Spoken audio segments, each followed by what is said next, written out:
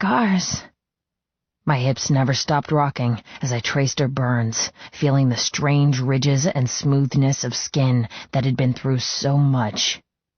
I love them because it shows how strong you are, that you're a survivor, that you're so fucking brave, and pure, and sexy, and mine, all fucking mine.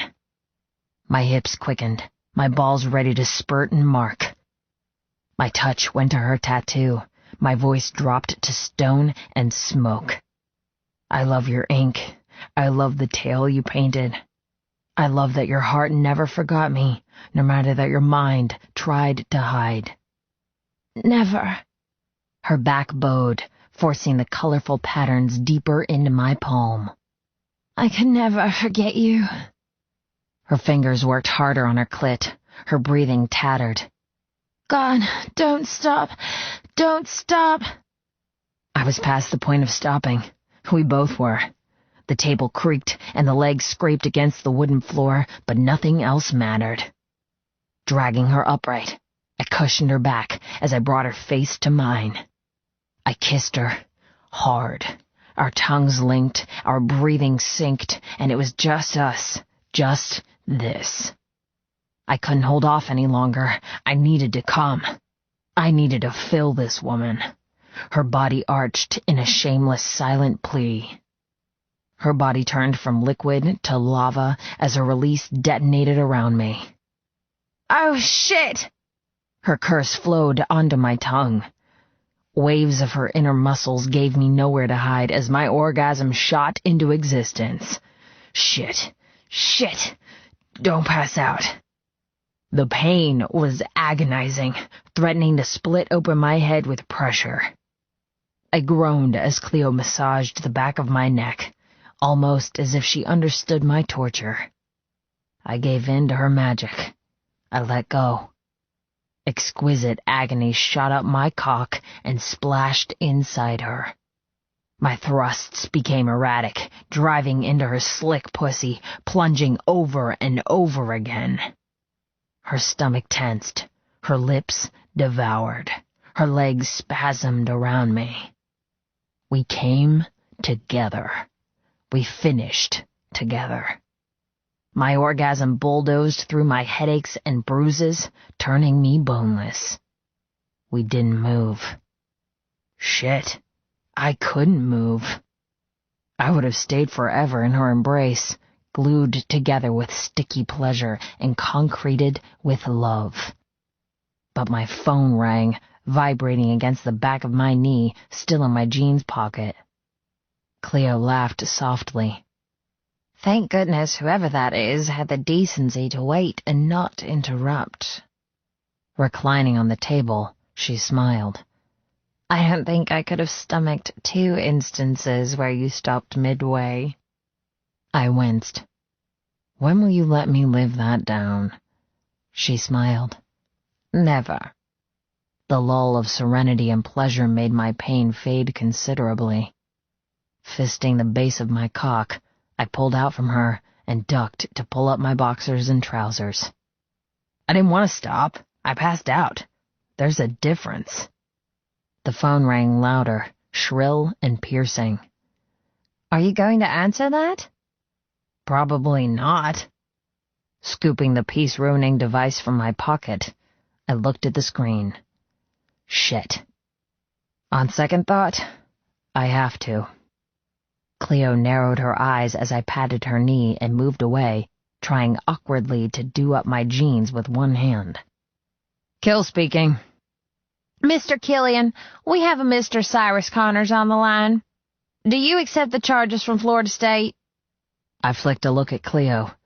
I didn't really want her to overhear, but there was nothing I could do.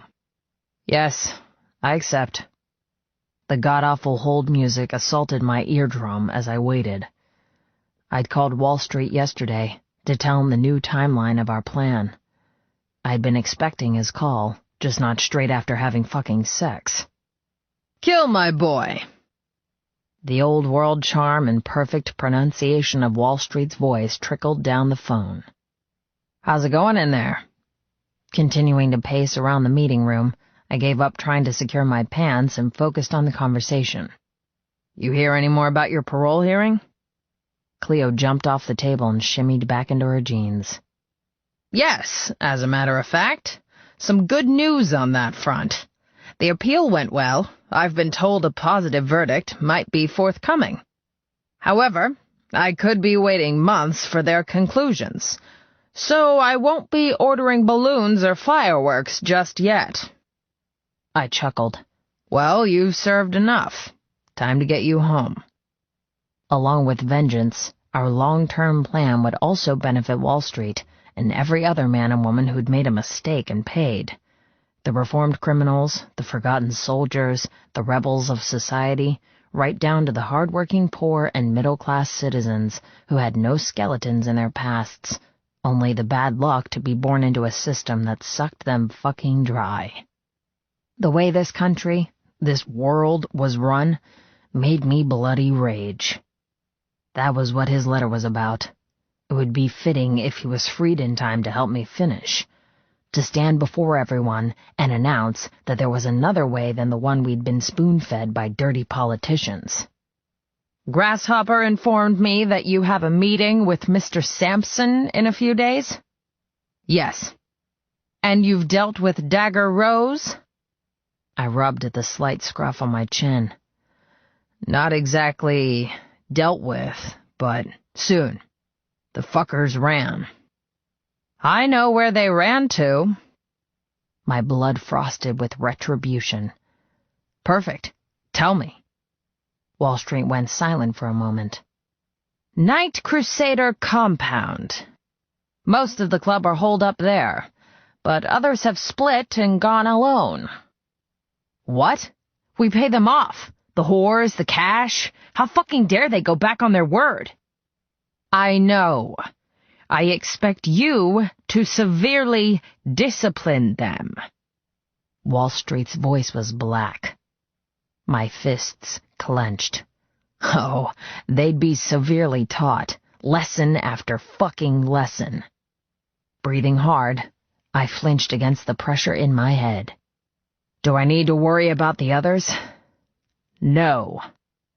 I spun to face Cleo, sensing her presence behind me. A hesitant smile flickered across her lips, her eyes full of concern from my outburst. Looking away, I calmed down. "Look, I've got everything under control. I'll give you an update when I've seen Sampson." "I have no doubt you'll pull it off effortlessly, Kill. You always do." Cleo came closer. I wrapped my fingers around her wrist, pulling her against me. She snuggled into my chest, her warm body acting like a painkiller for my head, calming my temper at yet another fucking betrayal.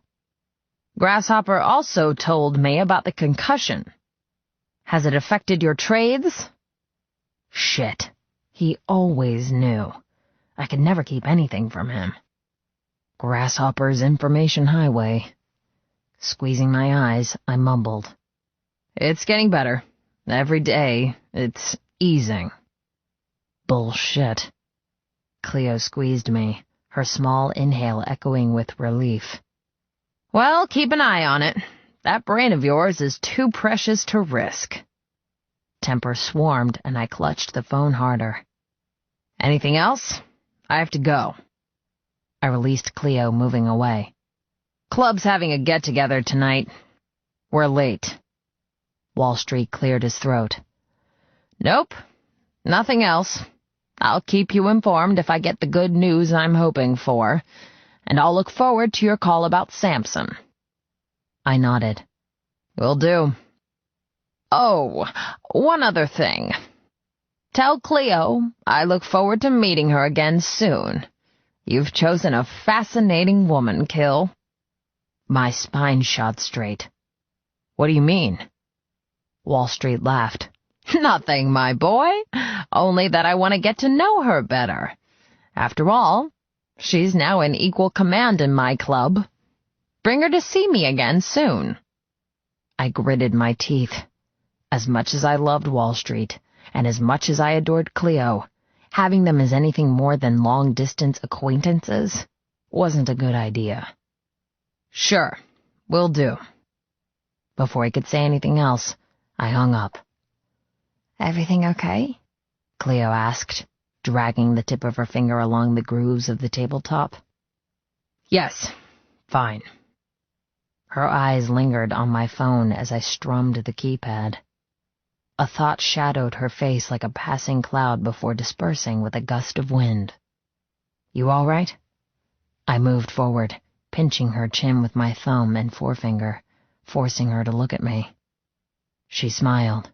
Yes, of course. Why wouldn't I be? The thought might have disappeared from her face, but it lingered in her eyes. What is it? She dropped her gaze to the phone again. It's nothing. Silly, really. Nothing you want or need is silly, Buttercup. Tell me, and I'll make sure you get it, whatever it is. She sighed. Gathering her hair into a twist, she draped it over her shoulder. The stalling didn't calm my nerves, but I let her decide when to tell me. I miss her, she suddenly blurted. Miss who? Corinne. When I stared blankly, her lips quirked. My foster sister. I didn't even say goodbye to her properly when I came here. Rubix's letter sort of wrenched me from my simple world and didn't give me time to decide if I should cut ties or just treat it as a vacation. Without a word, I placed the phone on the table and nudged it toward her.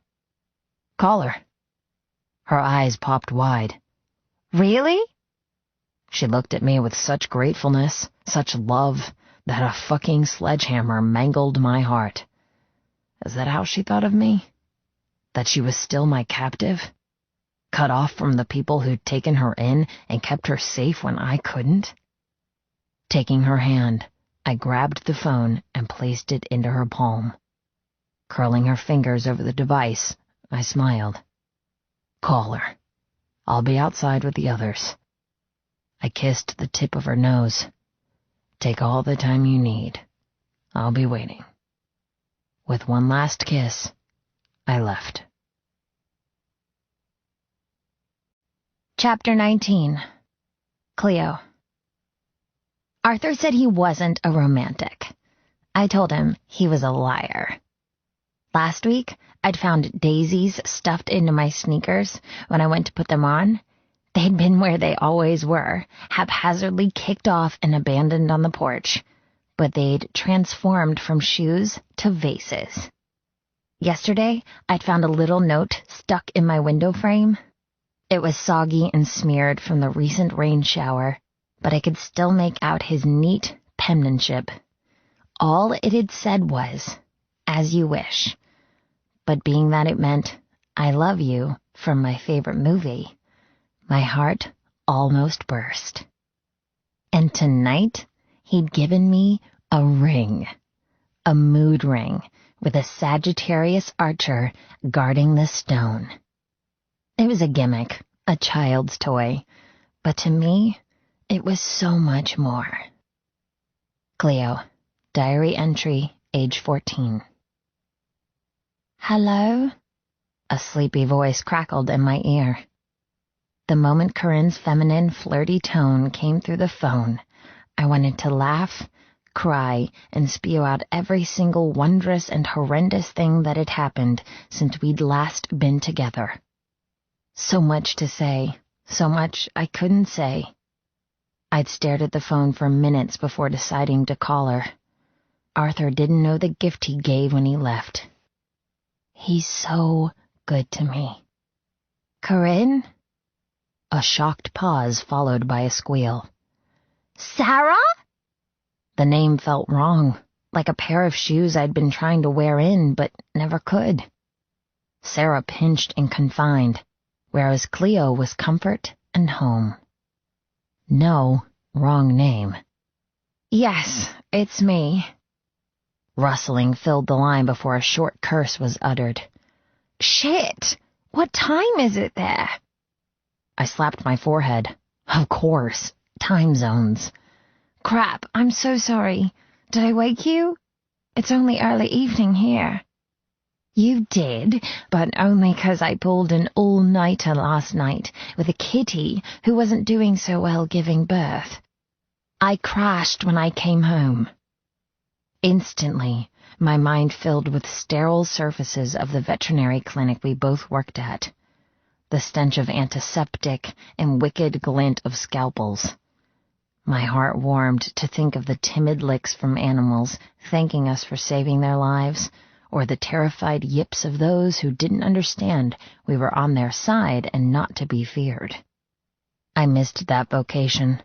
I missed the rush of cheating disease. I even missed the crazy owners who provided endless entertainment. "How many?" 8 babies. Can you believe? Poor thing didn't make it, but we did manage to save 6 of the kittens, so it wasn't as tragic as it could have been. I looked at a chair, debating if I should sit or pace. The amount of nervous energy sparking through me preferred to walk. Patrolling around the room, I asked, "How are you? Did you find the rent money I left for my share of the studio?" Corinne snorted. "I found it, but I didn't use it. This place was too small for the 2 of us anyway. I can more than cover it." Her tone was reserved, but warmed. "Plus, Nick has been staying over a lot, so in a way, you did me a favor." I smiled. "I'm glad things are working out with you, too." "What about you, Hairball? Did you find that guy who wrote you the letter?" My old nickname, earned from being vomited on by a cat with a wicked case of undigested hair, made me laugh. The happiness didn't last, however, as my thoughts turned instantly to Rubik's and what had happened at his hands. "I found him," I hedged. "Uh-oh, that doesn't sound good. You okay? Need me to call Scotland Yard or MI6? How about James Bond?" I giggled. "No, I'm safe. It was just a bit scary to begin with." "He didn't hurt you, did he?" I swallowed. How much could I tell her and how much was appropriate on a phone call? Not to mention the cost of the international call and the fact that Arthur was patiently waiting for me. "Believe me, I have so much to tell you, but now is not the time." "Well, why bother calling me then, spoilsport?" I laughed. "Because I couldn't let you worry about me. I owed you that." Corinne snorted again. "As if I was worried about you. Why would I worry about the girl who sat through weeks of tattooing without a single tear? You're like She-Woman, or one of those Viking people who don't feel pain." Another rustle of what I assumed were bedclothes. "So, tell me the most important part." "Oh, what's that?" "Did you find your hero with green eyes?" Her question transported me back to the movies we'd watched together, always grumbling over swoon-worthy heroes who had blue or brown eyes but never green. My heart twisted with love as I thought about Arthur. Yes, I did. A squeal forced me to jerk the phone away from my ear. "Really? Oh my God, that's awesome!" "His name is Arthur, and I'll introduce you once a few complications are ironed out." "Arthur? As in King Arthur of the Knights of the Round Table?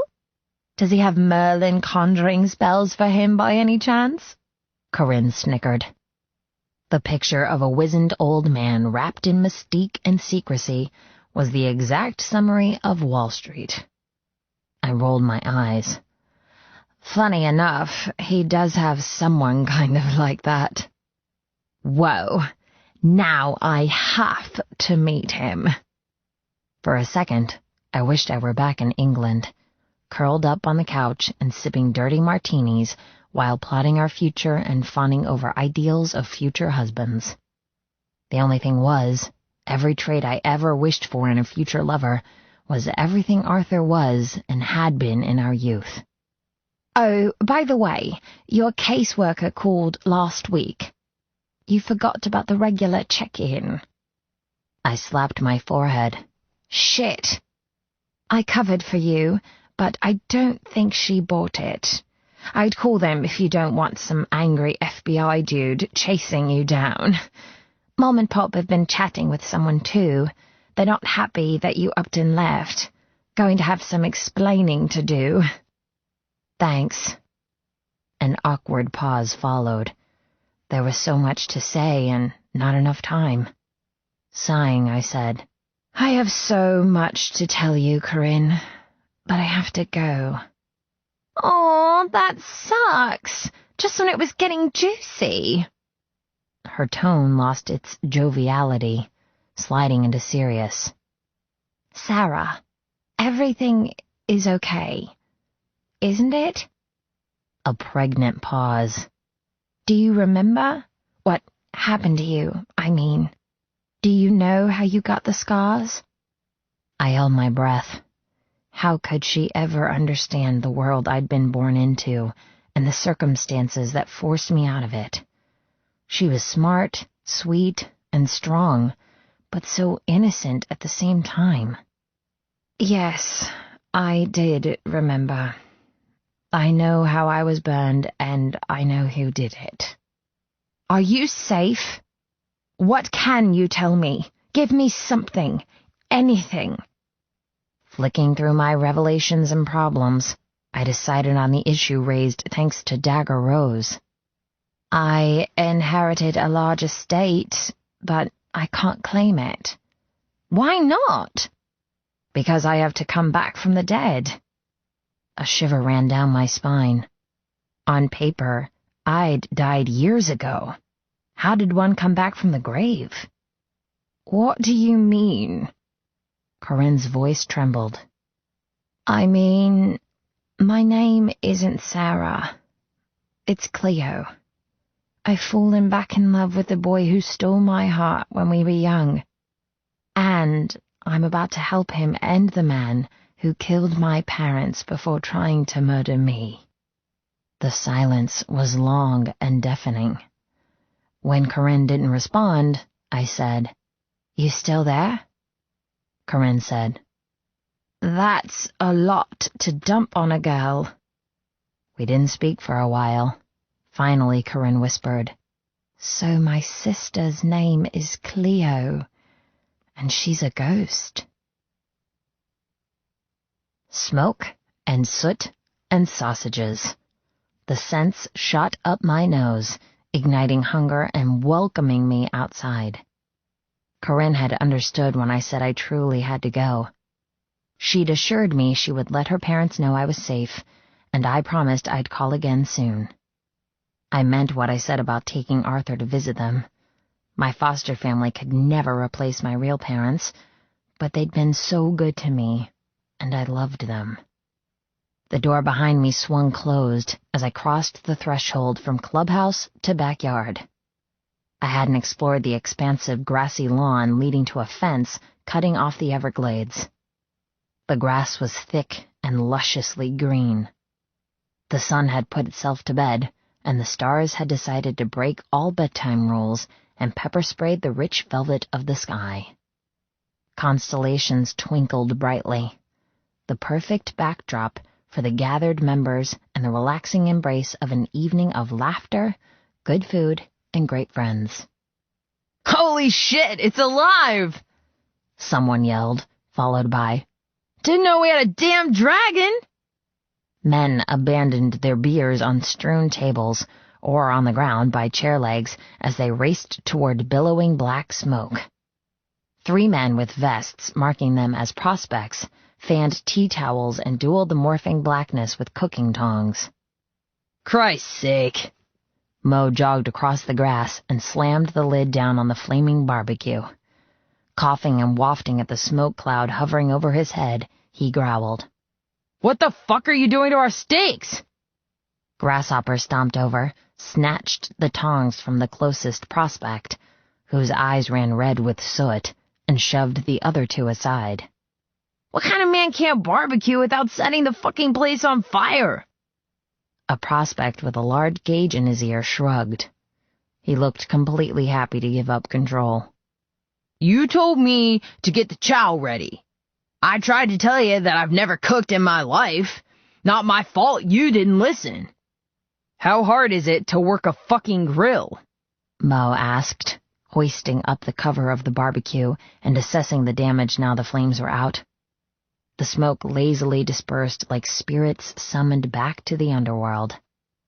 The two other prospects, one with long, ratty blonde hair in a ponytail, and another freshly shaven, snickered.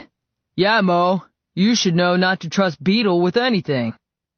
Shaking my head, I ignored the instruction on how to cook a perfect steak and focused on the rest of the gathering. A chain-link fence barricaded us in and kept trespassers out, while a few sparse trees had been layered with fairy lights by some overzealous old lady. The ground vibrated with footfalls beneath my ballet flats, and I spun to face him. Somehow, I knew it was him. The hum of my skin, the glow of my heart. His cells spoke to mine in a way I would never understand. Hi. Arthur stepped closer, an imposing statue of muscle and authority. He shook his head, his lips twisted in wry amusement, watching his dinner go up in smoke. Can't trust anyone these days. I swayed into him as his arm brushed mine. Who names the members here? Matchstick? Beetle? They're hardly scary. His green eyes smoldered in the gloom. I was the one who gave Beetle his name, actually. He smirked. I found him shoplifting at one of my businesses. His eyes clouded, recalling the past, while I'd been carrying puppies and dreaming of him. His getaway car was a dinged-up Beetle. Needless to say, I outran him on my bike and put an end to that fucking nonsense. After a bit of a rough-up, so he would remember the lesson of thou shalt not steal, I gave him a choice. A choice? He nodded. Stop stealing and make money my way, or I'd report him to the law and see how he liked jail. His gaze glinted. I might also have provided insider knowledge on just how much he wouldn't enjoy captivity. My mind reeled. There was so much to unscramble, but the most important slapped me in the face. I heard Molly mention other businesses in church. What do you mean? Arthur smiled, his teeth white and perfect in the night. Oh, didn't I tell you? I scowled, not appreciating his obtuse merriment at hiding yet another thing about himself. No, you didn't tell me. Putting my hands on my hips, I looked him up and down. Arthur had evolved from boy to businessman with endless connections and wealth to bring everything to life. No wonder Wall Street chose him. He saw the potential even after Arthur had been destroyed. Well, I can tell you now. He gathered me close, tucking me against his side. Believe me, Buttercup, the only things you need to know about me, you already do. The rest of it, the businesses, the trading, the club, none of that makes me who I am. Leaning closer, his eyes tripped into mine. Only you can do that. And I'm the man I am because of the girl you were. My heart pounded. The gentle warmth of him softened my every molecule. After the meeting, I'd been tense and slightly unnerved about what plans were about to be implemented. And after calling Corinne, I'd been homesick, and if I was honest, guilty for how I'd run away. But all of that disappeared. That was the magic of his embrace. Somehow, with just one touch from him, energy, excitement, and most of all lust rejuvenated me all over again. Besides, Arthur said, everything I've created belongs to you anyway. Following the silver thread of the Pure Corruption logo on his breast pocket, I bit my lip. I don't want it. Everything belongs to you, not Us? Arthur chuckled.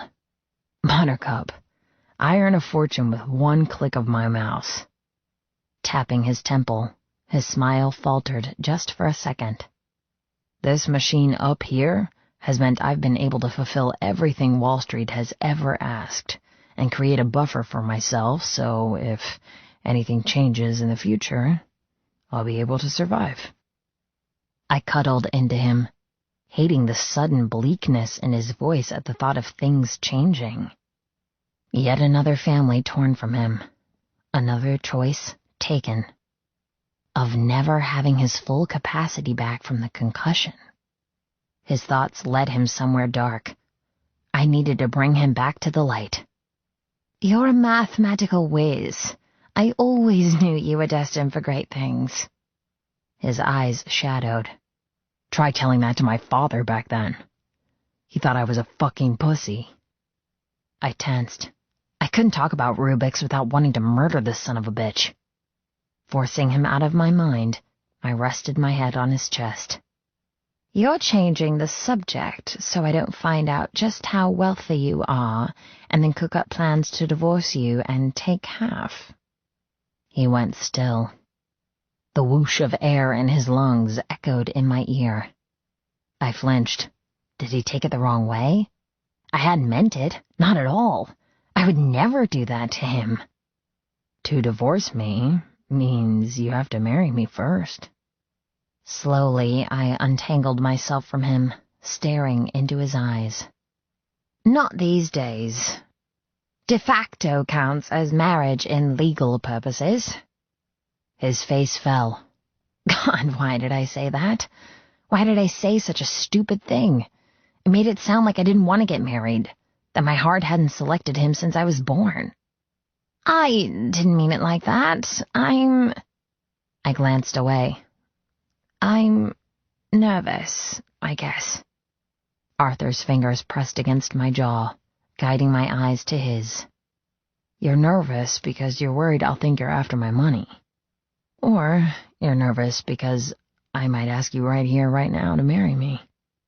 The world stopped spinning, even as my heart started whizzing in my chest. Both. Bending slightly, he pressed the sweetest of kisses against my lips. Riches come in many forms, Buttercup, and you've made me beyond wealthy.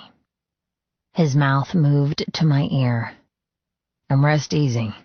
When I propose, it won't be in the middle of a smoky barbecue with a bunch of drunk-ass bikers. I swallowed. My heart floated. My body was weightless. You know me. You know I've always had that desire to better myself, to provide for people I care for. His tone was strained rather than proud. To make a mark in the world. I remember, I murmured. But what does that have to... Nothing. I'm just glad you're here. You can tame me, bring me back to what matters, and stop me chasing things I don't necessarily need. Like what? A patter of fear disappeared down my spine. Take that, motherfucker! Grasshopper danced around like a lunatic, holding up a perfectly charred piece of meat. The barbecue is now tamed and behaving after imitating a fire-breathing demon. You can all refer to me as Master Chef from now on. The men and women mingling around laughed. The interruption ceased our conversation, and Arthur let me go, moving away to slouch against a spindly-looking tree. He shoved his hands into his pockets. I like to think he just wanted to relax, but the pain darkening his eyes squeezed my chest. The tree wasn't just to lean against. It was for support. I let him recuperate in silence. I went to his side, and we watched the commotion for a while. Beetle came forward and handed Arthur an icy beer. When he offered me a bourbon, I turned my nose up and accepted a bottled water instead. Sipping quietly, my heartbeat calmed, and I soaked in the happiness of such an evening. I didn't know how much time passed while we relaxed in each other's company. I wanted to ask questions. I wanted to know everything there was to know. But I kept my thoughts to myself. However, Arthur must have sensed my desires, because he took another pull of his beer and said, "When I gained my freedom from Florida State, I had nothing to my name. Not even the t-shirt on my back. Wall Street made sure I had a home to go to, a bank account to utilize, and friends to trust." His voice was thick and delicious as honey. The money trickled in at first. I wasn't confident in what Wall Street taught me, and it took a while for me to start trading large amounts. His eyes connected with mine. Wall Street gave me $2 million to use to get the club back in order and to trade with. I blinked. Wow, that's a hell of an investment. Arthur took another sip. It was the strangest thing to be treasured for the same gifts that I'd been shunned for all my life. Stroking his weeping beer bottle, he continued. Like I said, I didn't feel comfortable trading with his money. What if I lost it and couldn't get it back? I owed him my life. My world. He shook his head. No, I couldn't do that. How did you make your fortune, then? Arthur kept his eyes on the chaos of bikers and their women as the club prepared the garden for dinner. 3 large fold-away tables appeared and were put in a mismatch of places. Chairs were slammed into the grass, and firewood was brought by the armful to slowly create a teepee of logs and tinder in the central fire pit. I allowed myself 100,000 of Wall Street's money. I figured if I lost it, I wouldn't be in debt all my life trying to pay it back. And it was enough to trade large amounts that meant my rewards swiftly grew. I stayed silent, willing him to tell me more. I came pretty close to losing it. One trade wiped me out because I hadn't put a fucking stop-loss. He scowled. A dumbass mistake, just like the one I did today. I should have known better then, and I definitely should have known better now. Taking a deep breath, he ran a hand over his face. Stop-loss, Buttercup. The ultimate requirement in any trade. I'll teach you that. Don't worry. I jolted to think of ever having the intelligence Arthur did. Trading with money terrified me. It seemed as dangerous as gambling if not taken seriously and approached with logic and formulas. Arthur pushed off from the tree. When I doubled the 100 grand, I started to look at other means to make money. I used some of my profits and bought a local business. My interest piqued. Keep going. What did you buy? He chuckled. Don't laugh, but a salon. A salon? I bought it because the owner was being harassed by a small club on the outskirts of town. I also bought it because the woman who owned it looked a bit like you. He sighed heavily. She was older, but her hair reminded me so much of your red curls that when she burst into tears knowing she'd be broken into and destroyed the moment I withdrew my protection, I couldn't walk away. His lips curled into a self-conscious smile. I gave her cash. My heart flipped over at the kindness inside him. And it was a loss? No, not at all. It's rather profitable considering the small investment I made. Smiling coldly, he muttered. Not to mention the small club who'd been raiding shops and raping girls walking home from work was suddenly torn apart and never seen again. A chill worked down my spine. You stopped them. It wasn't a question. He glared past the chain-link fence to the Everglades beyond. Yes, I stopped them. I shuddered to think how many bodies the local alligators had devoured over the years. But if they were evil men disrupting a peaceful city, was there harm in that? To take a human life in order to save countless more? What would karma say to such a decision? I changed the subject from death and carnage. What other businesses do you own? Arthur finished his beer, dropping it by his feet to tick off at his fingers. Well, there's 2 bars, a burger joint, and another salon. Oh, and there's also a sushi train, and I'm part owner in a security firm that does neighborhood watch pro bono. My jaw fell wide.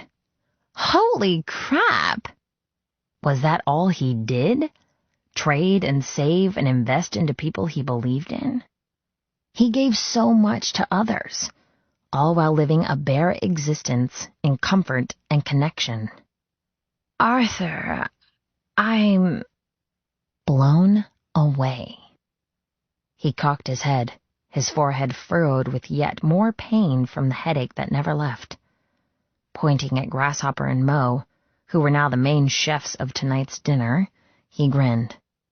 Grasshopper owns a pet groomers and donut shop, while Mo manages to split his time between 3 pubs and a yacht that's a floating restaurant on the bay. He laughed. We're all very entrepreneurial. I can see that. I laughed quietly. Who knew? Not all men dressed in scuffed leather and riding around on custom-designed Triumphs prefer girls, drugs, and rock and roll. He frowned. Those things have never been in my repertoire. His eyes blazed. I almost became a monk because every other woman paled in comparison to you. I rubbed at my chest where a sudden unbearable pressure swarmed. I'm glad you're not a monk. He chuckled. Me too. We stared at each other, wrapped up in so much said and so much still to learn. I wished we were alone again, so I could show him just how amazed I was by his accomplishments. I'm proud of you. So proud. I couldn't contain the awe and pride. I hugged him. Hard. He tensed, then relaxed in my hold, hugging me back. His leather cut creaked, smelling of lanolin and masculine musk. It was the best smell in the world. All right, everyone. Grab some plates and form a queue. Dinner is finally served, Grasshopper yelled. The men clapped and women paraded from the clubhouse with salads, pastas, and breads in their arms. I should have been helping them, but tonight I permitted a bit of laziness. After all, it meant Arthur and I finally got to enjoy something so simplistically precious. Someone switched on a radio, turning the cicada-laced air into a jive of 60s music. Come on, let's eat. Arthur guided me forward, and together we joined our new family. Chapter 20. Kill. Why was it that people seemed the happiest on the cusp of disaster? It was like clockwork. My mom had been happiest before her cancer diagnosis. Thorne had been happiest before my father decided he had to be removed. Even I'd been at my happiest just before my life ended. Cleo made me happy. But ultimately, she was the one who made me want to die. Kill, age 18. Sitting in the darkness with my brothers and sisters around me, granted the same kind of happiness I'd seen infect others. It was dangerous. This type of joy made people lazy, unaware, close-minded. Happiness was a drug, the strongest of all because it made life seem friendly, open, and kind. That was bullshit. I'd forgotten that lesson when I was younger, believing that everything would work out and my dreams would come true. And I'd paid the price. I paid the price for my blindness and almost sacrificed everything to despair. So, even though I wanted more than anything to believe in the happiness spread before me, to open up my heart to the warmth, to bask in the glow of companionship, I couldn't. Wall Street was still in jail. My father was still alive. and the world was still the same stinking pile of corruption and lies it had always been. Until those three things changed, I had no space for intoxication on dreams and fantasy. Only once I'd achieved what I promised could I find any hope in trusting again. Only once I'd eradicated the lies and treachery could I be free. And only once I'd put into place something so much bigger than myself could I stop chasing that ever-elusive more. Then, perhaps, just fucking perhaps, I'd let myself be happy. Chapter 21. Cleo. Arthur had made me promise something strange. He'd stopped marking my homework and went silent for ages. I thought he'd leave, but he'd stolen my hand and made me promise that I would run away with him. I knew his family was cruel, but this was our home. Only, he didn't feel that way. He said we were dying slowly, being strangled by lies. I didn't agree, but what could I do? He needed me. So, I'd promised. I'd promised that I would run when he told me to. Cleo, diary entry, age 14. Early evening turned into early morning. The cicadas had retired. The radio continued its scratchy tunes, and the jokes became sloppy and crude. However, I'd never had such a good time. Never been so relaxed and contented. With my foster family, I'd always held back at gatherings or parties, afraid of forgetting something important or saying something wrong. No matter how much Corinne made me laugh, I'd never really made peace with the emptiness inside. I'd tried filling the amnesia hole with new thoughts, but it was bottomless, devouring everything, throbbing with urgency to have me jump into the pit and remember. However, there was one thing shadowing the ease and pleasure of the evening. The sense that this wasn't just a bonfire to bond and gossip, but to hang out one last time before war broke out. In the past few days, I'd been kidnapped, Arthur wounded, and the house broken into. That wouldn't go unpunished. We were all on the precipice of something huge, and it added a strange edge to the celebrations. Could this gathering be the last time everyone was alive? Could this be the last time I witnessed pure corruption as a whole? Arthur stared into the fire, his green eyes slightly unfocused, as he relived things I could only guess. I slinked my arms around the back of his neck. You okay? I'd been on his lap for hours, my back nestled against his front, cocooned by his heat and smell. He nodded, pressing his lips against my shoulder. Never better. Pushing away my morbid thoughts, I sighed with contentedness. More time passed. We stayed poised in nothingness, hypnotized by the fire, and rocked into a lullaby of safety and serenity. What are you thinking about? Arthur asked softly. I smiled lazily, surveying the churned grass, discarded napkins, and strewn bottles around the roaring open fire. The majority of men were drunk. In fact, so were the women, but there was no aura of violence or suspicion like the occasional functions at Dagger Rose. No jealousy or resentment. I just hope they all survive whatever is coming. I'm thinking how happy I am, here with you. Twisting on his lap, I pressed my mouth against his in a tender kiss. I missed you so much, Art. His eyes shot to a dark green as lust sprang strong. I missed you too. The buzz in my blood from alcohol layered my vision with a romantic haze as I turned my attention back to the gathering.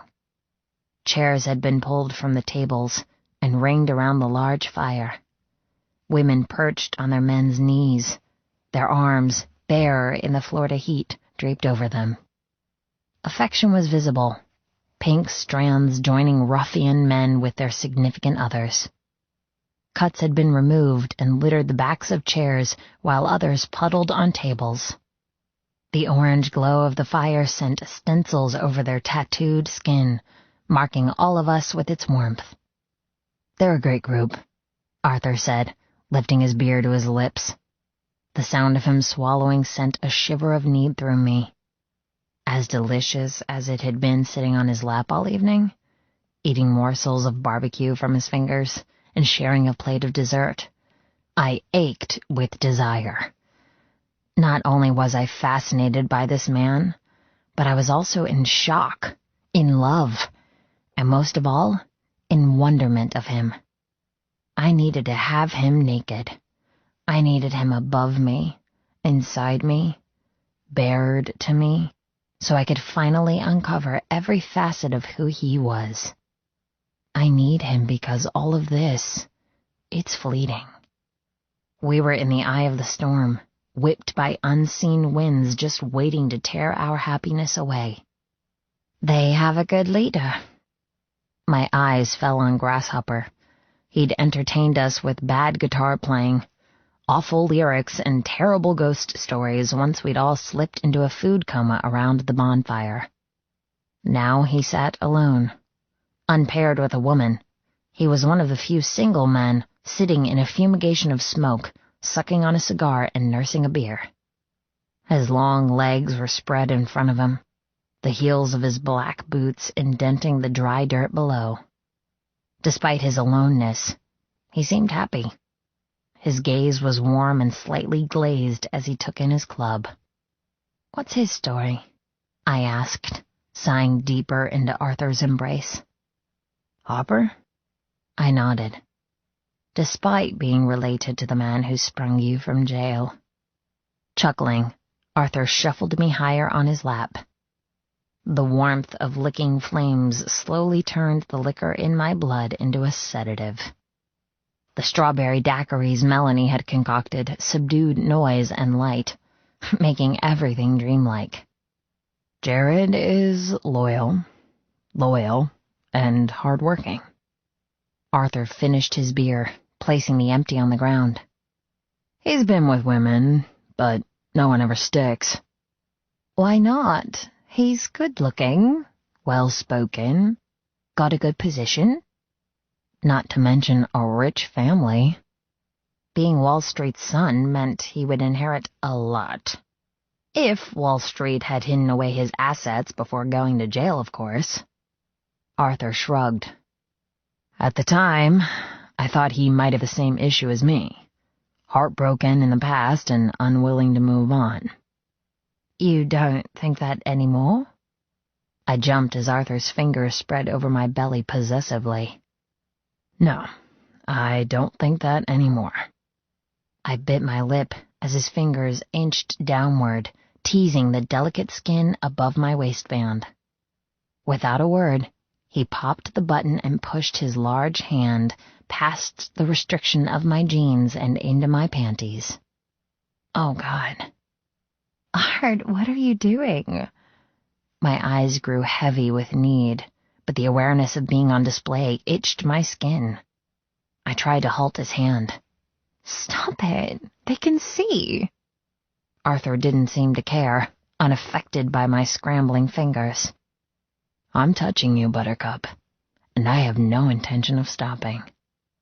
His cock thickened behind me, his hand hot on my core. "But—" "No buts." His touch dominated my nerves, making me obey. My head fell back, resting on his shoulder. My hands fell away reluctantly, every part of me tensed, unwilling to be on show, but unable to fight him. "Good girl." He sucked in a breath. "I love it when you give in to me." "I'd prefer it if we didn't have an audience." I had no choice but to permit his control. However, I couldn't deny that his possessive holds clenched my tummy. It's intoxicating. In a weird, naughty way, I liked it. enjoyed showing a secret part of ourselves. They're not watching. Besides, there's something fucking hot about touching you in public.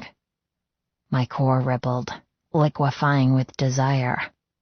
I struggled to stay coherent and not drift away with his magic touch. What were we talking about before? It was an impossible task to carry on conversation, but I tried. Grasshopper. We were talking about Grasshopper. He chuckled, his touch dipping farther. In case you hadn't noticed, I really don't want to talk about Hopper anymore. My mouth parted as he rocked his hips into my spine. I want to talk about how damn delicious you are. He licked my throat gently. In fact, I'd much rather it was my tongue between your legs and not just my hand. I gulped. You're not playing fair. Who said anything about playing, Buttercup? My eyes fluttered closed. The bonfire faded. The gathering disappeared. It was just me and him and tantalizing sensation. My legs fell open, inviting him to take more. My heartbeat accelerated as I opened my eyes. People might see. A flush at doing something forbidden made me blurt. But you said you didn't think it was heartbreak keeping him alone. I want to know what you think it was. I didn't care. Not really. I just couldn't get too carried away. Otherwise, we'd end up having sex right there by the fire. Arthur groaned. God, you're determined to distract me. His thighs bunched beneath me.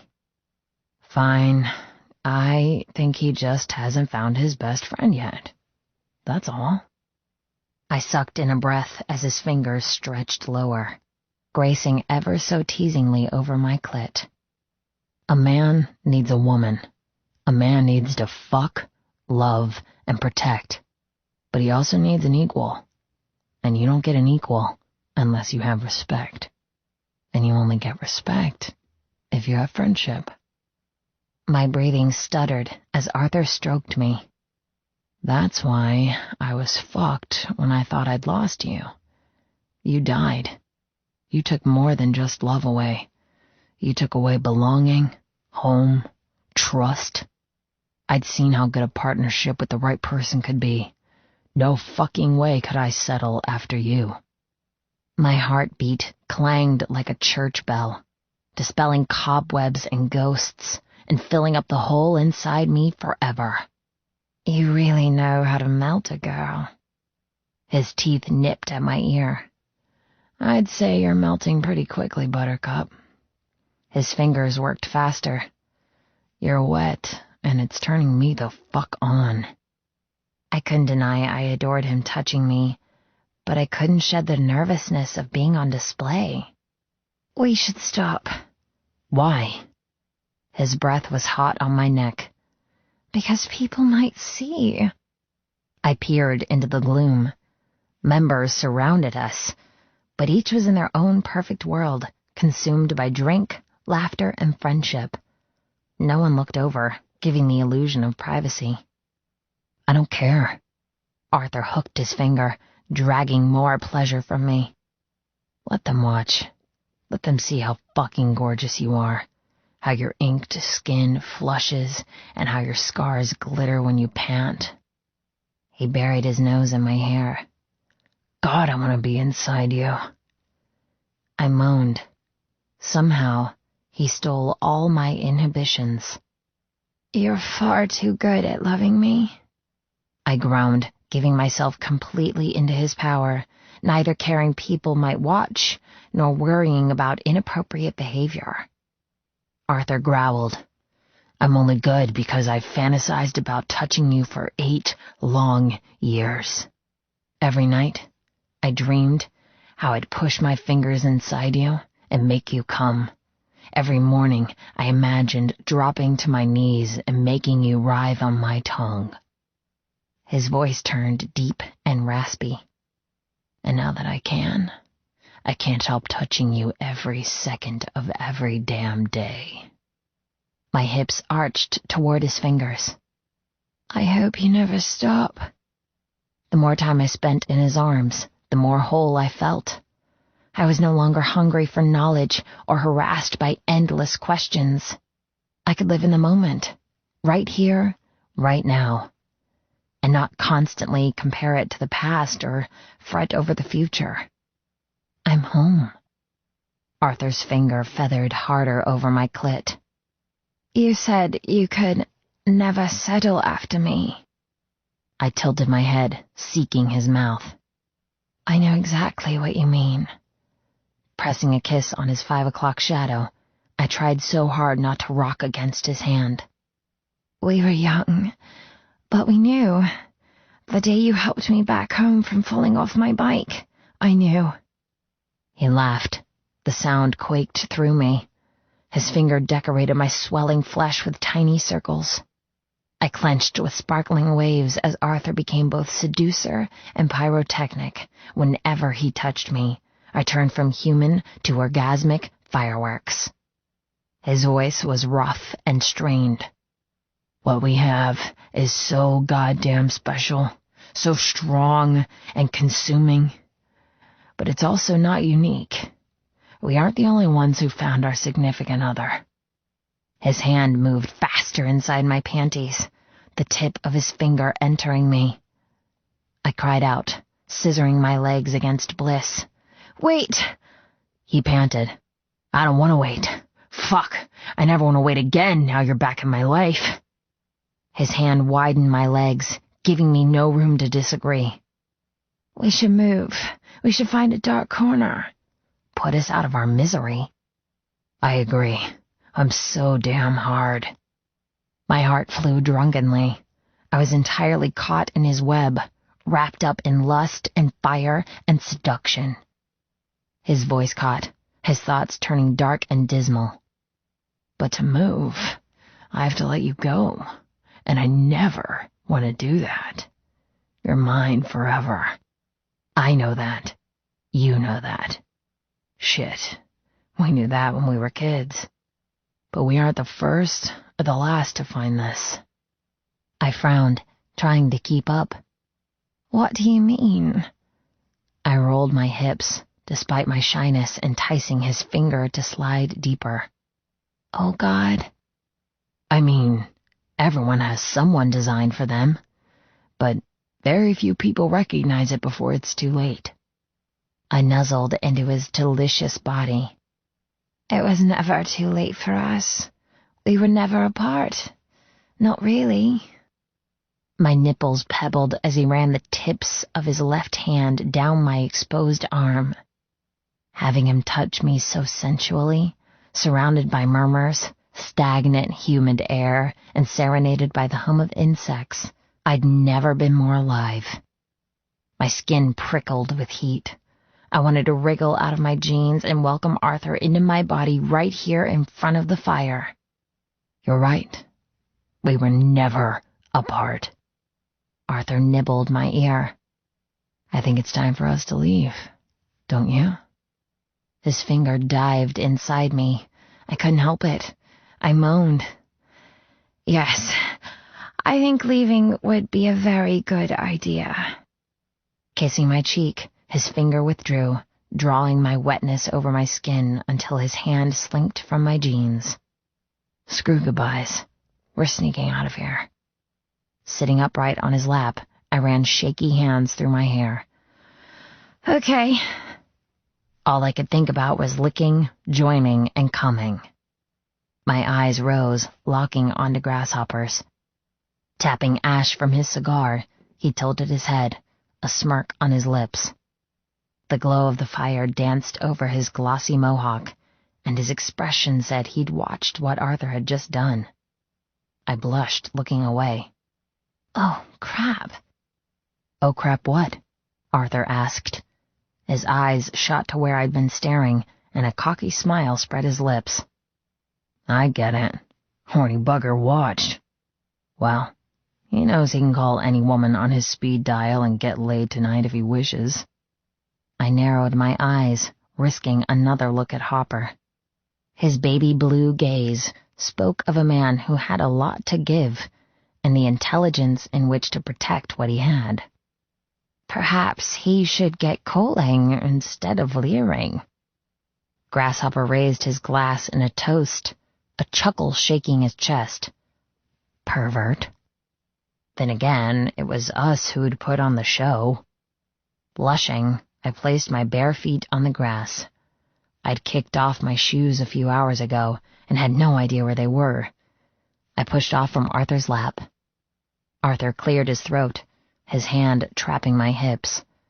Give me a second. Fucking hard-on is refusing to deflate. I laughed, looking over my shoulder at his crotch. You started it. I had no choice. Your ass is too fucking perfect in those jeans. I've been hard all night thinking of peeling them off you. His eyes dulled with pain, and my desire faded a little. Are you sure you're okay? Don't you think the pain should have lessened by now? Arthur scowled. Well, you picked a good subject to make me lose my fucking boner. My heart thudded at his sudden temper. I'm only worried about you. I don't want you to be worried. There's nothing to be worried about. Got it? Breathing hard, he plucked me from his lap and placed me on my feet. I stumbled forward a little, landing straight into Mo's arms. Whoa, he said, grabbing my bicep as I balanced.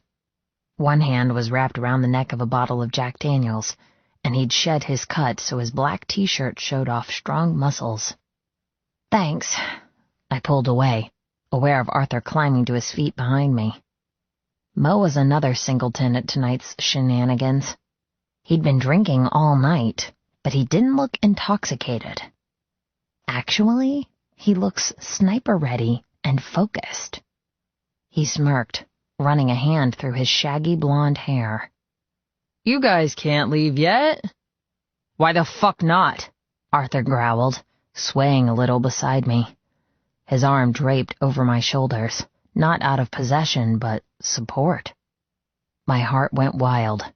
Was his temper hardwired to the amount of pain he was in? Why had he suddenly switched? Trying to be inconspicuous, I wrapped my arm around his waist and tucked my hand up the back of his t-shirt. I froze. Oh no. His skin was slick with cold sweat. How long had he been in agony? Ignoring his body's need to lie down and relax. Gritting my teeth, I said, We're leaving. My voice shocked me with how curt it sounded. I'm tired and want to go. Hugging Arthur close, I wanted to help him, but at the same time, I wanted to hit him over the head for being so stupid. Let's go, Kill. Do you hear that I'm pissed with you? I dug my fingers into his slippery side, trying to pull him forward. His large bulk stayed wedged to the ground. His green eyes darkened. See, Mo? My old lady can be pretty controlling when she wants to be. He threw me a pissed-off look, but beneath it, I detected thanks. Thanks for giving him an out where he didn't look weak, only indulging a fickle woman who suddenly wanted to go. That's fine with me. As long as I could get him home, feed him painkillers, and watch him sleep, I didn't care if he made me seem like the worst controlling woman in the club. Exactly. What I want, I get. I smiled coolly at Mo. It was lovely spending the evening with you guys, but it really is past my bedtime. Letting my arm untwine from around Arthur's back, I captured his hand instead. The large palm squeezed mine. Come on. See you tomorrow, Mo. Arthur grabbed his cut from the armrest of the chair we'd abandoned and made our way slowly around the fire. Mo dashed in front of us. Fuck, you're both so stubborn. Least you can do is stand there. Pointing a finger in my face, he ordered, Don't move. Tossing his drink onto the grass, he jogged to the clubhouse and disappeared inside. What the hell was that about? Arthur's face glistened in the fire. No idea. Whatever it is, I'm not waiting here like a trained fucking poodle. I want to leave. We're leaving. All thoughts of having him, the moment we were away from the crowd, disappeared in favor of getting him into bed and healing. Arthur followed my train of thought. I'm well enough to fuck you tonight, Buttercup. Don't think you're getting out of it that easily. Untangling my hand from his, I crossed my arms. You know what the doctor said. No sex or strenuous exercise until you're better. We had sex before, therefore I am better. I snorted. No, you're not. Anger painted his face. I don't have time to be sick. I have a shitload of stuff to do. Once it's done, then I can focus on taking a few days off. I rolled my eyes. He needed a good punch to realize how stupid he was. If you die on me, I'll curse you forever. He chuckled. You already died on me, so I guess fair's fair, right? He meant it as a joke, but it was the worst, most tasteless punchline I'd ever heard. It killed me. I gasped. Seriously? My voice turned to a thread. Did you seriously just say that? Instantly, his anger and temper disappeared. He jerked me close. Fuck. I'm sorry. I didn't mean it like that. I squirmed in his arms, trying to get away, but he held me tight. Look at me, Buttercup. I refused, staring at the ground instead. How could he even jest about something like that? I'm an asshole. His fingers trembled around my hips. Forgive me, please. I can't do this without you. I looked up. His nostrils flared, his eyes wide and full of turmoil. I didn't have time to accept his apology. His lips planted on mine, and his tongue tore into my mouth, almost as if he wanted to steal the past few seconds and replace them with something so much better. I tensed in his arms, but then I opened for him. How could I not? Despite my hurt, I kissed him back. As our tongues met, our bodies relaxed and forgiveness webbed around us. My heart fluttered with affection and frustration. By the time Arthur pulled away, my bruised feelings dismissed, and only the rawest form of love remained.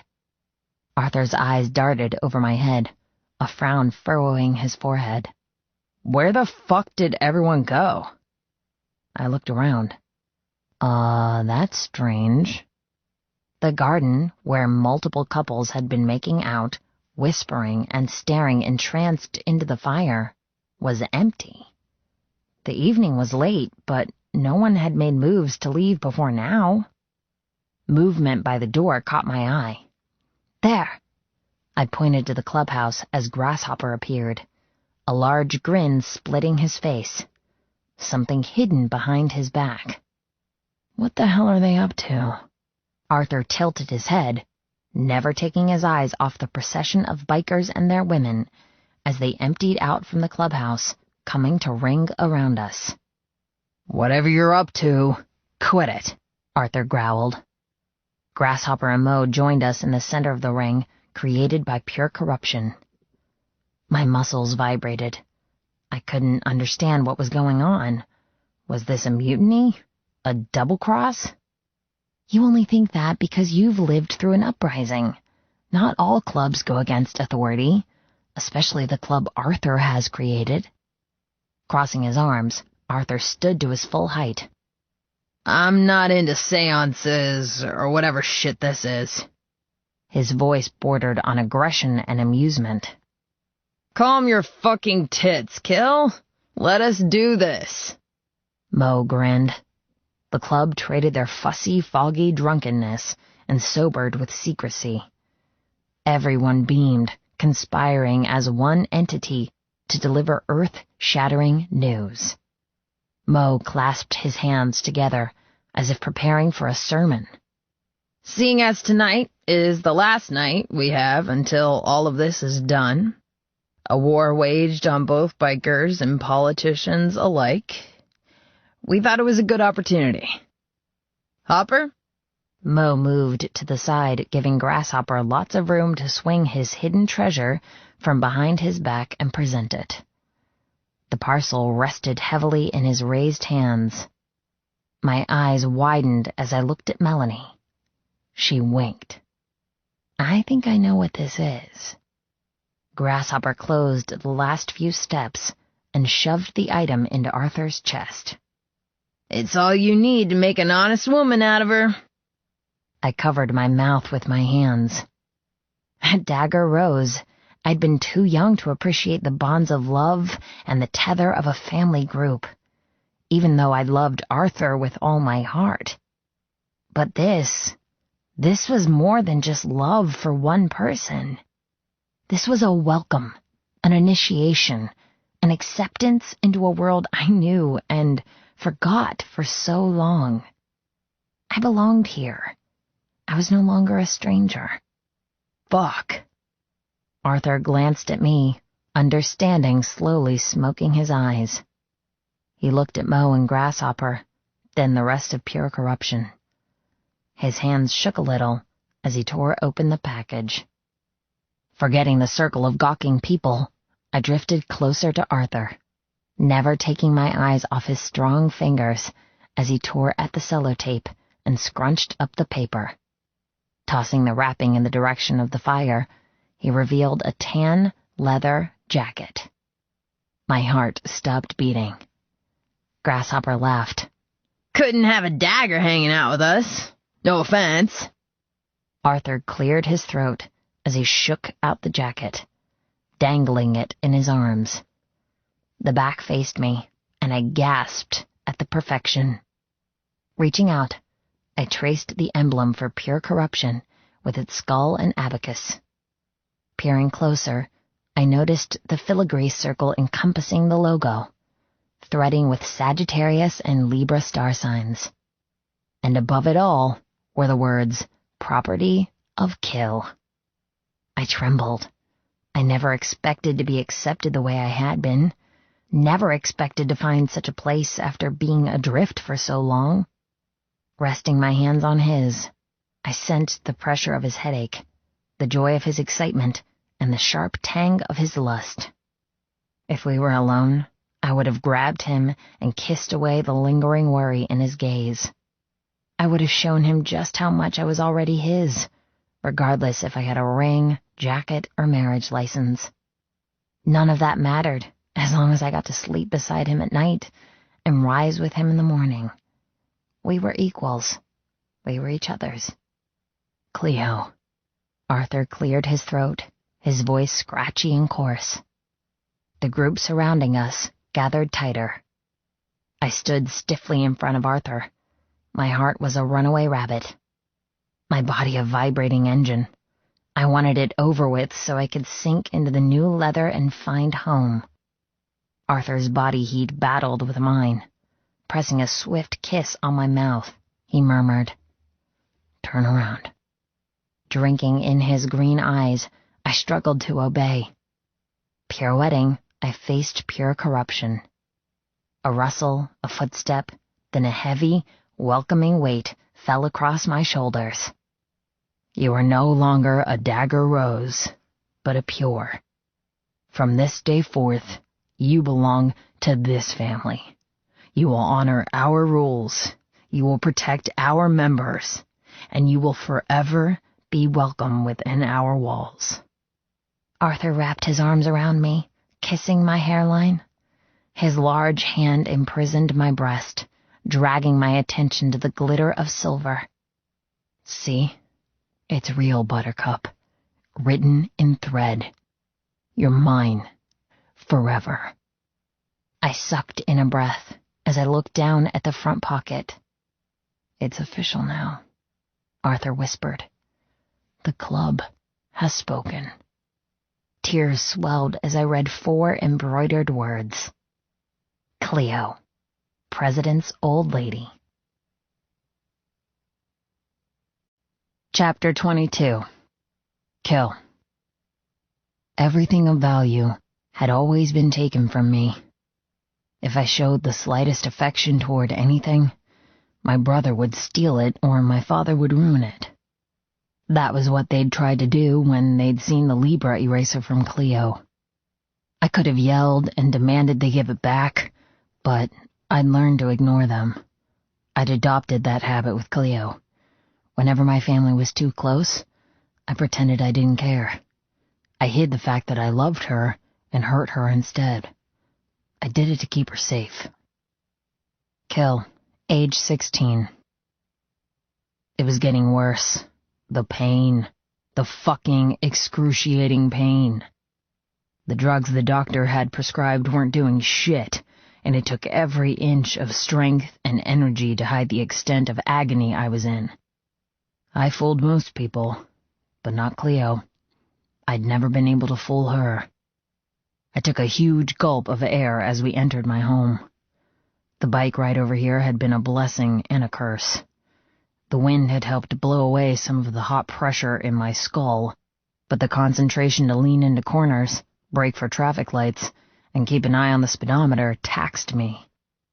Tonight should be the fucking happiest night of my life. Instead, I battled with sadness. And, if I was downright honest, self-pity. I was done feeling like this, done feeling so fucking weak. Tomorrow, I would see the doctor again. I couldn't go on this way. Despite the upcoming war and meeting with Samson, I had to face facts that I needed help. And I needed it now. Cleo walked backward, heading toward the stairs. The foyer chandelier glittered, drenching the space in light and committing treachery to my brain. Her fingers toyed with the zipper of her new jacket. The soft tan radiated against her flawless skin. Her green eyes popped from the mess of fiery red hair, and her legs looked so damn tempting in her tight jeans. I rubbed my thumb and forefinger together, remembering how wet she'd been at the gathering, how her hips had rocked on my lap as I touched her. My cock swelled, stealing some of the pressure from my skull. "Where are you going?" I asked as she licked her bottom lip. "To bed." I cocked an eyebrow at her lust-filled tone. "To sleep?" She laughed softly. "What do you think?" "I think another orgasm would help a lot." One thing that did seem to work on the pain was a release. If I could ride out the overwhelming agony to get to the point of explosive orgasm, the relief and endorphins afterward gave me much-needed respite. Almost as if the blood erupted from my body, allowing the swelling in my head to recede. My eyes remained fixed on Cleo's hands as she fiddled with the zipper. "Come to bed." Fuck, she looks amazing in that jacket. I couldn't stop staring. She was mine. All deliciously mine. Her voice lashed through the air, licking straight around my cock. She was like a siren, like the mermaid inked on my thigh, grasping me around the balls and coaxing me wherever she wanted me to go. Crossing the small distance, I cupped her face. My mouth watered to kiss her, but I couldn't. Not yet. If I did, I'd end up fucking her on the stairs, and I didn't think I'd survive a breathless rutting. I wanted her. I wanted to come in her. But I needed it to be quiet. "Give me 10 minutes. I have to do something first." Her eyes narrowed. She stopped playing with her zipper and pulled her face free from my hands. "Do what?" I tensed. How could I explain that all through the meeting, all through the gathering and socializing, all I could think about, all I could focus on, was the fact I'd lost a trade today. Not because of the money, not because of screwing up, but because it symbolized something so fucking scary. I should never have fucked up something so simple. How could I hope to create world anarchy and put things into place when I couldn't even handle a basic trade? The answer was simple. I couldn't. And I had to. This is what I was born to do. I'd lost the affinity with numbers. I missed thinking in algorithms. I felt lazy and dumb and unhinged. I needed to find a way back, and if it meant retraining, then so be it. I'll be up in 10. Catching her shoulders, I spun her to face the stairs and tapped her ass. Go up to the bedroom and wait for me. I want you naked with just your cut on. Gathering her masses of hair, I kissed the back of her neck. Understand? She shivered. I understand. Good. I pushed her gently, and she didn't look back as she scurried up the stairs. I watched as the last flick of red hair vanished around the corner. The minute she disappeared, I sighed. I'd do anything to protect her. I'd become anyone to ensure she had the life she deserved. But the more I thought about what I had to do in order to formulate the future I wanted, the deeper the fog of ennui I lived in became. My limbs were listless, my brain lethargic. Pain made everything so fucking hard. Turning, I marched into my office. Closing the door, something I never bothered doing, I made my way to the 4 screens and powered them up. The moment the glare from the screens glowed blue, I squinted and popped 2 painkillers from the bottle in my desk drawer. From mastermind to defunct has-been. I had to find a way to reboot myself before it was too late. My heart stuttered as the failed trade flashed in red, determined to never let me forget the fuck-up this afternoon. Stop focusing on the past. Just fix it. I corralled my remaining wits and concentrated. Gritting my teeth, I closed the charted history and opened a fresh window. With a barely there tremble, I selected a new foreign currency pair, checked to see if there was any news in order to go bearish or bullish, and entered the trade into the software. Cross-referencing the pair with my trusted candlesticks and technical indicators, I wiped away my nervous sweat and committed. My mouse clicked, the computer chimed, and I hoped to fucking God I could remember how to do this. Chapter 23. Cleo. He'd been mean again today. Honestly, he was like a bloody yo-yo. 1 minute, he'd let me touch him, laugh with him, let me get close. The next, he treated me as if I had a disease. He belittled me in front of his father. He ignored me in front of his brother. I wasn't stupid. I knew Dax was a liability waiting to happen. But I just wished everyone would butt out. Why couldn't things be simple? Why couldn't the world be safe? Cleo, diary entry, age 12. My nipples tingled beneath the supple leather. The hair on my arms stood up as the sleeves cocooned my naked skin, and my belly tightened as I inhaled the tanning chemicals and newness. I'd never worn something so sensual or so strict. Sensual because it heralded me as taken, belonging, loved. And strict because it meant I was one of them. I had responsibilities to uphold, people to answer to, duties to honor.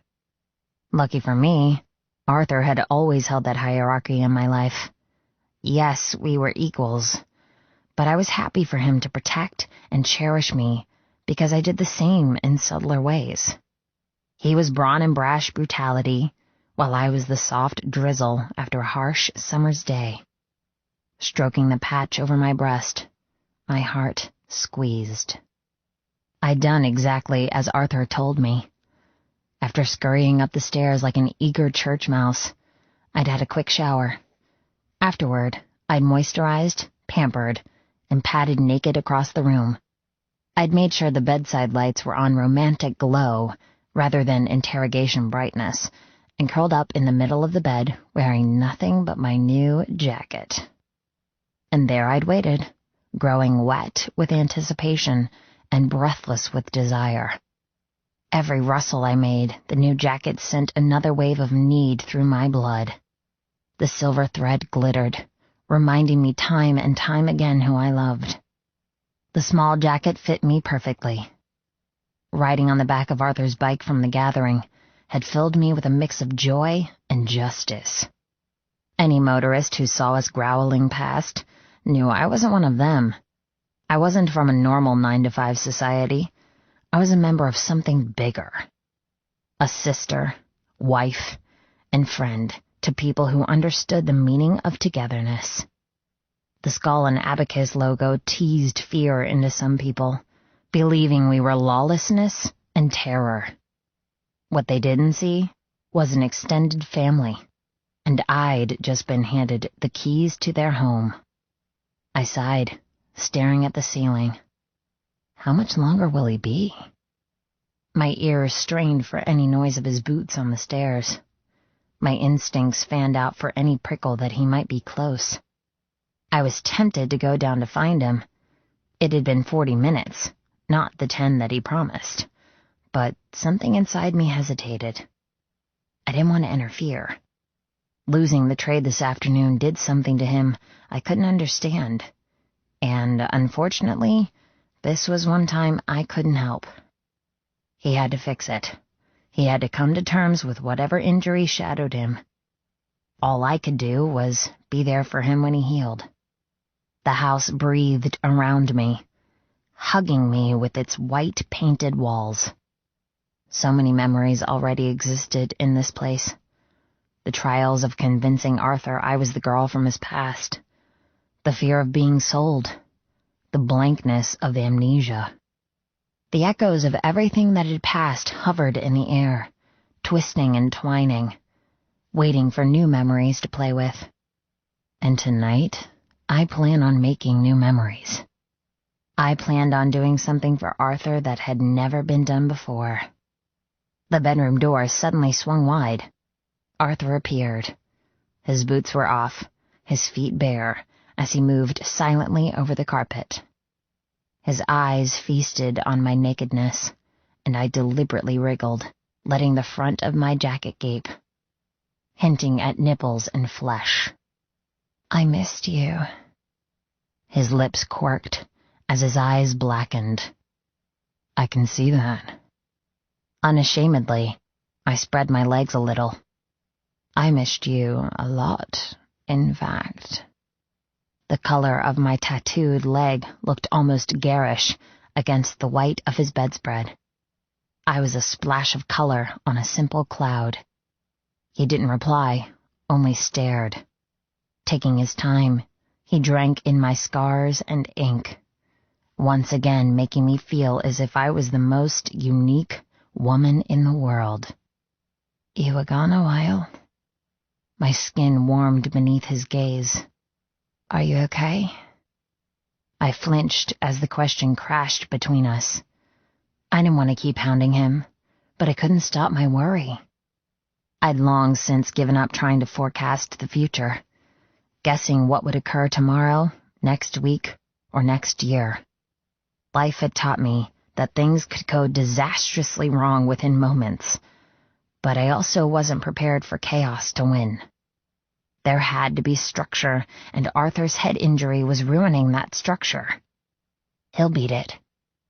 We just had to be strong enough to weather all triumphs or tragedies that rested on our timeline. Arthur ran a hand through his dark hair, pulling it back from his face.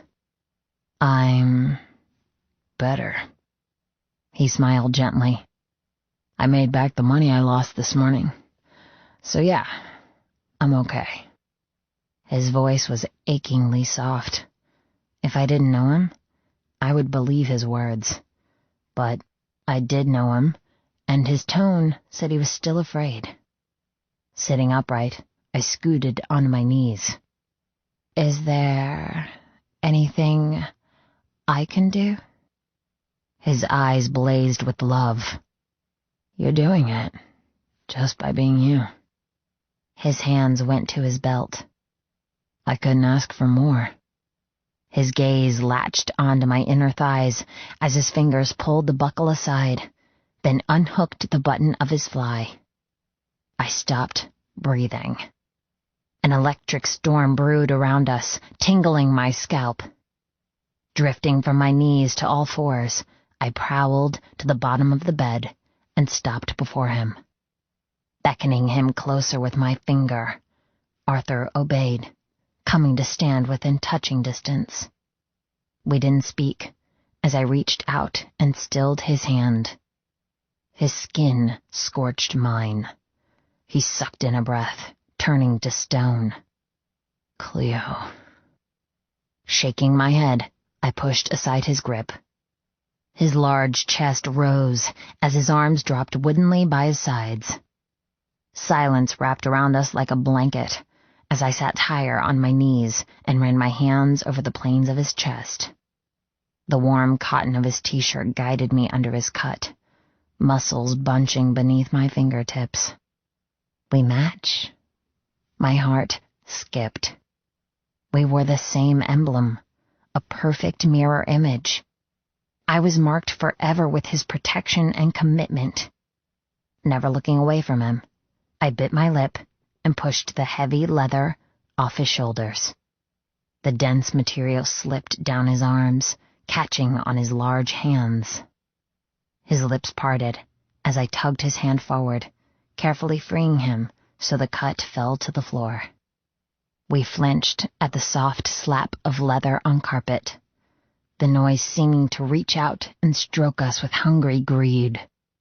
Our breathing ratcheted as I followed the contours of his chest. Hills, valleys, indents, and ridges. Every inch of him impenetrable.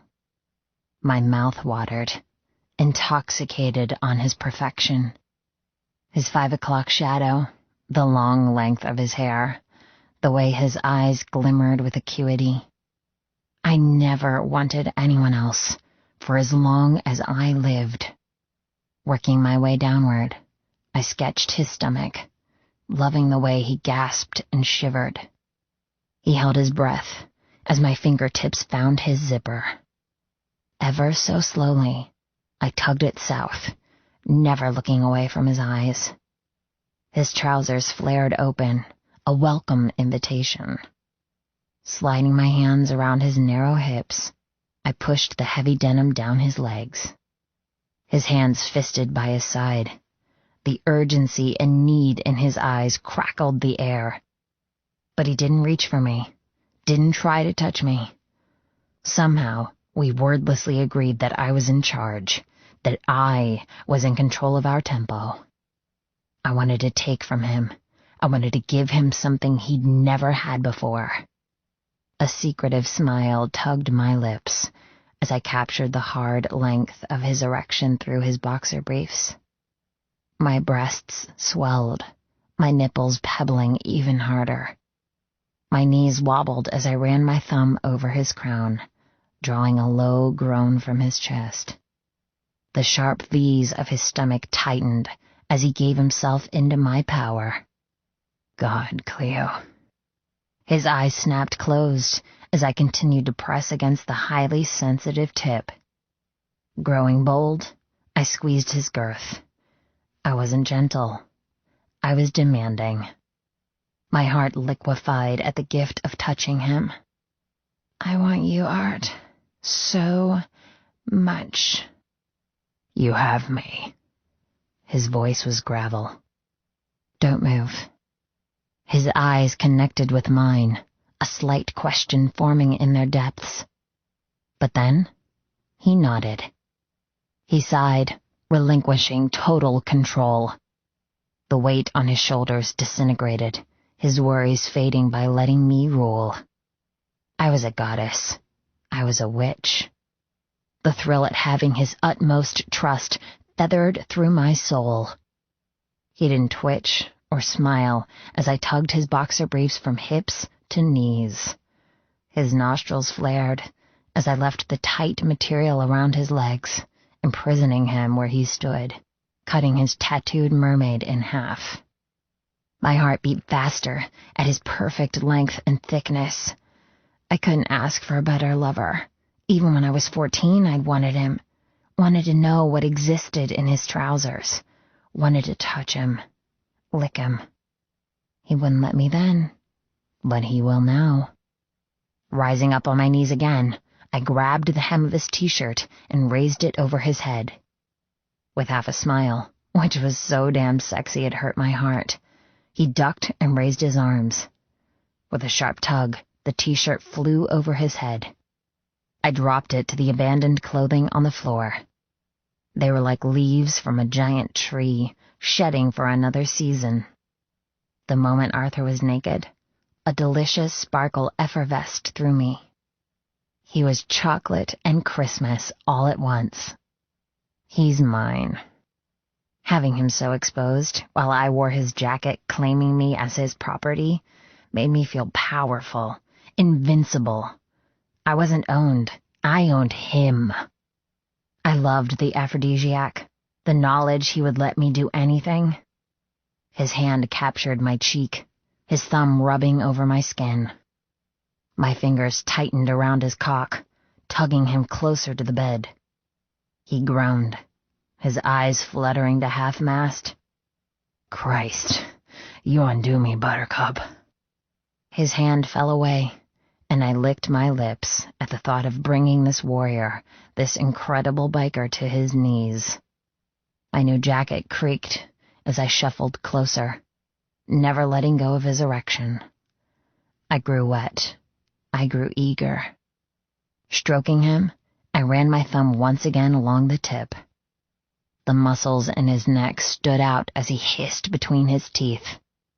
His eyes remained closed while every inch of his powerful body stiffened. He knew as well as I did what I was about to do. His hands fisted by his sides, humming with impatience and joy. We hovered on the knife edge, waiting to explode. With one hand squeezing his length, I cupped his balls with the other. Shit. He breathed as I tugged the soft skin and trailed my touch upward to press against the erogenous zone behind his cock. He staggered. "Fuck me.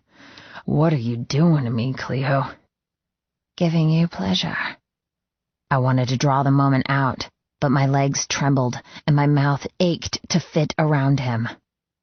With the way he shuddered, I doubted he had the self-control to let me postpone much longer. I wanted taste. Taking a deep breath, I stopped torturing and gave him something he'd never let any other woman do. "I'm taking this from you. I'm the only one who will ever lick you this way." I felt as if I cast a spell, binding him to me forever. Leaning forward, I breathed on him, letting the heat cascade over sensitive flesh. He froze, gulping in air. "I want to suck you," I whispered.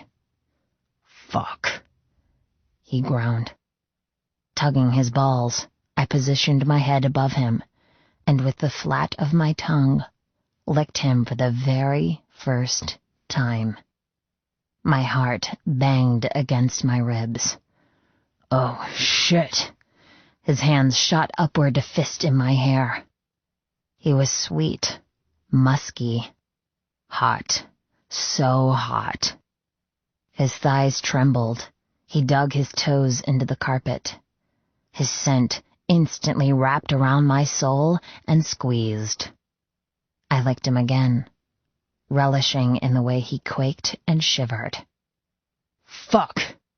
He shuddered again, his hands yanking on my hair. The mermaid with her red hair and green tail danced on his thigh as he braced himself. Her strands wrapped around his balls, inking the end of his shaft as I opened my mouth and guided him inside. A grunt, half pleasure, half pain, but complete submission wrenched from his lungs. I smiled, stretching my lips around his thickness as I licked the underside, sucking his length with deep pulls. I didn't move quickly or slowly. I didn't take him hesitantly or boldly. I took him peacefully, reverently, both of us adjusting to the power switch of me taking, not submitting. His body never stopped vibrating. He growled and cursed, littering the air with passion. Slowly, his tension bloomed into need as he grew accustomed to the foreign sensation of being sucked. My jaw ached as I sheathed my teeth and sank over him as far as I could go. My lips wrapped around him, claiming him as my own. Fuck! His hands wrapped harder in my hair. He didn't try to control me, but his hold was firm, fisting the long strands into a ponytail, steadying himself as if he'd topple at any moment. I was hot, I was cold, I was wet. So wet. Unconsciously, I fell into a rhythm. My right hand moved up and down, spreading the slipperiness of my saliva. Keeping the sharpness of my teeth away from his delicate flesh, I dragged my tongue up the silky steel and down again. Up, down, lick, swirl. Fuck, you're incredible. Arthur's hips moved to match my pace, thrusting in time, but never taking more than I offered. His fingers slowly started to guide me, forgetting everything but seeking the final reward. Pinpricks of pain danced over my scalp, sending washes of desire through my system. I never knew I could become so wet by doing something singular for him. He made me feel adored, worshipped, indebted to my gift. Withdrawing him from my mouth, I swirled my tongue around his tip before swallowing him in one swift sweep. Ah, shit. He jerked, bending over me. God damn it, Buttercup. His voice was unrecognizable, brittle and strained. With a racing heart, I kept going. I dedicated myself to giving him the best blowjob I could. His balls tightened, tensing against his body. Ripples of pleasure worked along his shaft beneath my tongue. He was close, switching from languishing to quick. I sucked harder, wanting to steal every control from him. He cried out as his hands moved with my head, bobbing up and down on his cock. His hips twitched faster, his breathing came quicker, his body unraveled with every second. Together, we found a perfect waltz. Every swallow down his length he thrust forward, using my mouth, but giving so much in return. He gave me his soul, his undoing, his vulnerability. Then he froze. Fuck, I'm going. I swirled my tongue faster, squeezing him harder in answer. I want you to come. I wanted to taste everything he could give me. Maybe then he would be mine for eternity. His fingers yanked on my hair with urgency. Stop! Fuck! I'm going to... I moaned low in my throat. The vibrations of my voice amplified the slick heat and wetness of my mouth, and Arthur lost the battle. Shit! He grabbed my head, his strong fingers digging deliciously into my scalp as he roared and gave himself over to me. I bobbed faster, unsheathing my teeth to scrape the sharpness down his satiny length, highlighting his pleasure with a threat of pain. He combusted. His balls throbbed in my touch. A wave of pressure escaped the base of him, rippling past my tongue and shooting into my mouth. The first splash caught me by surprise. Hot. Thick. Squeezing my eyes, I kept sucking, kept stroking. His hips rocked faster.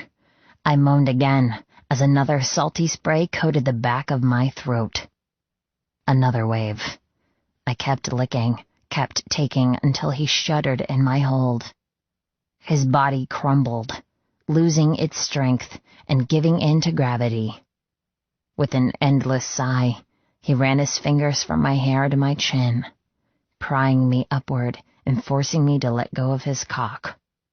Raising my head, I smiled and swallowed the remainder of his orgasm. The glow in his eyes utterly undid me. I got chills at the fathomless affection and awe blazing on his face. Crashing to his knees, he captured my cheeks and kissed my lips with utmost humbleness. "Thank you," he panted between kisses. Thank you for exploding my world and showing me heaven does exist. I laughed softly, pulling away from his mouth. I'm so glad I was the one to show you. He shook his head, his hands never leaving my face. There's never been anyone like you. Never. You owned me since I was a boy, and you completely consume me, now that I'm a man. Tears pricked my eyes as he struggled to hide the sudden glassiness of his own. Cleo? His voice broke. Fuck. Cleo, I love you so goddamn much. He launched himself at me, syncing our heartbeats, plaiting our minds, ensuring we were soldered together. Wrapping long arms like a cage around me, he squashed me against his chest. The rapid thump-thump of his heart echoed from his body into mine, and I felt something I'd never felt before. A link. An intrinsic, otherworldly link that bound me not to this world, but another. Our world. Our home. Our harmony. I woke to the rays of golden sunshine and the gentlest stroking of my lover. My mind was soft and floaty, my body warm and toasty. It was the best wake-up call I'd ever had. Turning to face Arthur, I smiled. My vision cast everything in a sleepy haze. Morning.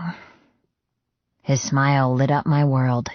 The strain around his eyes remained, and the tightness around his shoulders hinted he still suffered. But for now, he looked radiant. Morning. He kissed the tip of my nose. Did you know you moaned in your sleep? Rolling onto my back, I threw my arms over my head and stretched. I did? He nodded, his eyes glued onto my bare breasts from the sheet sliding down. He did. It was long and loud and... Without another word, he bent over me and sucked my nipple into his mouth. I gasped at the sudden shock of heat and wetness. I think you were dreaming of me. Am I right? His mouth trailed over the swell of my breast, licking my other nipple as if I were a melting ice cream and he needed every drop. My mind emptied apart from the intoxicating lick. I don't know.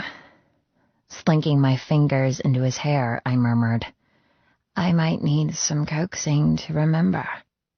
He chuckled, cupping my breast and squeezing with a possessive, tantalizing hold. Coaxing? Are you certain?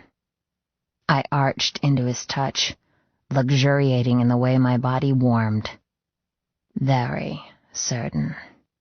My memory is terrible. He flinched, his eyes glancing up my torso to connect with mine. You can say that again. Pain shadowed. My faux pas tainted our fun. It wasn't the best joke. Should I apologize? But then I burst out laughing. If we couldn't laugh about the past, what could we do? I suppose it is a little ironic for a recovered amnesiac to say she has a bad memory. Rolling his eyes, he muttered, Only you could laugh about something so painful. His smile returned. One eye was obscured by his inky hair, decorating his sexy features in a way that made me want to flip him onto his back and repeat what I did last night. Come here. I held my breath as Arthur obediently propped himself up with a straining bicep and hovered over me. Pulling him down, I tilted my head and trembled as his mouth met mine. Our tongues danced in unison, listening to the same silent tune. It began with me kissing him. But it didn't end that way. Arthur submitted, then dominated, switching the kiss into a soul-searing possession. His tongue dueled with mine with slow, deep sweeps, trading the sine wave of bliss for something filled with dark overtones. His hunger and need smeared my senses until all I craved was sex. Rough dirty, delicious sex. I whimpered as he sucked my bottom lip. My hands tangled deeper into his hair. His answering groan quavered through me, tightening my nipples and sending sensitivity scattering over my skin. I melted into opulence. "I'll never forget you again," I whispered as he pulled away and pressed butterfly kisses down my neck. "I'll make sure you never can." Swirling his tongue around my nipple, he bunched the sheets toward the end of the bed. His fingers landed on my knee, pressing, teasing, moving in infinitesimal increments up my inner thigh. "You'll never forget how it feels when I touch you." He pinched me, wrenching a breathy moan from my lips. "Never." His teeth graced over my breast. "You'll never forget how it feels when I taste you." I smashed my face into a pillow as he sucked greedily. "Never. I promise, forever." His fingers crept higher up my thigh. They were the epicenter of the quake he'd conjured inside me. Aftershocks radiated upward to my core and downward to my toes. I shivered. I froze. I waited. I wanted. I need him so much. When his finger finally found my folds, I bowed off the bed, only to be slammed down again by his lips on my chest. My mouth parted as he pressed inside me, inserting 2 long fingers in an effortless slide. "You'll never forget how it feels when I fill you." I ceased to make sense of the desire fogging my head. Every inch of need from last night rushed back, compounding lust upon lust. I cried out as Arthur's hot mouth landed on my throat, sucking and biting, driving me insane with sharp teeth. His fingers stroked my inner walls, twitching in the perfect way to draw slipperiness and sensation. "Is this my payback?" I asked, squeezing my eyes against the new onslaught as he rubbed my clit. Laughing quietly, he worked his way along my collarbone and dropped farther down my torso. Kissing each rib, he replied, "You controlled me last night. You took what you wanted from me, and I didn't complain." I snorted. "I took nothing. I did it for you, to give you pleasure." He shook his head, the dark strands tickling my belly as he scooted between my legs. "You did give me pleasure, but you also enjoyed dominating me." Blowing a breath on my exposed pussy, he whispered, "It's my turn." Pressing me back on the mattress, he shoved the sheets onto the floor and sat on his haunches. My heart stopped. His cock stood straight up from between his sculptured legs. The mermaid tattoo seemed to have an extra twinkle in her eye, just like Arthur. "I'm going to show you how much last night meant to me, Buttercup." I shivered, raising my hands above my head on the pillow. Boldly, I spread my legs, displaying everything I was to this man. My breasts, one burned, one inked. My stomach, with its color and scars. I let him drink me in. "I'm not going to argue." He smirked. "I'm glad about that. Otherwise, I'd have to get my tie." I clenched. "On second thought." Shaking his head, mirth suffusing his gaze, he imprisoned my hips. His fingertips bruised my skin, sending flares of heat through me. Arthur Killian was polished ruthlessness and savage lawlessness. He camouflaged himself with an urban gloss that fooled no one. He was never fully able to hide the untamed animal inside his heart. But where an animal was vicious and controlled by instinct, he was also loyal, affectionate, and kind. An animal had no secrets. It bared its soul, loved unconditionally, and had no defenses when it came to its mate. I'm his mate. and I was helpless to resist him when he drugged me so completely. His vivid green eyes gave me no room to hide as he inspected every fraction. His fingers toyed with the trimmed curls between my legs. His lips seduced me with a lazy smile, speaking of carnality and destruction. "You're breathing very fast, Buttercup." "I can't help it." His eyebrow rose, willing me to go on, to divulge secrets of my own. I had no more walls, no more black holes in which to fight for answers. I owed him every memory, every thought. "The way you're watching me, the way you're touching me, it's driving me insane." He bit his lip, eyes darting between tattoos and scars. "Having you in my bed is more than just a miracle. It's a goddamn phenomenon. Forgive me if I look at you as if you aren't real." His voice dropped, filling with awe.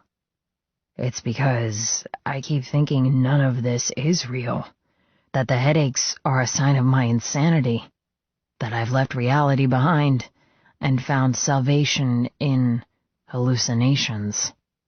His fingers floated over my belly, through my folds, along my inner thighs.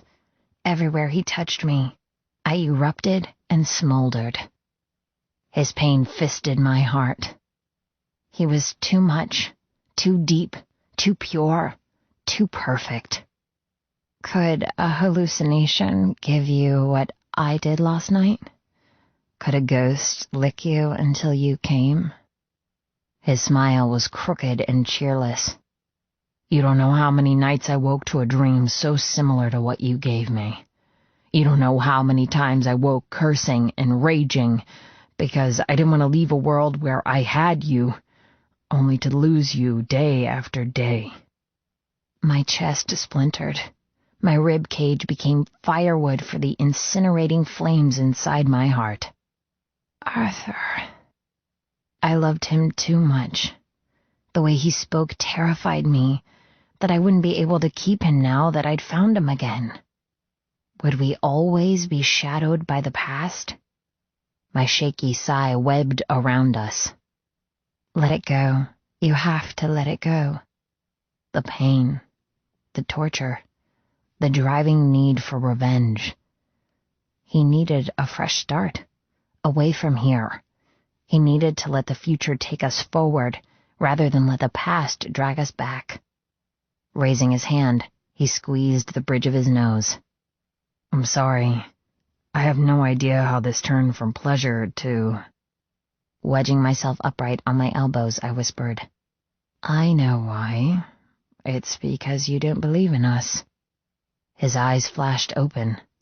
"How can you say that?" "Because it's true. Until you accept that life has brought us back together and stop reliving the pain of being apart, you can't believe in what we have." "I know what we have, and I do believe in it." His voice was a whip, slicing through the melancholy. "I'll show you." Knocking away my elbows, he forced me to lie back down. In a swift move, he switched from haunches to stomach, positioning himself between my spread legs. His hands clamped down on my thighs, gluing me to the mattress. "I'll show you, until you trust me."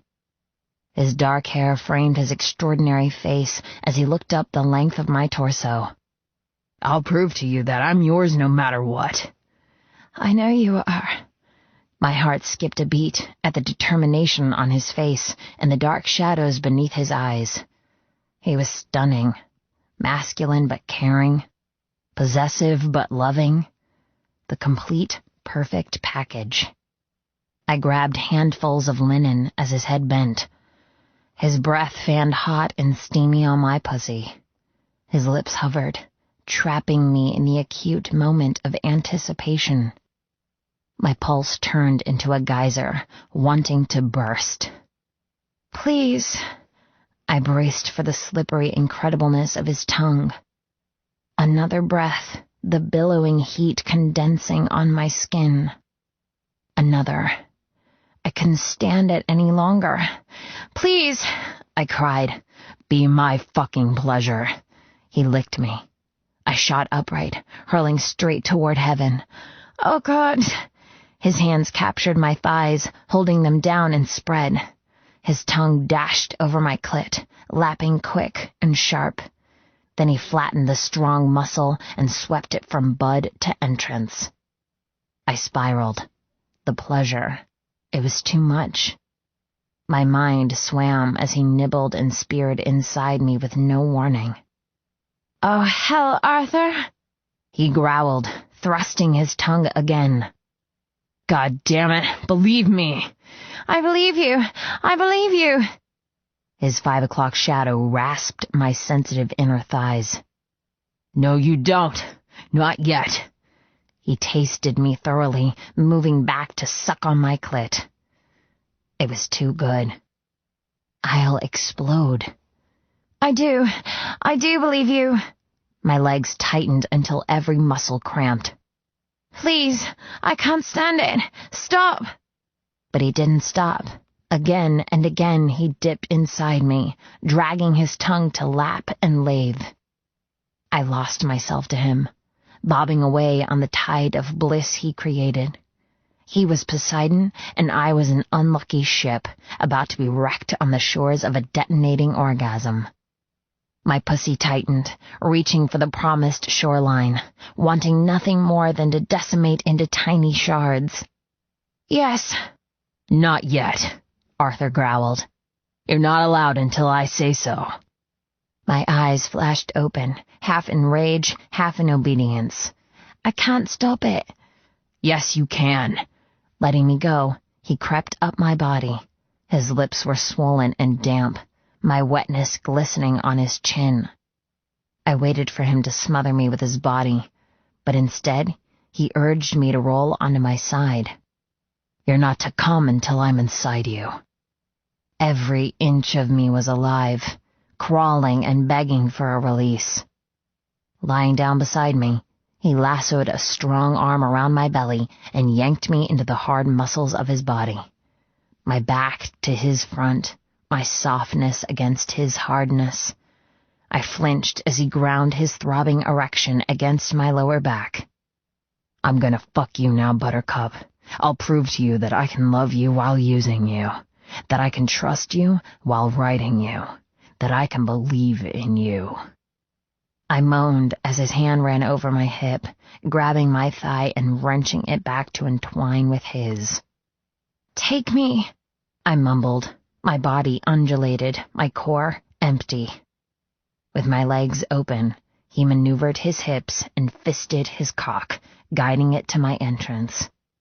The moment the tip of him entered me, I gritted my teeth and fought off the relentless orgasm. "Don't come. Not yet," he ordered, thrusting inside me with one slippery impale. "Do not come." I stopped cataloging how my blood boiled, how my skin itched, and how my mind sang for freedom. I focused only on the thickness stretching me, the overwhelming delight of accepting my soulmate into my body.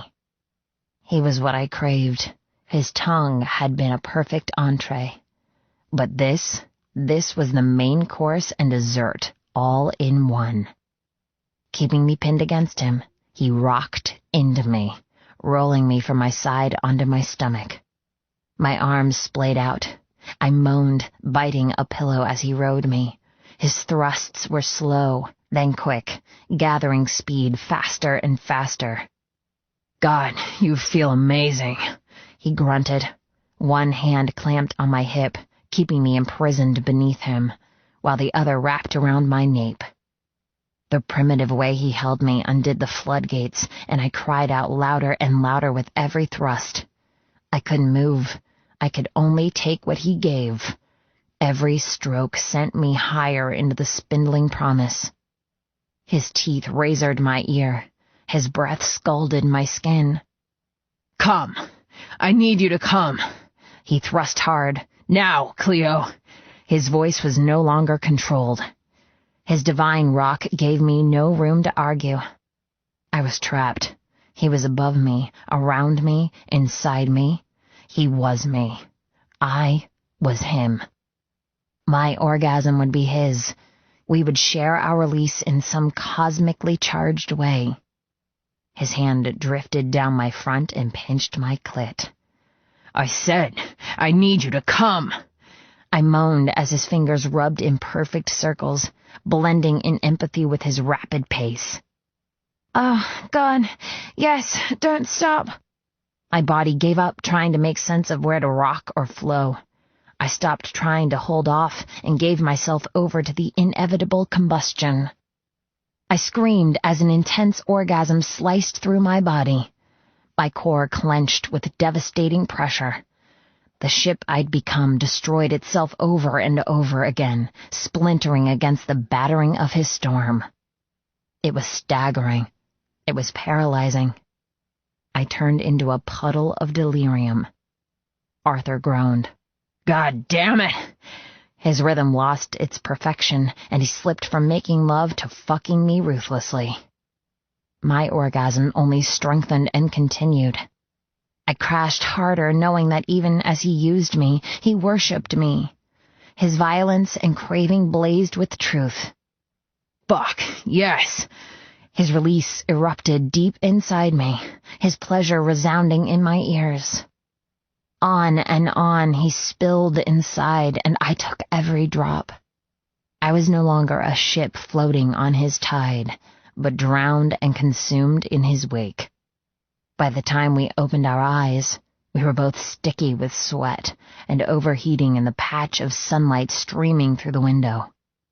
Slowly, we uncramped our toes and fell apart with a boneless sigh. I believe you, I mumbled.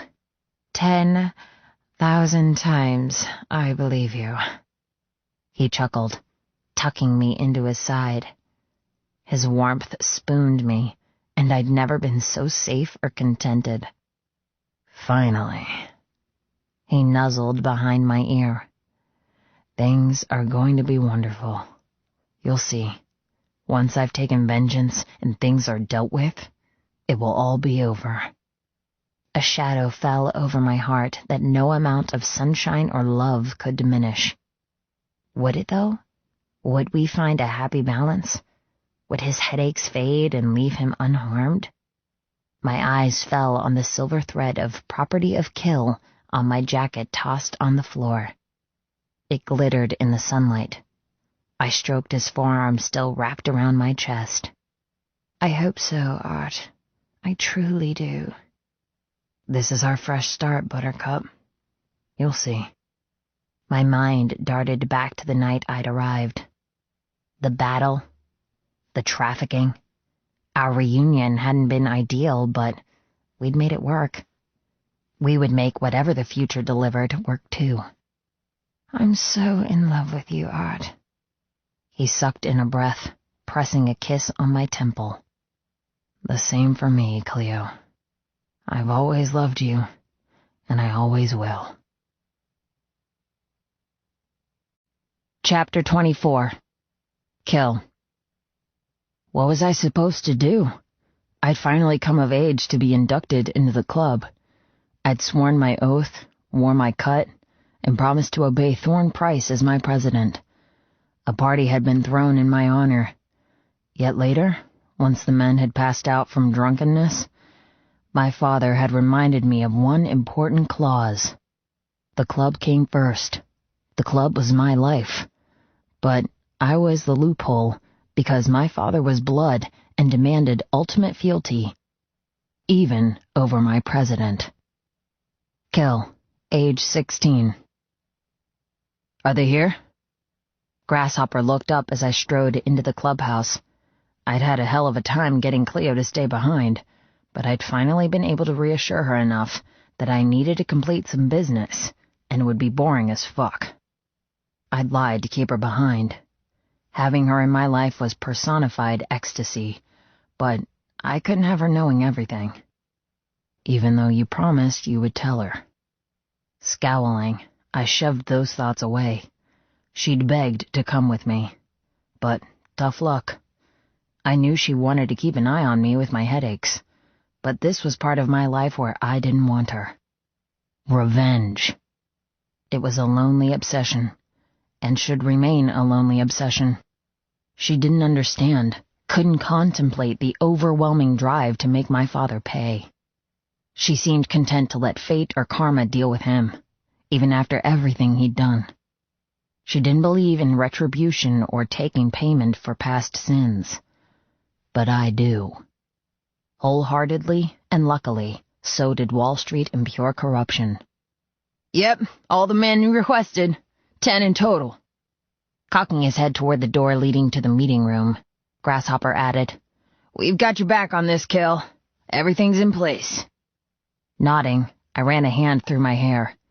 It hadn't been easy, and we still had much to do, but it was almost over. Once my father was dealt with, all I had to focus on was becoming the poster boy for world revolution. My eyes shot to the blown-up magazine covers. 4 years Wall Street had built my brand. Through TV and newspaper interviews, he'd ensured people with money and influence knew my name. So when the time came to call on their network, our message would spread far and wide. I'm one of them through careful scripts and fabrication. I snorted. To some, waging war on another club would seem more than enough to stay occupied. But to me, it was nothing compared to our main strategy. Only once it was executed could I relax and focus on getting rid of this motherfucking headache. Good. Let's go. With a smirk, Grasshopper saved an email on his phone and shoved it into his pocket. You're the boss. Together, we strode across the common room. Grasshopper reached the door before me, twisting the knob and ushering me into the meeting. 10 pairs of eyes met mine, including Matchsticks, Mo, Beetle, and a few other original members of Corrupts who were dead fast and loyal to Wall Street.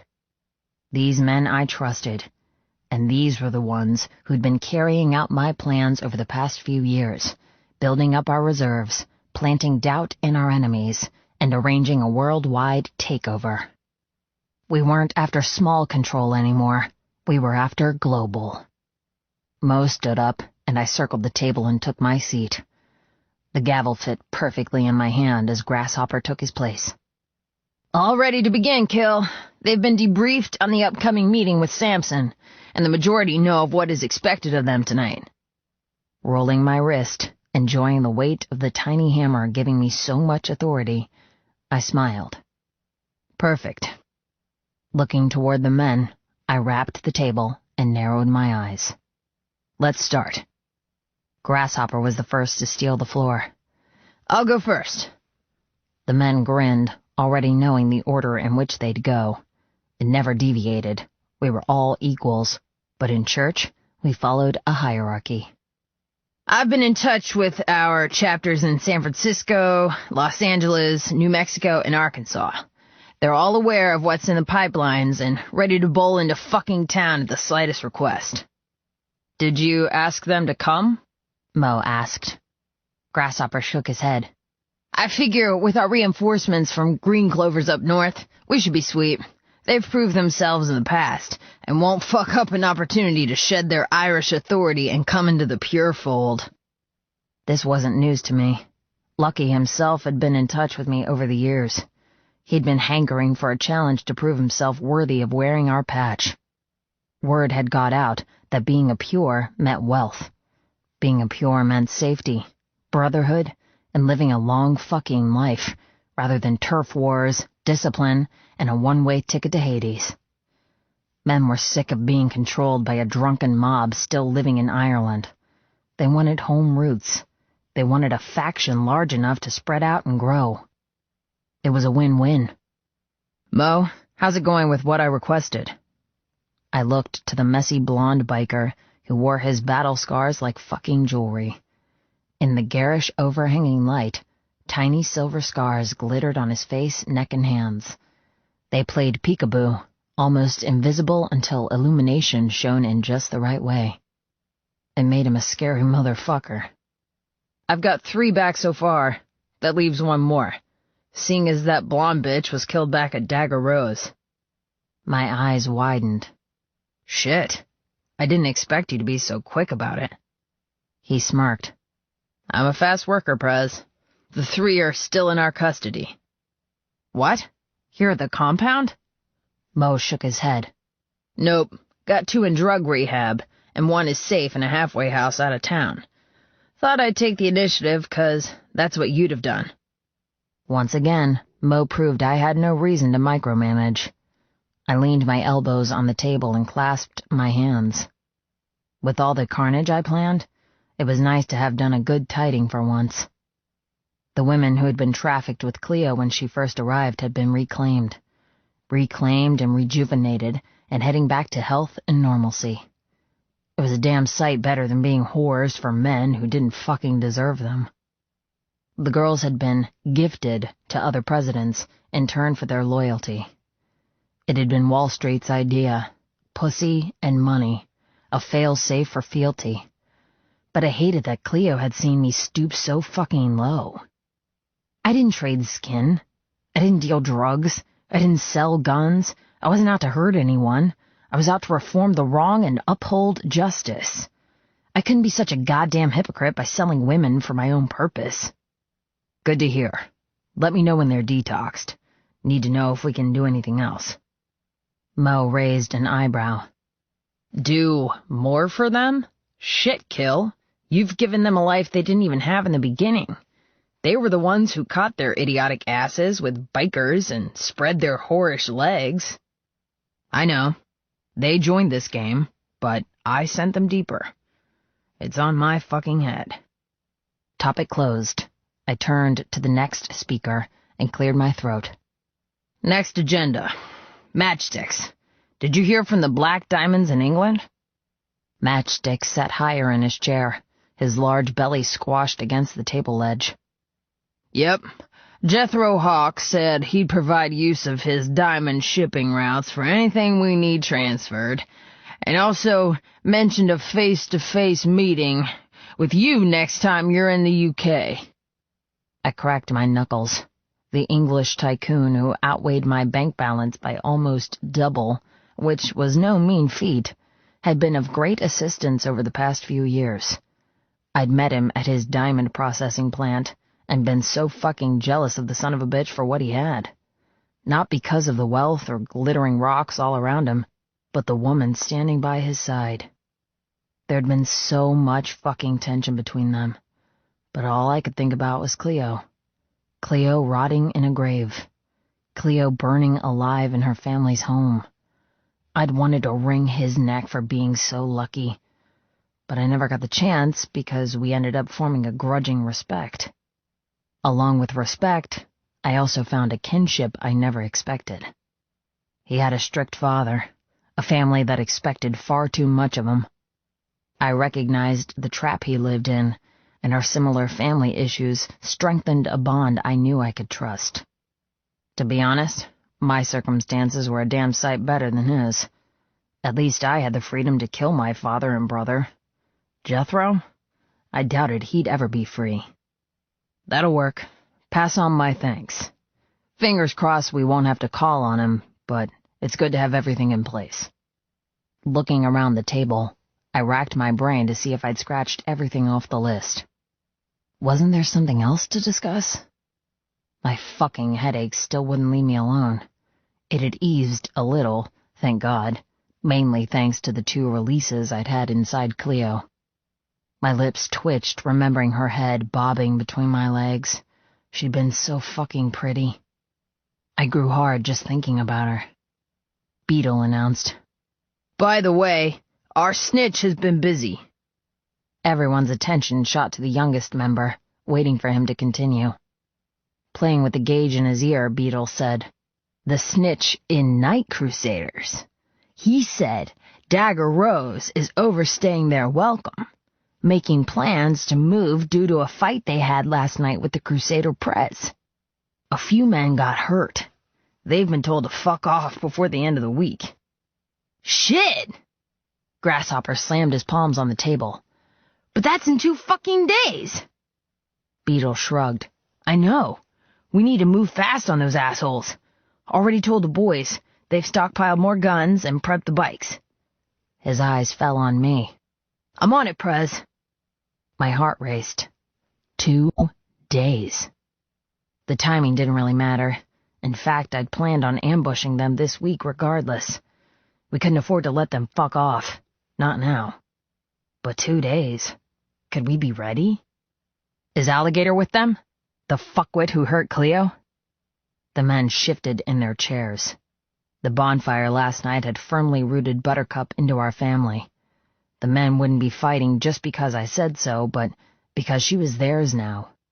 We had a joint interest, an investment into her future. Sure is, Lance muttered.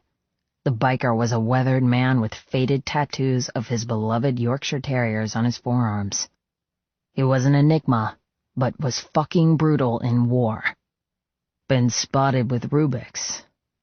He's there, ready to be executed. Excitement inched through my veins. Despite my weakness, fuzziness, and occasional dizziness that made me stumble like a freak, I was able enough to fight. I want to fight. I've been waiting 8 long years for this. I had every intention of enjoying it. Fisting the gavel, I brought it down onto the table with a smack. Good work, boys. You know what else you have to do. We attack in 2 days.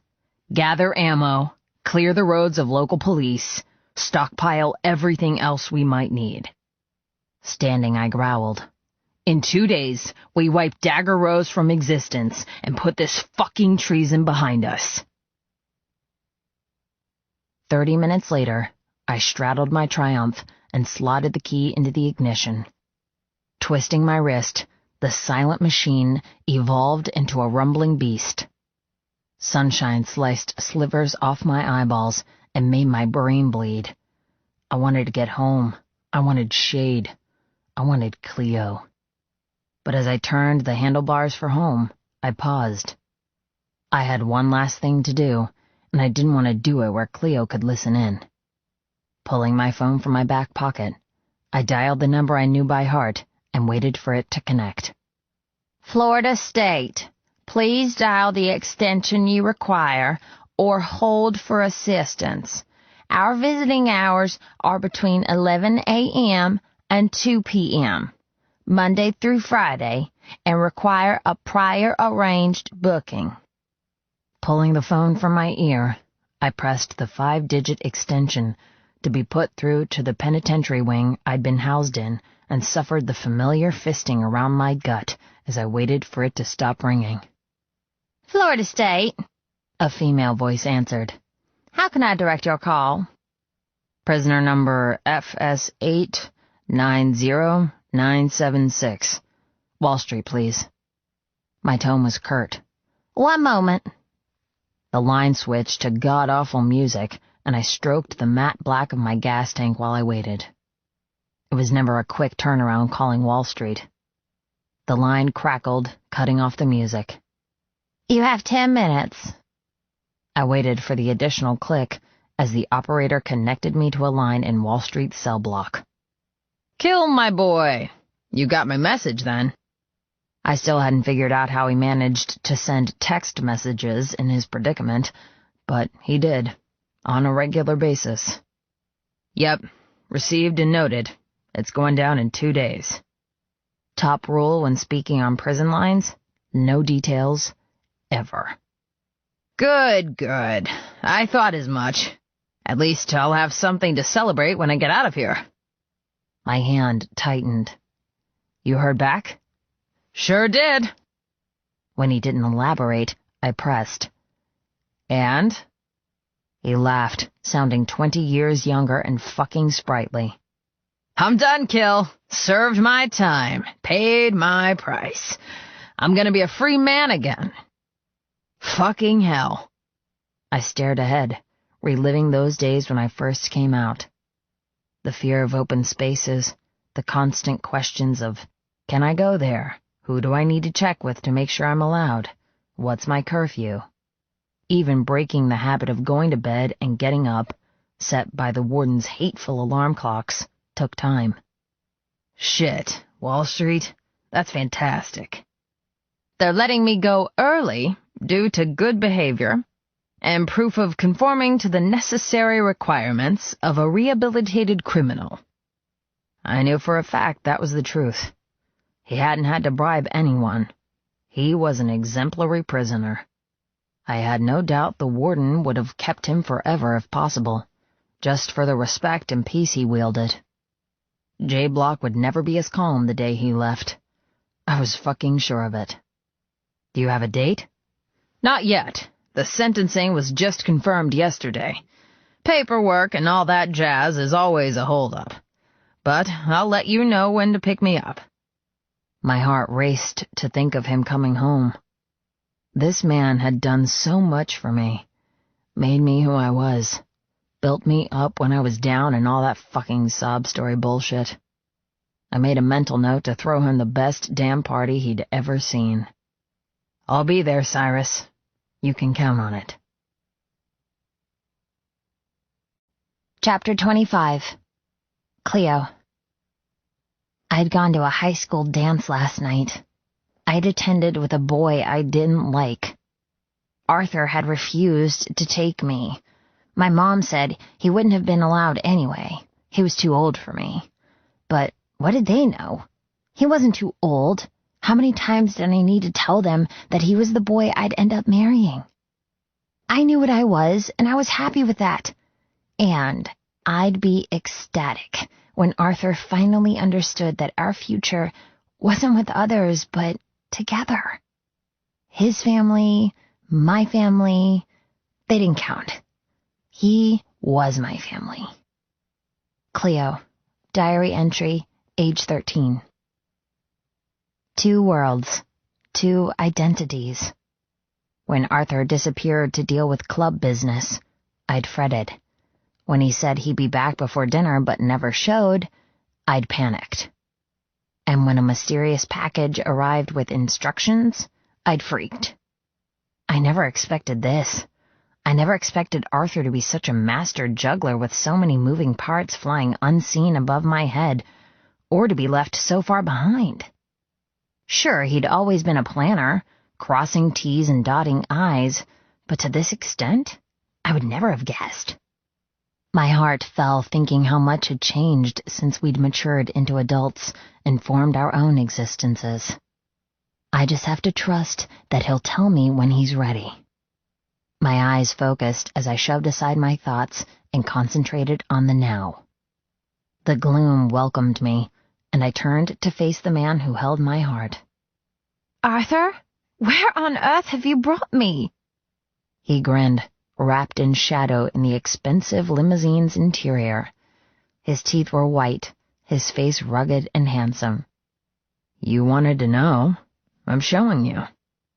I blinked, trying to make sense of everything that had happened today. My mind skipped backward, reliving up to this moment. The package.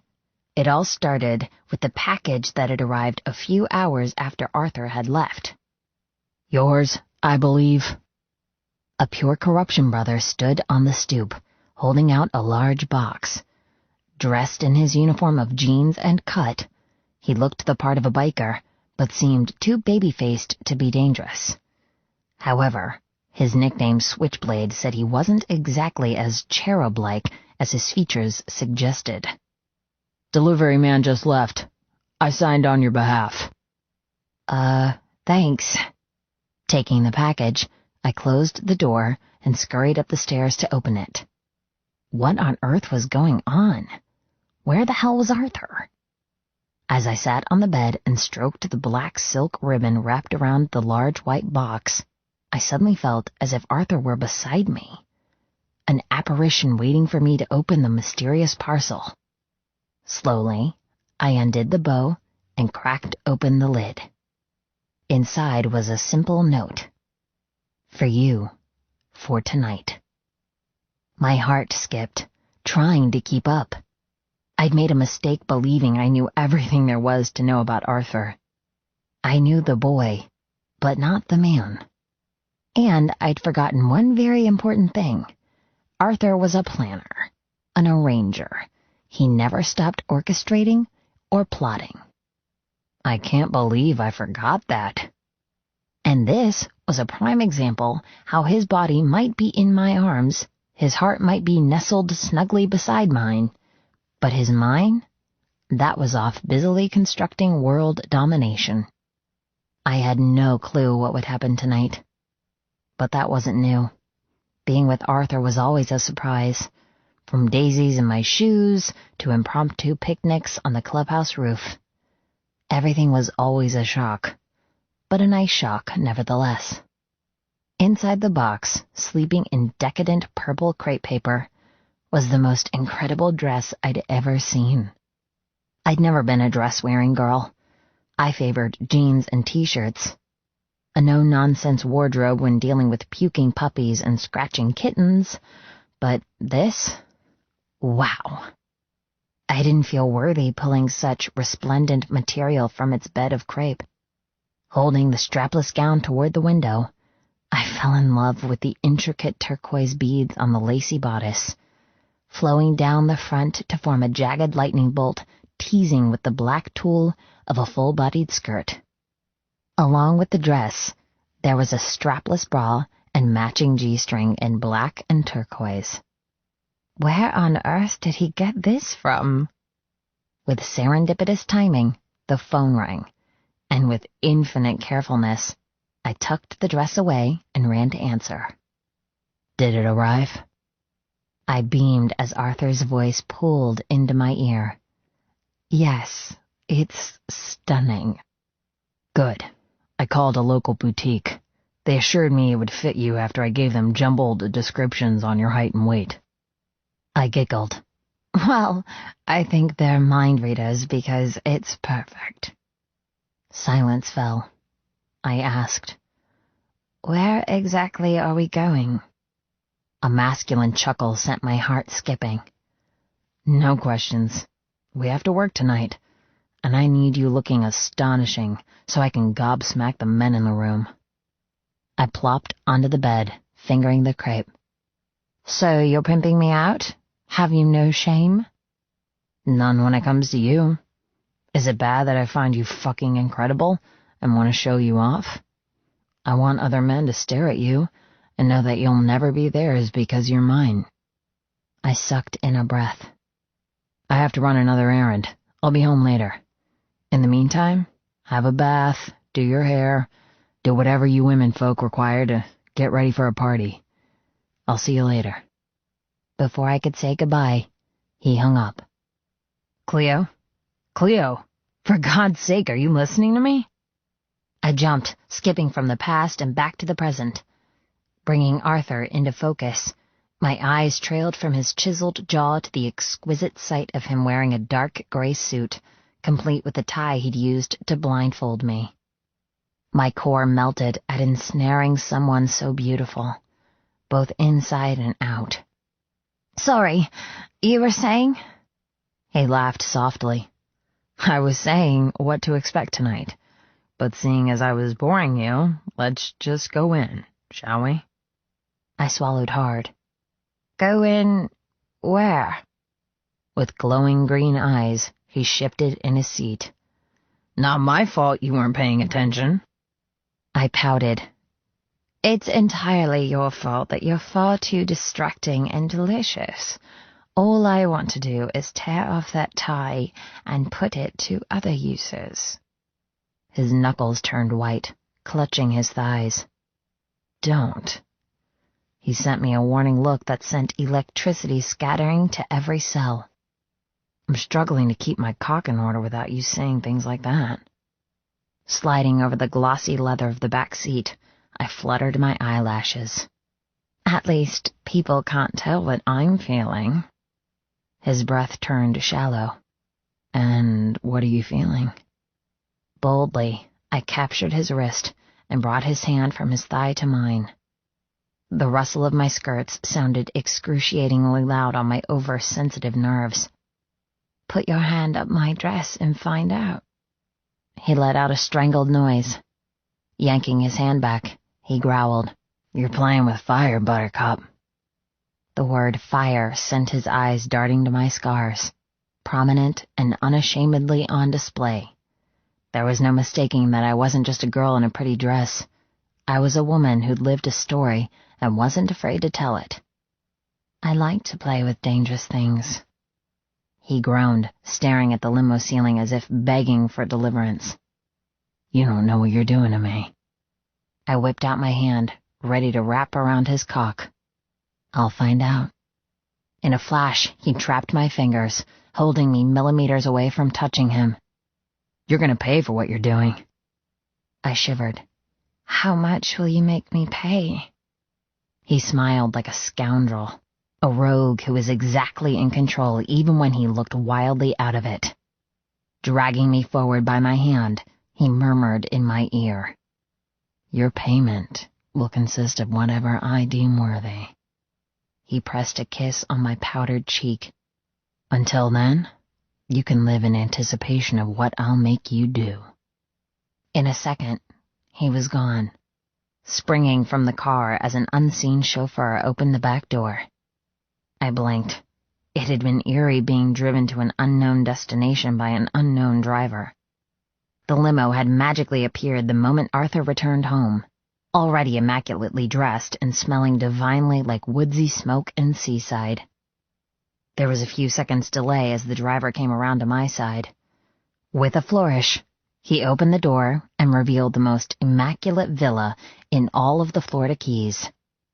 My mouth fell open at the stunning facade of the stone home with sweeping porticos and pastel accents. Strategic light illuminated shrubbery and pathways, turning night into starlight. Wow, I breathed as Arthur appeared, holding out his hand. This is the party? I couldn't stop staring. It is indeed. His fingers clamped around mine, pulling me from the car. The moment I tottered on insanely high turquoise heels, also courtesy of Arthur's chosen boutique store, I self-consciously smoothed down the thigh-length strapless dress. Who owns this place? Up till now, I thought Arthur's mansion was slick and beautiful, but it looked clunky compared to the feminine beauty of this timeless villa. Arthur smiled secretively. A friend. My hackles rose at the thought of any friend living in such a place. A female friend? Placing his hand on the small of my back, he pushed me down the glowing path. No, jealous buttercup. A man. Oh. Yes, oh. His ex-wife is an architect. Built this place, decorated it to rival any interior design magazine, then left him for a younger version. Ouch. Arthur shrugged. That was a while ago. Samson is now happily remarried and even has a brat or two, I believe. Carefully keeping my eyes on the decoration of white pebbles latticing the black pavers leading to the doorway, I asked, You believe? Arthur's touch turned protective as we scaled the 3 steps and stood poised at the front entrance. We don't talk about personal things. We're friends because of mutual goals, but we aren't about to go to each other's birthday parties. Who was this unknown Samson? If he wasn't a friend, why was he important in the scheme of things? Standing on the threshold, I suffered nerves and butterflies. Was I enough? Had I done the best I could with my hair, my makeup? I'd taken the longest I'd ever done applying just the right amount of mascara and dusky pink lipstick, and I'd never fussed so much over my hair. I'd even watched some online videos to attempt a fishtail braid, draping the tamed hair over my shoulder and finishing it with the black ribbon from the dress box. But no matter how much I'd primped and painted, I still felt like a fraud, someone who looked the part but beneath was absolutely unprepared and a sham. Arthur squeezed my hip, sensing my anxiousness. Relax, Cleo. But what if I say the wrong thing? I've avoided parties and social gatherings all my life. I'm always terrified of meeting someone I once knew and not being able to place them, or making small talk only to find amnesia devoured that piece of information too. Sweat rolled down my spine, spreading my panic. I didn't know why I was so close to freaking out. It wasn't like I didn't have my memories this time, and I had Arthur by my side. But that inescapable fear still clutched me. Looking into his calming emerald eyes, I begged, "Please don't leave me alone tonight. Promise you'll stay by me."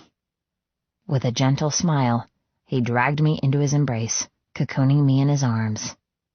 Instantly, I relaxed, feeding off his peacefulness, his capable, unflappable ease. "I promise, I'll never take my eyes off you."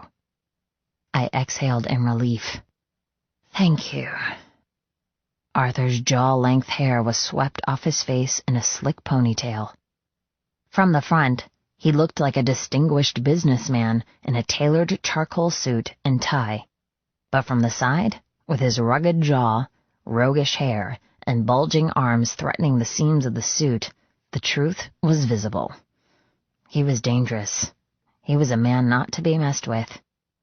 He played with the ribbon in my hair. "You know me so well, Buttercup. You know my thoughts, my heart, my past. But you're still blind to what my life truly entails." He pulled me tighter against his body. "Tonight, you'll see the truth. You'll see the other world I exist in. The one run by politicians and Democrats, rather than bikers and gasoline." Kissing my forehead, he magically smoothed away my final nerves. "This is yet another facet of my life." The door swung open, revealing a butler dressed all in black with combed, balding hair. "Welcome, Mr. Killian." A security guard I hadn't seen ghosted from the shadows behind one of the pillars. His eyes were shielded by dark glasses, even though it was far too gloomy to need them. Why was there security detail for a simple house party? Because this isn't a simple house party. I wasn't stupid, even though my lack of memory often made me seem that way. Whatever Arthur was coordinating relied on something to do with this evening's success. I don't mean to ruin it for him. "And who shall I say is accompanying you tonight, Mr. Killian?" The kind-faced butler smiled in my direction. Arthur stood taller. "Cleo Price." My heart winged at the possession in his tone. The butler looked at the guard who shifted on his toes and peered intensely behind smoky lenses. A clipboard magically materialized in his hands. After a quick glance, he nodded curtly. "I guess I'm approved." The butler sidestepped into the grand entrance, beckoning us inside. "Please, come in." I mumbled thanks as Arthur and I stepped into the extravagant foyer and feasted on the oversized modern artwork and the 3-meter-high driftwood horse dominating the space. "Do you have any jackets or coats you wish me to take?" the butler asked. Arthur shook his head. "We're good, thanks." His height gave him an advantage, easily browsing over the milling guests in distinguished suits and bright dresses. The men were punctuations to their pretty wives, decorating the space like sugary confectionery. "Mr. Sampson is awaiting your arrival." The butler pointed across the room, where a punch bowl and delicate sandwiches rested on side tables. "He requested you speak to him first." Arthur stole my hand. "Will do." Leaving the butler in our wake, we weaved our way through the crowd. Bubbles of perfume and clouds of aftershave popped and swarmed as we brushed past men and women who would never step foot inside a biker compound, let alone mingle with one. Squeezing Arthur's fingers, I asked, "Are you going to tell me what this is all about?" He looked down, his face cordial and cocky. "Soon." Happiness filled me to think he might be on the mend, but then I stared harder and saw past his walls. Whatever headache he suffered, it hadn't dispersed yet. It was there, with its fingers of agony and heartbeats of pressure. A waitress appeared with champagne flutes. "Drink?" I raised my hand to say no, but Arthur released me and plucked 2 sparkling glasses from her silver tray. "Thank you."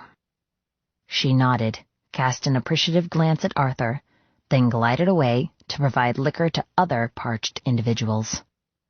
I scowled. You're not going to drink that, are you? His eyebrow rose. I'd thought about it, yes. Offering a flute to me, he added, and you too, unless you've stopped drinking after being spoiled by Melanie's concoctions last night. I took the glass, rubbing my thumb through the icy condensation. No, I'll sip one. I just don't think it's a good idea that you do. He scoffed, deliberately taking a swig. Somehow, he made sipping golden champagne from a dainty glass rough and tough and utterly masculine. My throat turned dry. Licking his lips, his eyes shot to a forest green. Desire sparked, lacing around us and shunning everyone else in the room. The unfinished business in the limo only grew more intense. You were saying? All I could focus on was a glistening drop on his bottom lip. I was saying... Taking a step toward me, Arthur twirled the ribbon from my braid, gracing my décolletage with his knuckles. I shivered.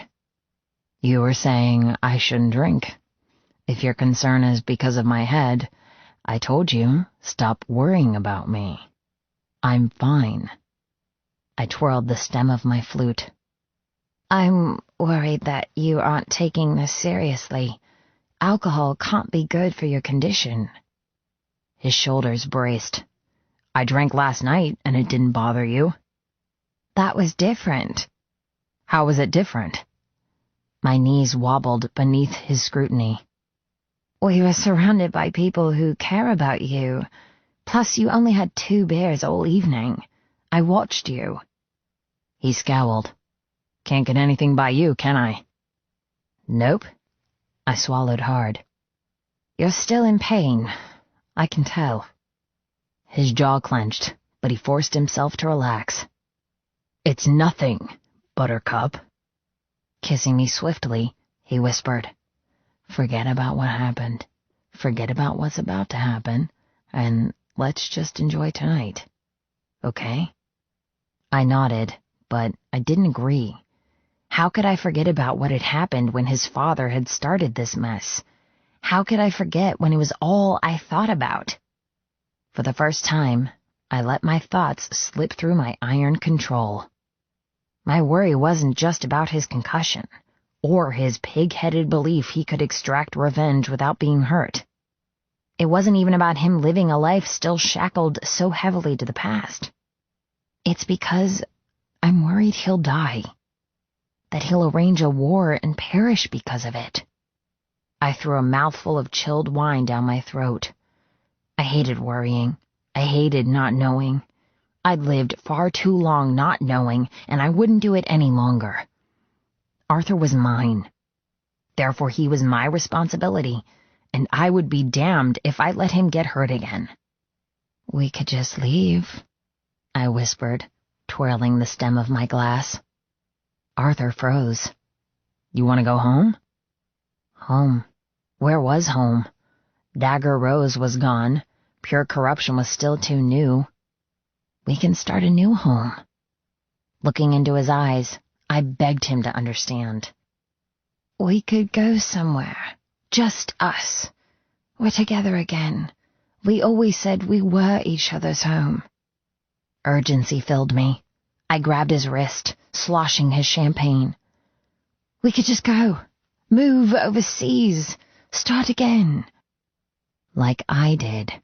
Become new people. Hide. Arthur stiffened, his eyes hooded.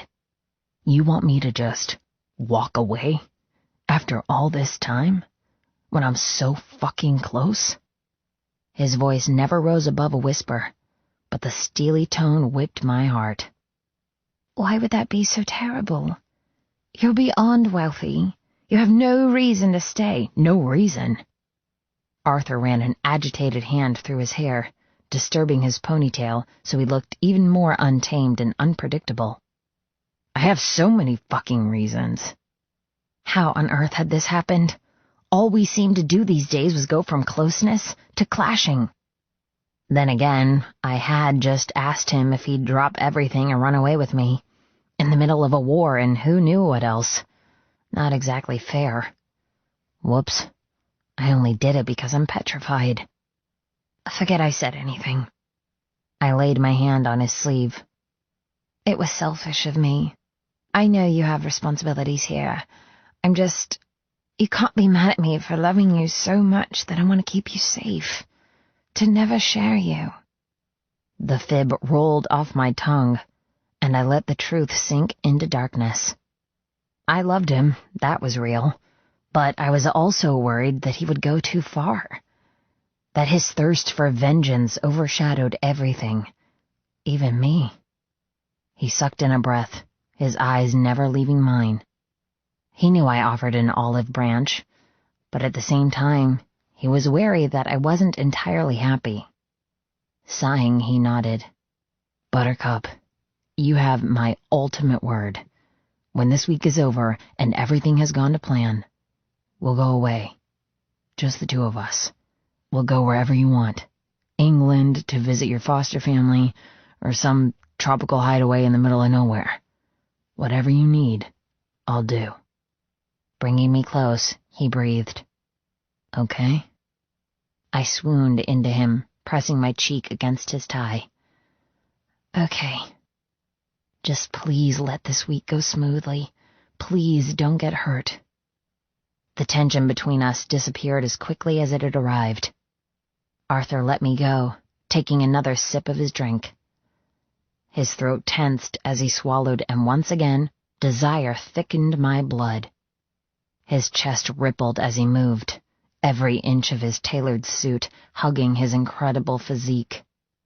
Women watched him, interest sparking in their gaze, despite wedding rings wreathing their fingers. I'm completely out of my depth. And completely possessive. You're far too handsome for your own good dressed in that. I waved at him, as if his perfectly sewn suit offended me. My petulant voice rose Arthur's eyebrow, while a sexy smirk twisted his lips. What did you just say? I narrowed my eyes. You heard me. A sly glint glowed in his gaze. You're right. I did hear you. Taking a step, our bodies aligned like colliding asteroids. Are you jealous of them looking? Doesn't it turn you on knowing you're the only one who gets to see what's under my suit? That you're the only one who holds this? Stealing my hand, he placed my fingers over his heart. He brushed his lips against my ear. Because I get hard seeing the way men look at you, knowing you belong to me, and only me.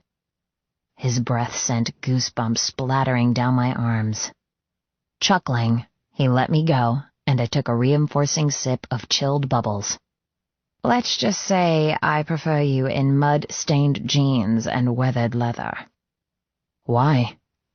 Because a biker president scares the bejesus out of everyone. My lips parted as Arthur wrapped his arm around my waist, pressing me hard against him. The rapid thickening in his trousers made my insides melt. I'm still scary, even if I'm wearing a tie. I struggled to continue with the conversation. We'd bounced from lust to anger and back again.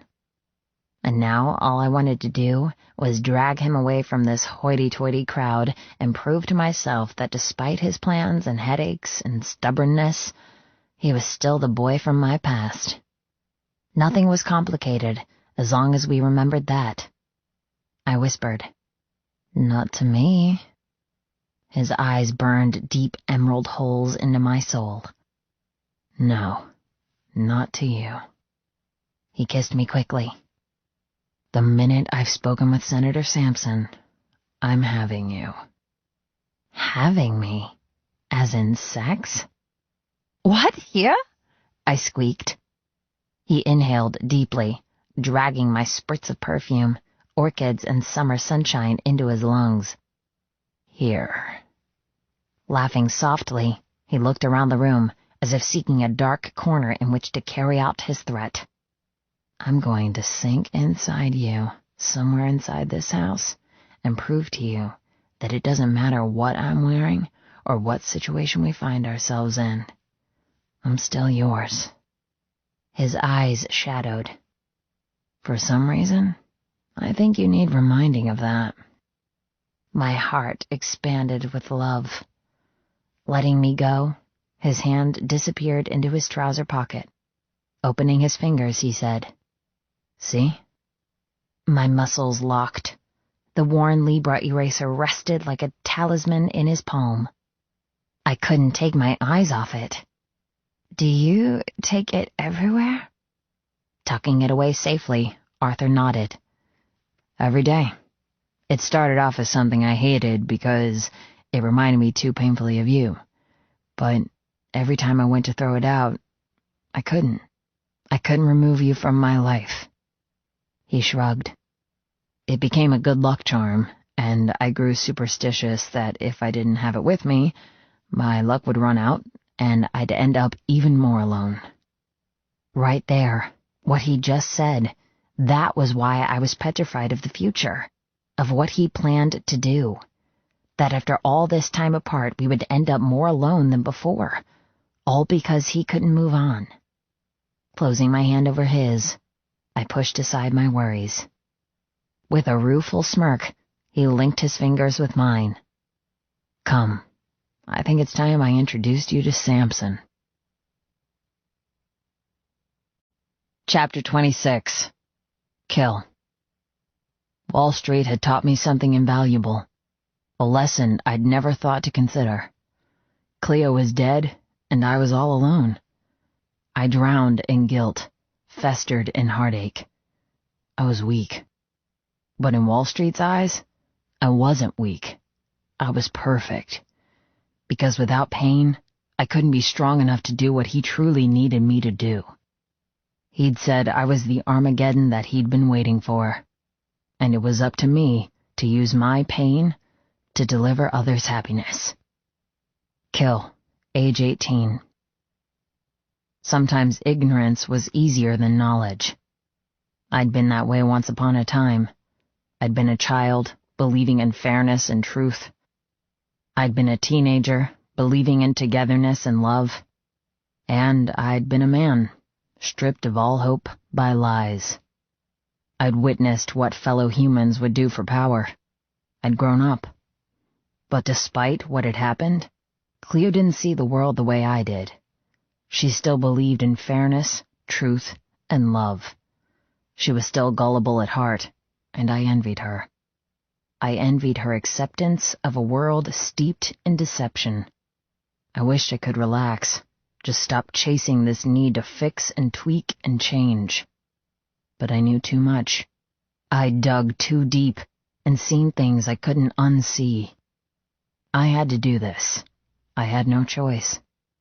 Because if I didn't do it, who would? It wasn't that I wanted to become someone I wasn't. It wasn't that I wanted public recognition or entitlement that came with my future placement. But I did want to right my wrongs, and this was my path to forgiveness. All this time, Cleo thought I was the same math-obsessed boy from Dagger Rose. The same boy betrayed by those most dear and corrupted by a prison inmate. True, parts of that boy survived, but the years had changed me, turned me into an entirely new man. Tonight, she would see everything. She would finally know all of me. She would hear what I'd been working on, what the lawlessness and trading, even the trafficking, had been building toward.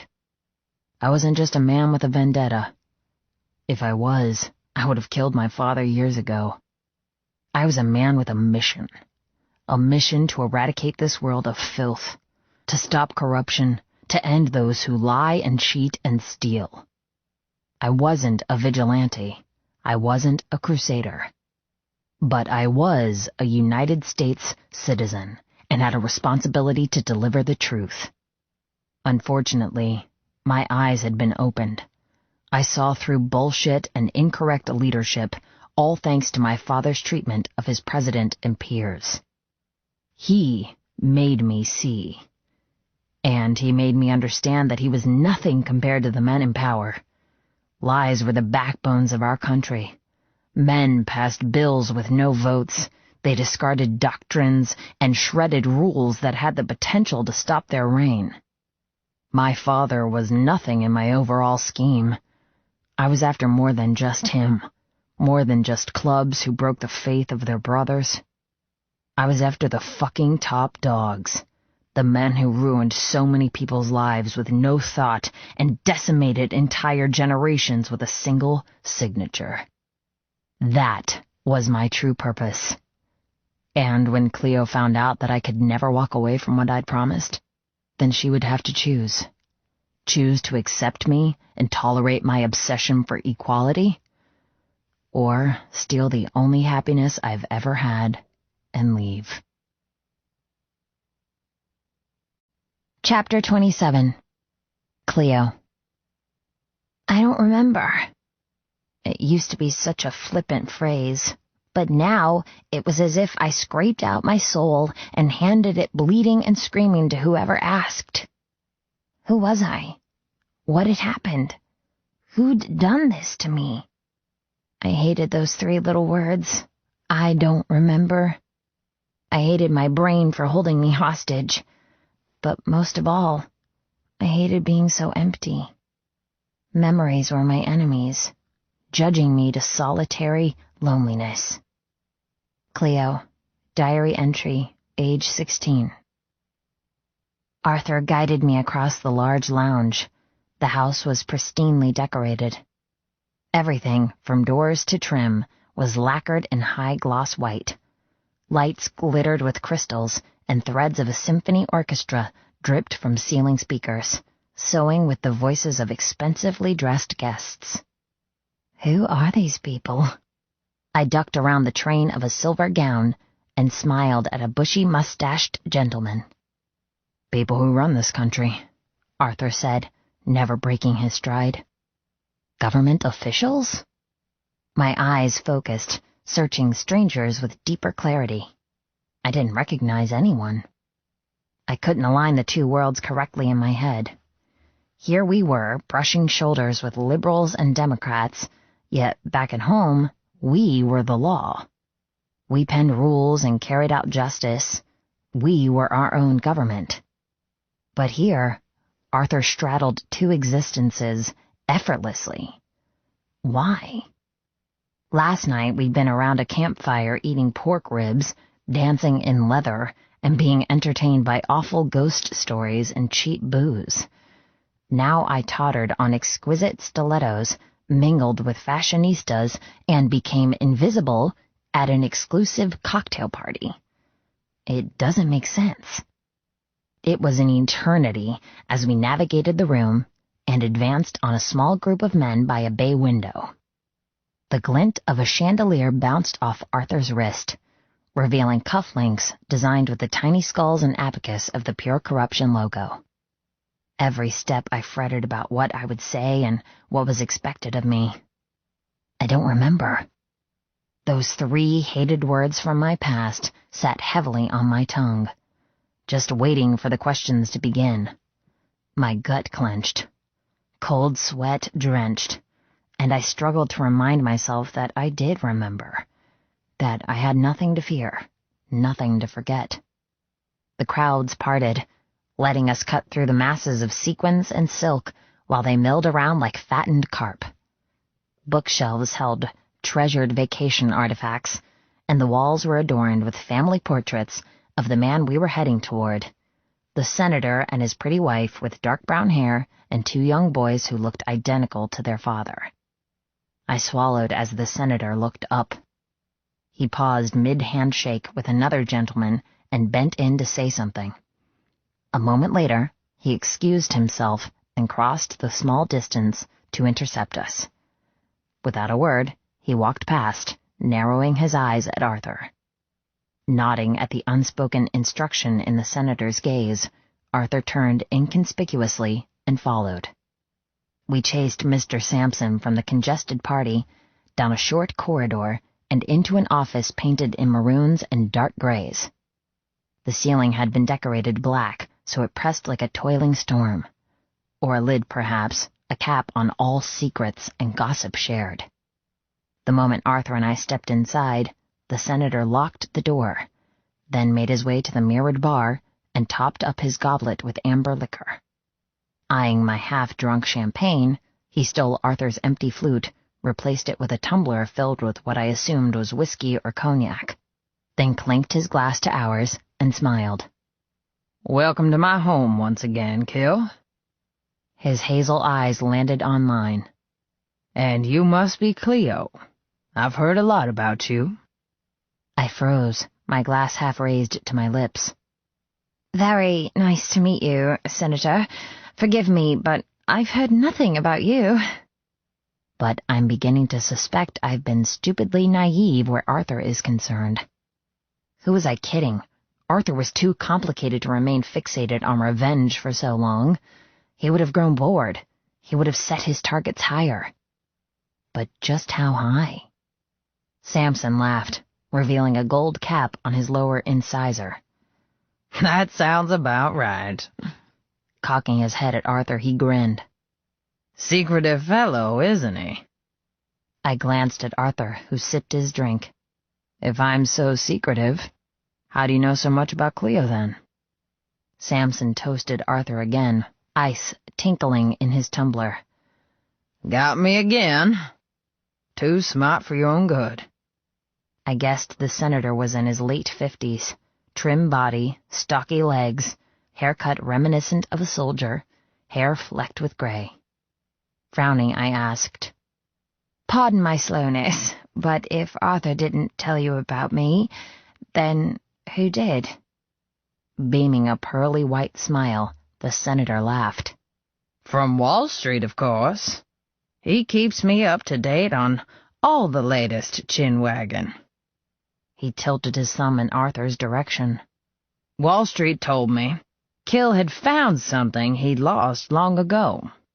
That the main reason for the start of this campaign had reincarnated, and that we were to work doubly hard to ensure the future is wiped clean of evil." Is that supposed to make sense? Patting my hand, Samson moved toward a cluster of chocolate leather couches in the center of the room. "Besides, I'm trustworthy. Otherwise, I wouldn't be told shit. And yet another reason why I do what I do." Drifting forward, caught up in his reticulation, I completely forgot about Arthur. "What is it that you do, Senator?" Sitting heavily and almost disappearing in the supple leather of the couch, he smiled. "I like to think of myself as a fixer." "A fixer?" Arthur's body heat tingled my arms as he moved closer. "Samson has been a contact ever since I got out of Florida State." He gave one of his rare, trusting smiles. "He's been crucial in getting our goal realized." My high heels pinched as I moved forward, itching for information.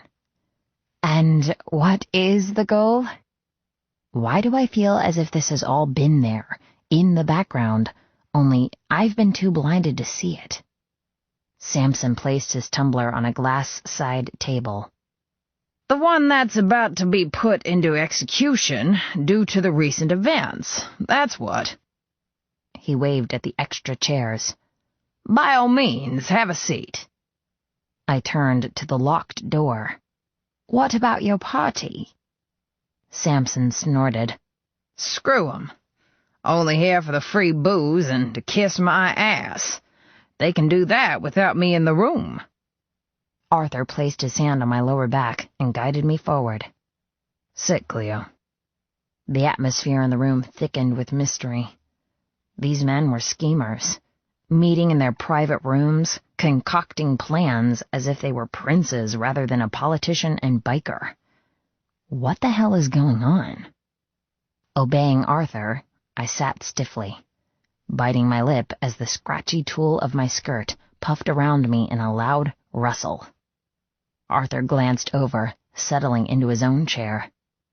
His eyes trailed to my tattooed and burned legs, and for a fraction of a second they blazed with lust. Then business and plans hijacked his mind and the lust was gone. Spreading his thighs, Arthur leaned forward and nursed his drink between his knees. "Has the bill been drafted?" My ears perked. I'd been thrown in the deep end and left to swim in whatever information these two conspirators divulged. Senator Sampson nodded. It's been drafted and delivered. I've enlisted the help of some local and stateside politicians.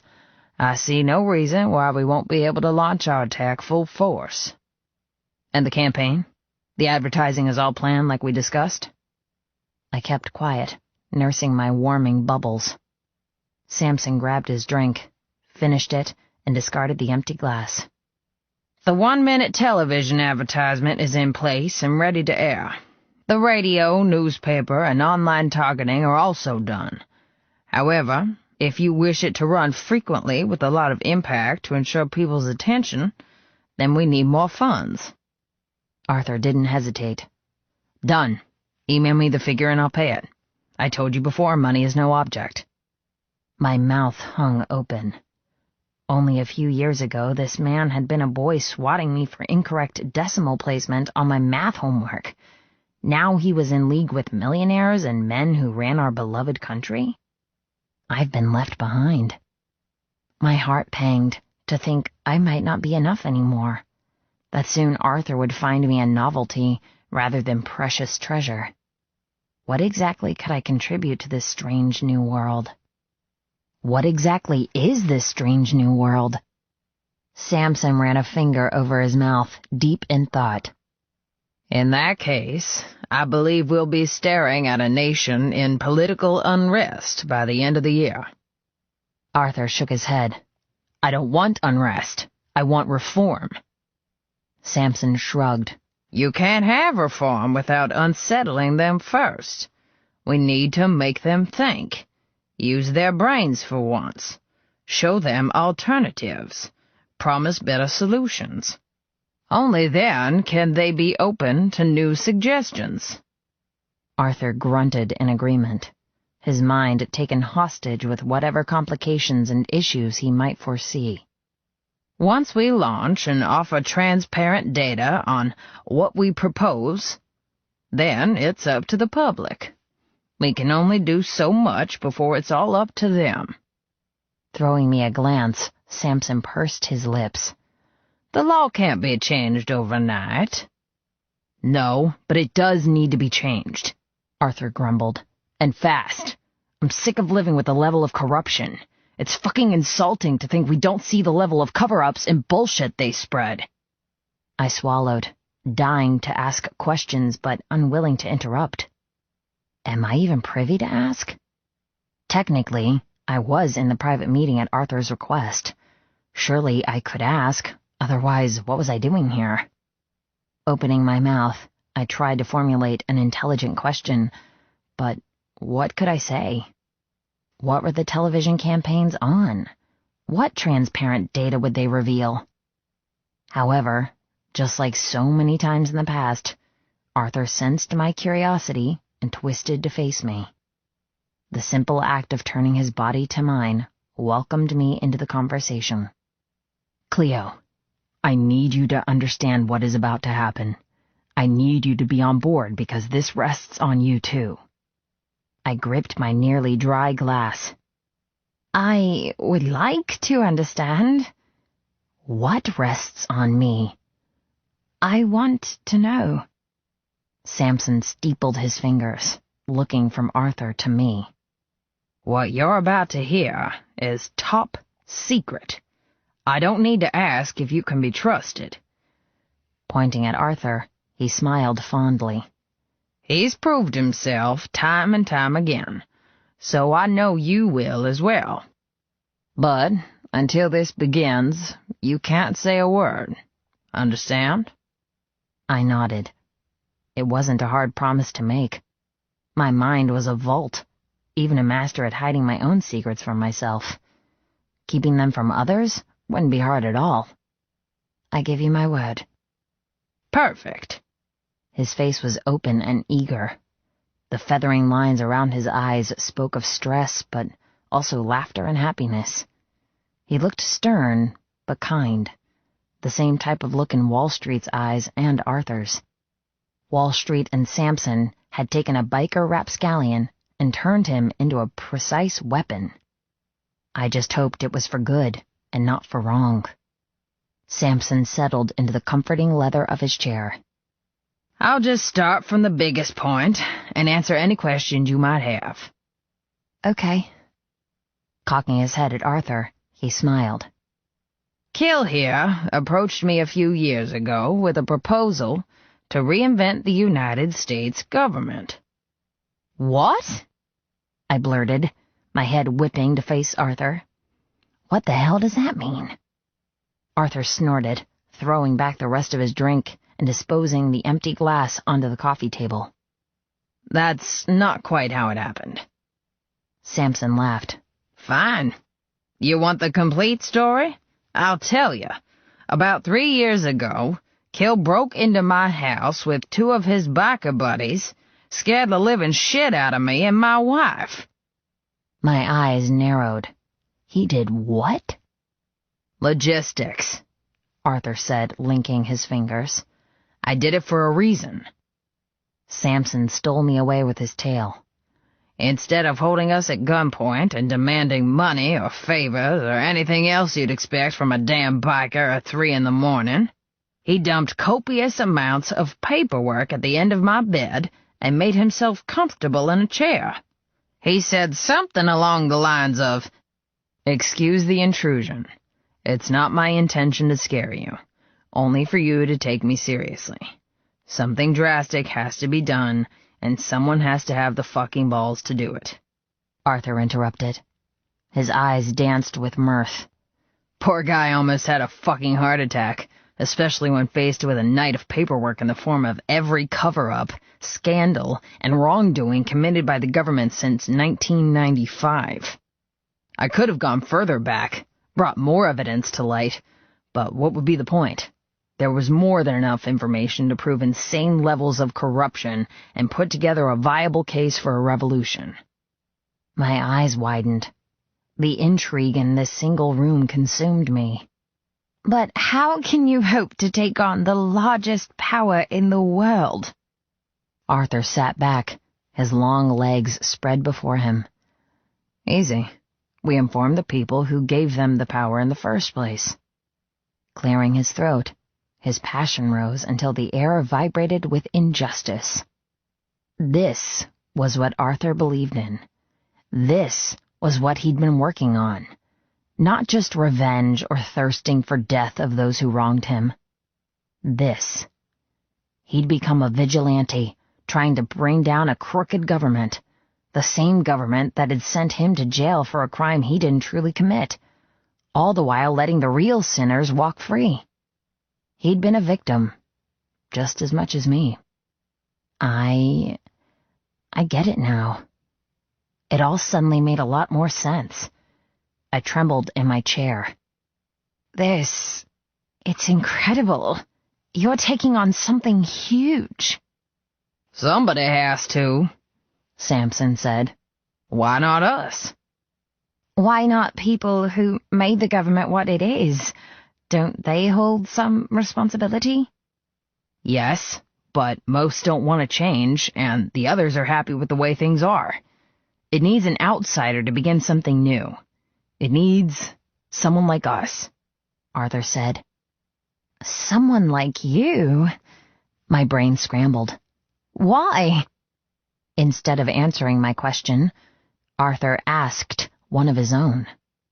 What draws people to bike clubs?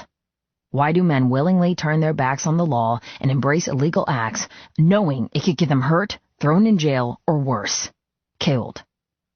I shrugged, my skin prickling with chill. The tulle and corset of my dress imprisoned me, forcing me to listen to his huge ideals. Arthur's green eyes pierced mine, waiting for a reply. I tried to recall why men had begged for the opportunity to become a dagger, but everything was polluted by Rubik's and the lifestyle they preferred over the one Arthur granted. The love of lawlessness? Samson jumped in. That's what I always thought, but thanks to Arthur, my eyes have been opened.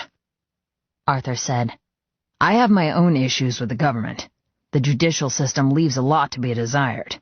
They believed lies formed by my own father and let your attempted murder go unpunished, sentencing you to 8 years with no memory, living all alone." His voice turned coarse. "Those reasons are personal, and no one else's. Unless it hits them at a deeper level, no one cares about what I've been through, or you, or any other stranger. It took me a long time to decide if my reasons for doing this were purely selfish or warranted." I shifted in the chair, completely absorbed by his righteous anger. Arthur smiled, telling me with a simple look how deeply immersed he was. I couldn't decide, even after soul-searching, so I put it to a vote. I traveled to numerous biker gangs and spoke to many presidents. I asked them all one thing. And what was that?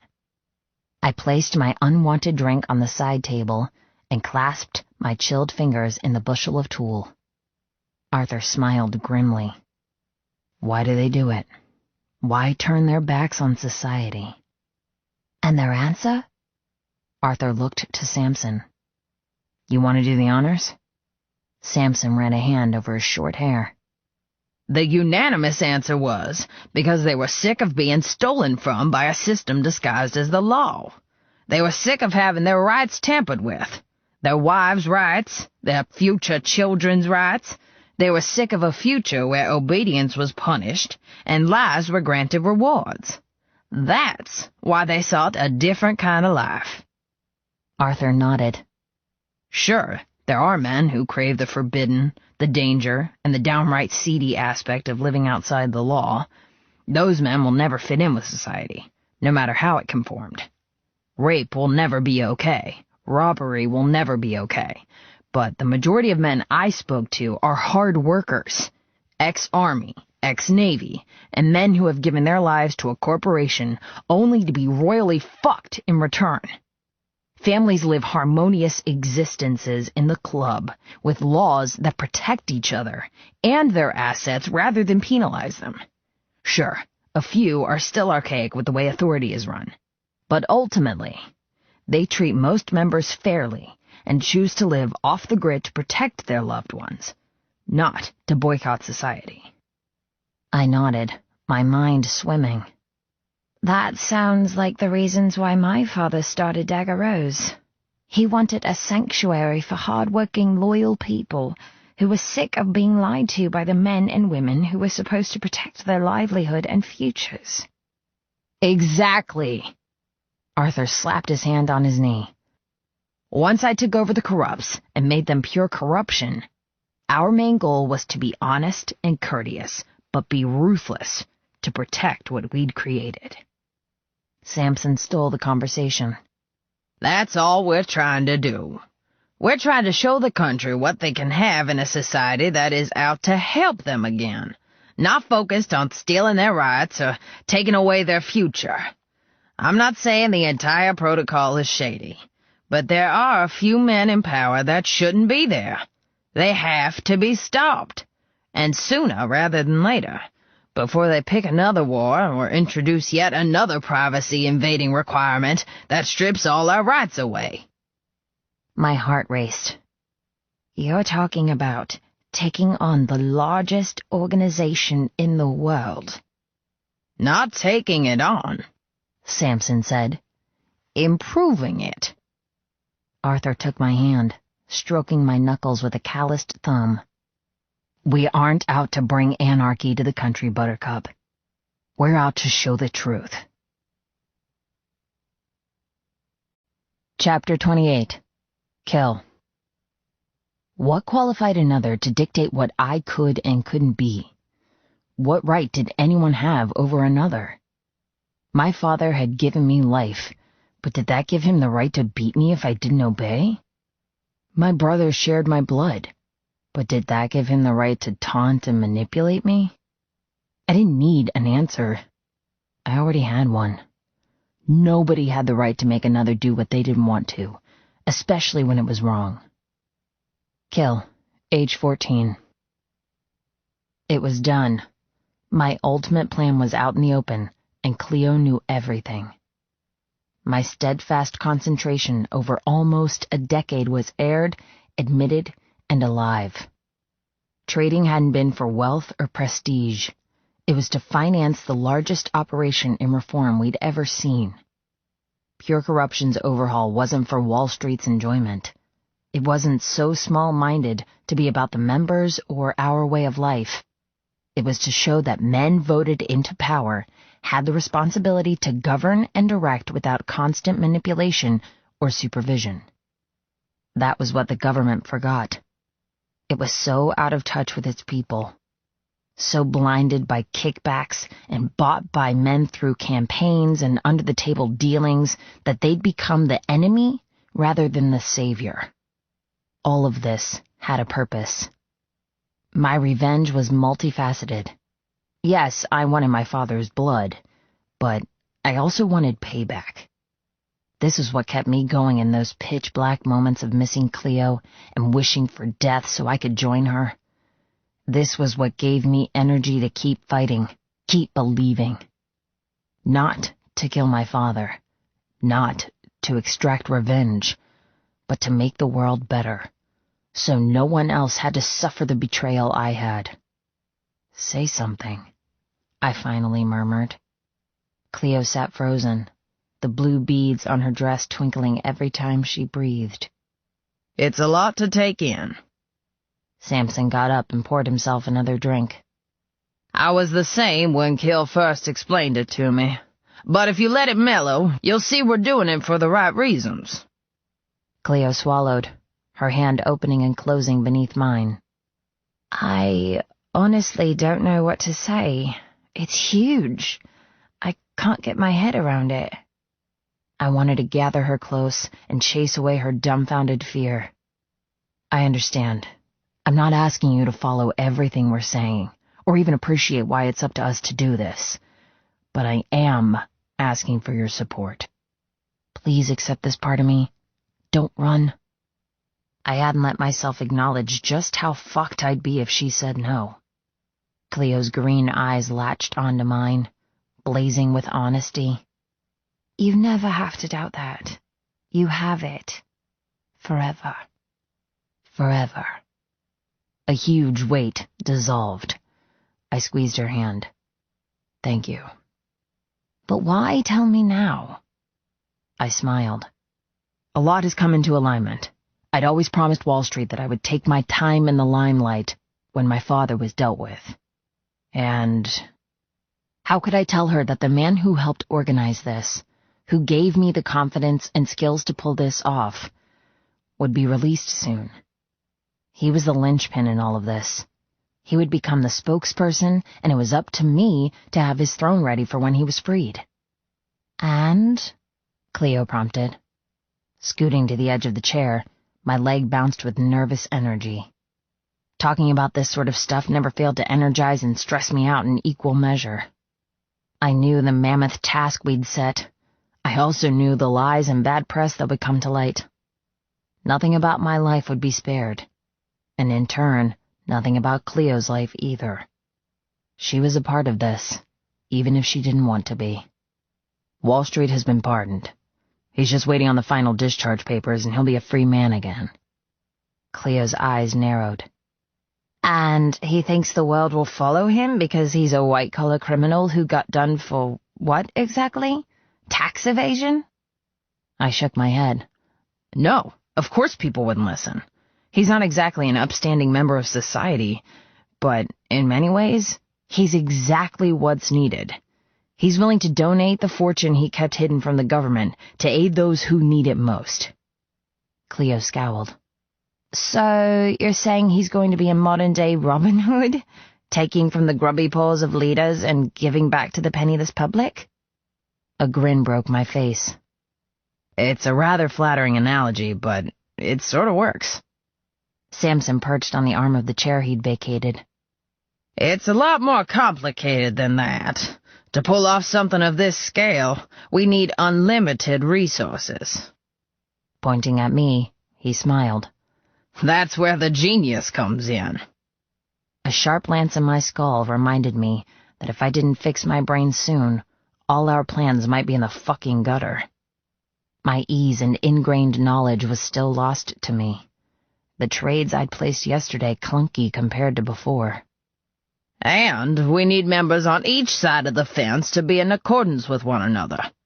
Politicians, backers, journalists, squeaky clean businessmen, and convicted criminals. We all have a part to play. Sampson raised his glass. So you can see why it's been a long-planned strategy. My thoughts turned to all the other senators and men in power who'd agreed to work with us. Some had taken a lot of persuading with facts and figures. They didn't believe the blatant lies and forged documents from their departments were true. Others had been waiting for an upheaval like we offered, and were only too happy to help. The biggest surprise had come from the local and worldwide MCs. Most of them had been only too happy to band together. For the first time in history, we weren't fighting against one another, but working as one. It was a fucking miracle. Hopefully, Clea would see now why I could never leave. When she'd died, I tried to replace her with this, giving myself over to making other people's lives so much better than mine could ever be. Giving everything. Giving more. And until it was done, I couldn't abandon it. No matter how much I might want to live a simple life. To have no worries or intricate plans. To have contentedness rather than obsession. What I wouldn't give to wake up in the morning and only have to care about what position I would take my woman in and for how long. But this was global. This was infinite. This was my duty. Yes, but surely this isn't your fight. It's the responsibility of... If we don't fight, who will? I asked. I'd started this journey with vengeance on my mind for both my father and the system that allowed him to destroy my life. But as time passed, my goals evolved. I became less selfish. I wanted others to have the freedom and truth, and I had the means with which to make it happen. The global system was so fragile, so easily tainted by those who were out for themselves. And that was why I was an expert at foreign currency trading. All it took was one piece of misleading news, or mention of war, or market uncertainty by a politician in the pockets of some mega conglomeration, and the dollars fluctuated like crazy, allowing people in the know to swoop in, scoop up untold millions in the trade, and then get out. Insider trading was rife, and not just on the FX market, but on everything known to fucking man. Stocks, fuel, climate change, property, medical, all of it was guided and directed by puppeteers who had no moral compass. Corrupt. The world was fucking corrupt. Clea never answered my question, so I did it for her. If no one fights, it will only get worse. It's our duty to stand up now, before it's too late. People are desperate, just like I was before Wall Street helped me. But I'll change that, if I can. Cleo glanced between me and Sampson. And you want to be in the limelight? You want to be... what? A politician? My headache pressed harder. No, I don't want that. The thought of being open to ridicule and scandal is the last thing I want. Then why? Her forehead furrowed. Why put yourself forward? Why do something you don't want when you've been through so much? I smiled softly.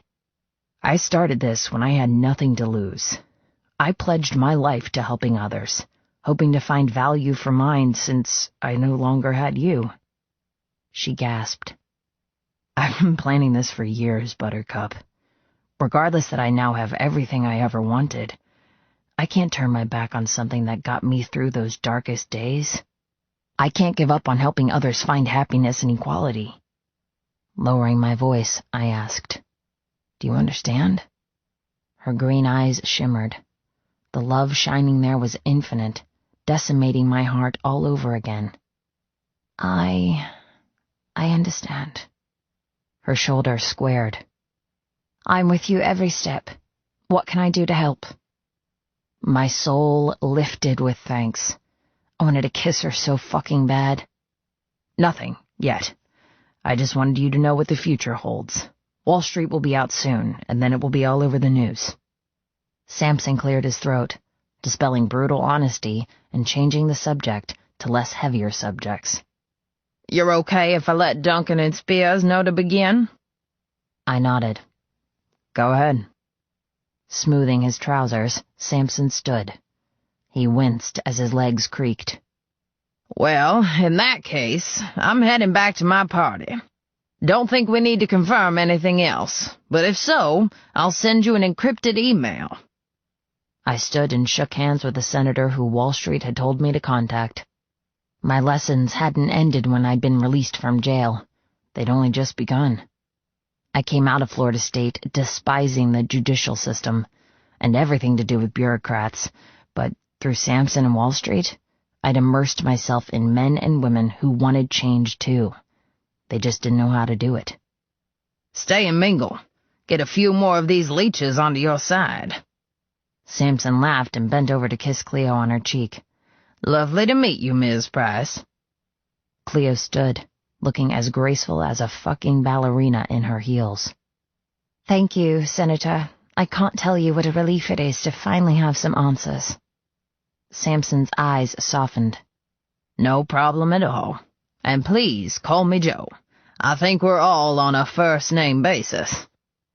Moving to stand beside her, I asked Samson. You'll talk to the other cabinet members? Tell them about Wall Street? First thing Monday.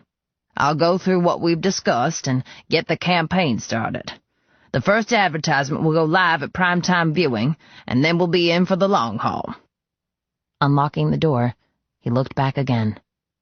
Once I have the extra funds, it's all systems full steam. Good. Samson gave us a quick salute, then disappeared. The moment he'd left the room, the air turned thick with questions, all originating from Cleo. Grabbing her wrist, I said, I know we have a lot to discuss, but right now, I need to do something. My cock throbbed in my trousers, like it had the entire meeting. My headache compounded until I couldn't think straight, and the alcohol hadn't done my hazy vision any good. I needed pain relief, and I knew how to get it. Do what? I gathered her close. I meant what I said before. I'm going to have you. Here. She trembled in my arms. There's probably cameras everywhere. Trying to pull away, she fought a smile from her lips. Can't you wait till we get home? I growled and bit her neck. No chance. Not while you're in that incredible dress with your hair just begging me to fist it while I ride you. She froze, her skin flushing with heat. Well, when you put it that way. Chuckling, I nipped at her ear. You drive me fucking wild. I didn't know how she felt about everything she'd learned. I didn't know if she was afraid, proud, or confused. But I did know she hadn't run, and by staying by my side, she made me fucking invincible. Lassoing my arm around her, I pulled her from the office. Come on. Time to attend a different kind of meeting. She trotted beside me in a rustle of skirt and smiles. Are you doing this to avoid the huge cliffhanger you just left me with? Here I was thinking all you cared about was math and brotherhood. I couldn't have been more wrong. I want to know more, Art. You can't dump all that on a girl and then seduce her, you know? I smiled. Watch me. She tried to act frustrated, but she was just as hungry as I was. If you won't tell me more now, shouldn't you at least mingle, like Joe told you to? Smiling at the odd Democrat and not pausing to be roped into flowing conversation, I pushed Cleo toward the stairs. I doubt they'll miss us for 10 minutes or so. Just 10 minutes? She asked coyly. I groaned under my breath as my cock grew harder with every step. Stop looking at me like that. A sexy glitter entered her gaze. Fine, I'll let you hide your secrets about this revolution for a bit longer and play your game. She swayed closer. Now, just to clarify, You don't want me looking at you how? Like I want to devour you? Like I want to pull your trousers down and kneel before you while I wrap my lips around your cock? Batting her eyelashes, she laughed. You mean that look? Shit. What was she trying to do to me? 1 minute she'd been the height of decorum and politeness, and now she painted my mind with images of lips and tongues? Yanking her to a halt, I pressed her against the wall. Her shoulder slammed against a family picture with Samson and his kids on donkeys in some mountain ranges. My fingers dug into her hip. Yes, exactly like that. Her body scorched my fingers. Her perfume made me drunk. With smoldering eyes, she gazed at my lips. Wow, I had no idea you had such big plans. I captured her throat. Oh, you have no fucking idea. I have huge plans when it comes to you. Bigger than governments, larger than reforms. Her body tensed and melted all at the same time.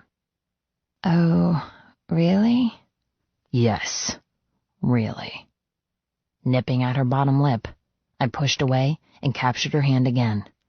Time to go upstairs, away from curious bystanders. She looked over my shoulder, no doubt catching some pervert's gaze. Good idea. I'd just admitted to wanting to topple the government. I'd just confessed to collaboration between bikers and senators. A fucking revolution. But all I could focus on was her.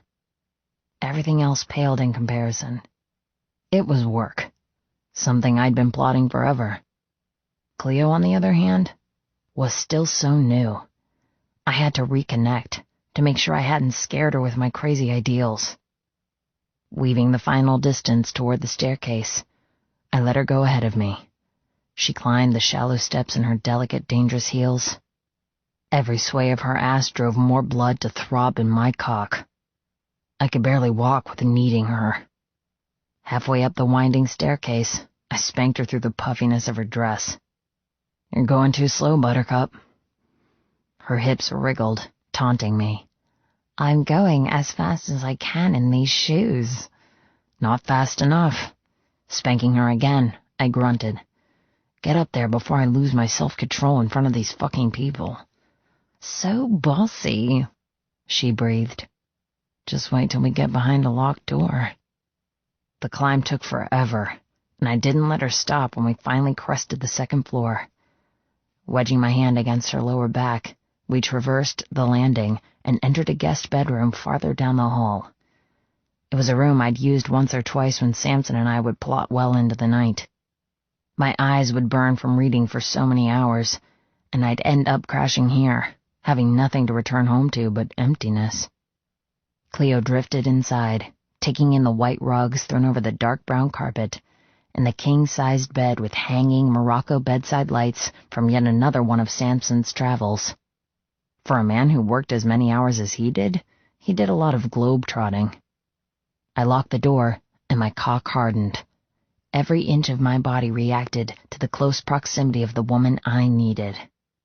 Even though she was across the room, watching me with anticipation and lust, our connection bound us, a powerful magnetic pull that only strengthened the longer we were together. I would never be free of her power, orbiting around her for the rest of my life perfectly content. It had been that way with us from the very beginning. Ever since I helped her stumble home from falling off her bike, we'd been exquisitely drawn together. First by childhood fascination, then by aching teenage infatuation, until it had evolved into what existed today. A ferocious captivation of lust and love where every inch of her belonged to me. All the rest, it could fucking wait until I'd had my fill. My legs itched to cross the distance and drag her into my arms. I needed to feel her, touch her, love her. The exquisite anticipation of what would happen made me rock hard. Fuck, it hurt. Everything hurt. My dick, my head, my soul, my hands fisted as I stepped closer. I want you, Cleo. She gasped, a delicate flush warming her cheeks. Her parted lips somersaulted my stomach. I need you so damn much. My voice was rough and ragged. I need you too, she breathed. My skin stretched across my bones, becoming hypersensitive and aware. I wanted nothing more than her fingertips on my arms, my face, my cock. Come closer, Art. You can't do too much when there's a whole room between us. Cleo tiptoed forward in her sexy high heels. The svelte muscles in her legs dragged a groan from me. Shit, you're beautiful. Her eyes hooded. And you're ridiculously handsome. My fingers sparked, already drunk with expectation of stroking her. You're killing me. I took another step. And another. With each one, my headache pounded, but it couldn't compete with the throbbing in my cock. Slowly, the distance shortened until the air crackled with intensity. For a second, I feared what would happen when we finally did touch. We would ignite, spark, and devour each other in a fit of carnal explosion. There was another reason why I needed her right here, right now, one that I would never admit aloud. Tonight was about paperwork and media. But tomorrow was about bullets and blood. It's motherfucking war. Rubik's time was up. The battle was locked, and my time with Cleo was fast ticking to either retribution or death. How? She murmured. How am I killing you when you're making me come so alive? Another step. My heart clamored against my ribs. You're killing me because without you, I'm so damn alone. I look back on the past 8 years and wonder how the hell I survived without you. My fucking sanity depends on you. My self-worth, my happiness, my purpose in this life, all hinge on you. What the fuck? I hadn't meant to spew such debilitating truth. She didn't need to know just how broken I was with missing her. She didn't need to guess how close I was to losing it when faced with war tomorrow and no crystal ball on how it would go. Before she came back into my life, I would have gladly died if it meant I had my revenge. But now I wanted to fucking live. Running a hand through my hair, I yanked at the hair tie and destroyed the ponytail. I tried to get myself together. Don't let her guess. Hold her. Fuck her. But don't let her guess. She took another step, her face soft and eyes glossy. You'll never lose me, Art. Not again. An ache sucker-punched me in the chest. I wish that could be true. The constant headache that never left drained me suddenly. My ears ricocheted with the phantom sounds of bullets. I licked my lips. Come here. She obeyed. We met in the middle of the carpet. We stared, but didn't touch. We breathed, but didn't speak. The tension sprung tighter until the hairs on the back of my neck stood up with a need. We were so close, but still so far apart. God damn it, come closer. I grabbed her around the nape and smashed my lips to hers. The moment I touched her, the world incinerated. There was no world rehabilitation, no upcoming battle.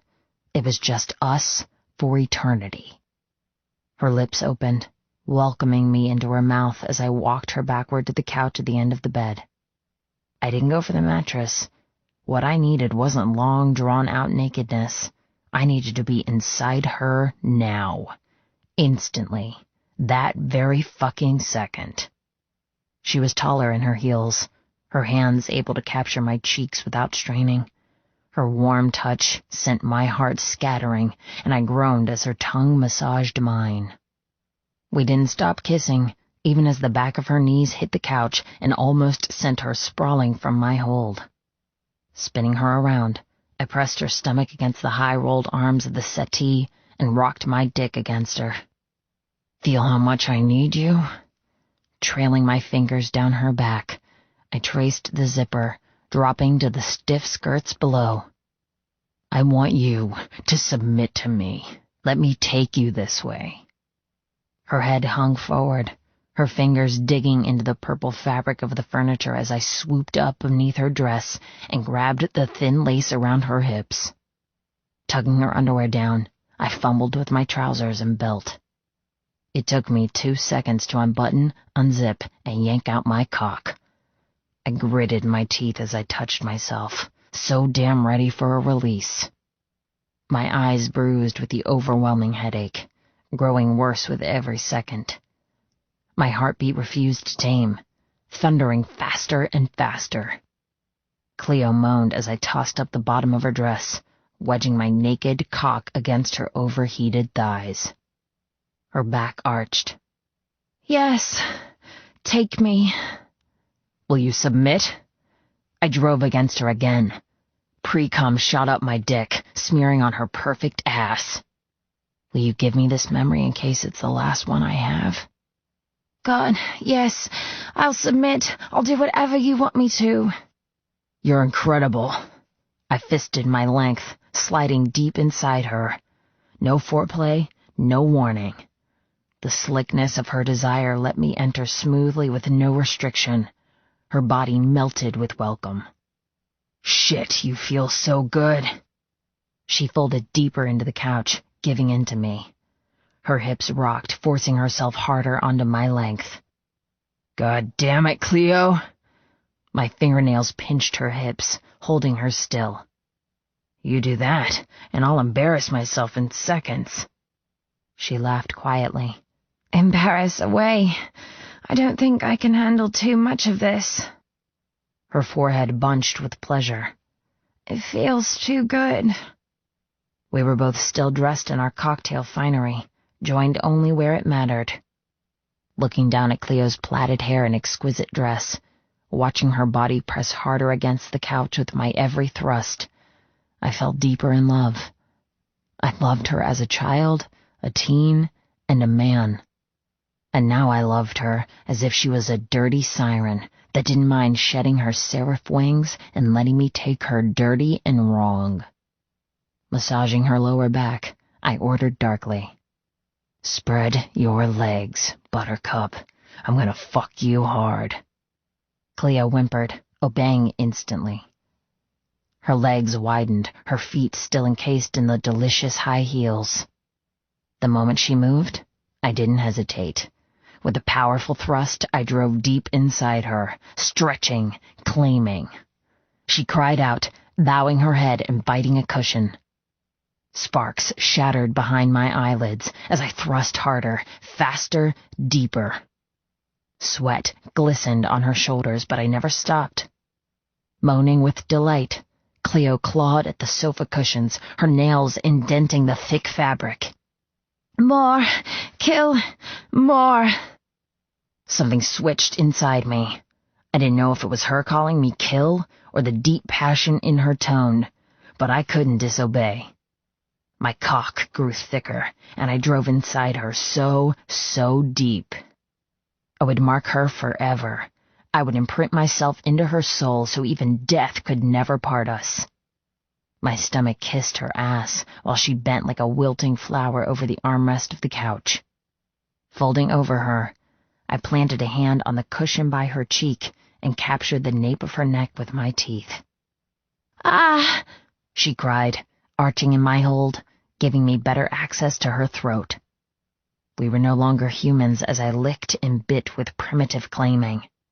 We were savages, intent only on one thing, destroying each other with bliss. Her pussy clenched around my length, triggering my orgasm.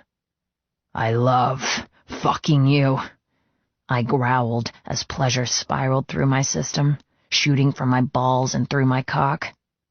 I couldn't stop the release and threw myself headfirst into it. Leaning back, I planted my feet hard against the carpet and thrust. Don't stop! God, don't stop! Cleo panted. Her face was flushed and tense, every sense turned inward. She cried out as I pounded into her with relentless rhythm. "I'm coming!" Her voice tore through my haze. I spurted inside her over and over again. Fisting her braid, I held it while my balls smacked against her clit with rhythmic slaps dragging on her orgasm. The friction between us undid me. The grimace of tortured ecstasy on her face consumed me. She couldn't do a thing but endure my pace, my pressure, everything I gave her. The last of my defenses toward her crumbled. I loved her so fucking fiercely. The last band of bliss finished, and I slowed down, running my hands down her back, petting her, calming her. That was amazing, she breathed, her legs wobbling as I pulled out and tucked my cock into my trousers. Smiling at how sated she was, I picked her up and sat on the couch, placing her on my knee. Tomorrow, I would walk out without saying goodbye. I would go to battle without a backward glance, even though it would tear out my fucking heart. I would do it to protect her. I would do it to keep her safe. But for now, she was mine, and I meant to tell her just how much I loved her. Kissing her ever so softly, I pressed my forehead against hers. "You're my home, Cleo Price, and through life or death, I'm never letting you go." Chapter 29. Cleo. It had been 3 years since I'd become Sarah Jones. 3 years of living an imposter's life. 3 years of emptiness. But now there was an itch inside my brain, begging for a scratch, craving the walls to fall. Life had taken away my past and changed my future. I just had to hold on and see where the tide of change led me. Cleo, diary entry, age 17. The next morning began like any other. I woke on the left side of the bed with Arthur on the right. We smiled and stroked and showered together. We chatted and ate breakfast like any ordinary couple. He skirted the topic of world domination, secret plans, and revolutionary reform, while I pried and inquired and tried to comprehend the magnitude of what would happen. Then he announced he had business to attend to back at Pure Corruption. I asked if I could go. He said no. He explained it was boring admin stuff I wouldn't be interested in. I didn't believe him, even when he assured me he wouldn't be long, that he'd be back for dinner, that I didn't need to worry. He was downright lying. When he walked out the door, I knew then that something was wrong. It wasn't his over-eager assurances that terrified me. It wasn't his curtness when I pried. What petrified me were the words he didn't say. The questions he refused to answer. He was planning something huge, and there was nothing I could do to stop it. "What do you think of this one?" Grasshopper's voice wrenched me from my thoughts. I blinked, completely lost as to where we were and what the hell we were doing there. After Arthur had left, I'd paced the house, stewing with anger. Once that proved unproductive, I decided to take drastic action. I threw on my jacket, tied up my hair, and stormed from the house, fully intending to drive over to the compound and demand to know what the hell was going on. Only, I got as far as the garage before I was intercepted like some criminal. Grasshopper had been put on babysitting duty. And as much as I liked him, I wanted to tear him apart when he confiscated my pilfered car keys and threw me on the back of his Triumph with some half-hearted excuse of overseeing a few things. The first half of the morning had been spent popping into the small businesses that Arthur, Mo, and Grasshopper ran, collecting income and records from the previous week. But now it was late afternoon, and I knew this rigmarole was intentional. I was being kept away for a reason. I could barely breathe with worry. Everything inside me screamed that something was seriously wrong. Every time I sneaked into a bathroom and dialed Arthur's number, it went straight to voicemail. Every time I asked Grasshopper to elaborate on why Arthur had gone to the compound without me, he replied with the same annoying non-committal response. Once again, I was in the dark, and I hated it. More than hated it. Crushed by it. Butterbean! Earth to Cleo! Grasshopper snapped his fingers in front of my face, forcing me to focus. Another salon came into view. The third one today. I scowled for the 100th time. The outside was pretty and cotton candy sweet. Decorated with golds and pinks, it enticed women, judging by the 4 clients currently in different stages of styling in the window, but set my teeth on edge. I'd get a damn cavity just looking at the place. I shifted on the back of the Triumph. The Florida sunshine hadn't let up, and my jacket was stifling. All I wanted was a cold glass of water and some shade. And the truth. A cold dish of honesty. Any other afternoon, I would have loved this. I would have jumped at the chance to get to know Hopper more, exploring all the avenues of pure corruption. But this wasn't any other afternoon. Crossing my arms, I said for the 20th time, "Give it up, Hopper. I want to go back." Hopper twisted the accelerator. The bike rumbled between our legs. Avoiding eye contact, he glanced not so subtly at his phone. Fine. I guess we can go back. I tried to glimpse at whatever existed on his screen, but he cleared it and stuffed it back into his pocket. "Take me to where Kill is." He shook his head. Nuh-uh. I'll take you back to his place. My blood boiled. "I don't want to go back to his place, not unless he's there." His back tensed, knuckles fisting around the handles. Can't. My blood turned to ice. Why not? Go on, admit it. The apprehension of a lie hovered between us. He told me to take you back, that's all. Meeting's almost over. He'll be back soon. The fib threw sticky tar over my insides.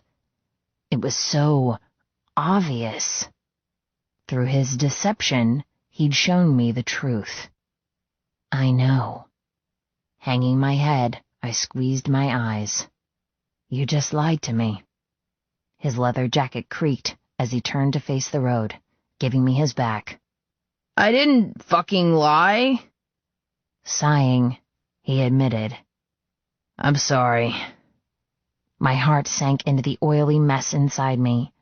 I knew why I'd been made to hop around town for no reason. I knew why Grasshopper had kept me distracted. It's tonight, isn't it? Grasshopper froze, his strong muscles forming an unforgiving wall before me. He didn't reply. I sank into despair. You don't have to tell me. I already know. The way Arthur had made love to me last night, the intensity in which he never let me go. He was saying goodbye, just in case he didn't survive. No, he can't leave like this. He can't be so heartless to leave without saying goodbye. Damn him, damn his revenge, damn his drive to avenge me. Didn't he get that all I wanted was him to be safe? To live a life together? What if he got hurt?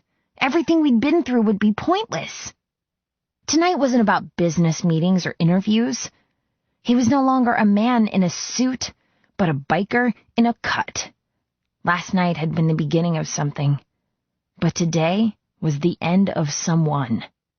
Today was war. He hadn't even had the decency to tell me. My heart fissured with a soul-destroying earthquake. Grasshopper gunned the bike, taking his frustration out on the engine. Don't hate the dude. He's doing the best he can.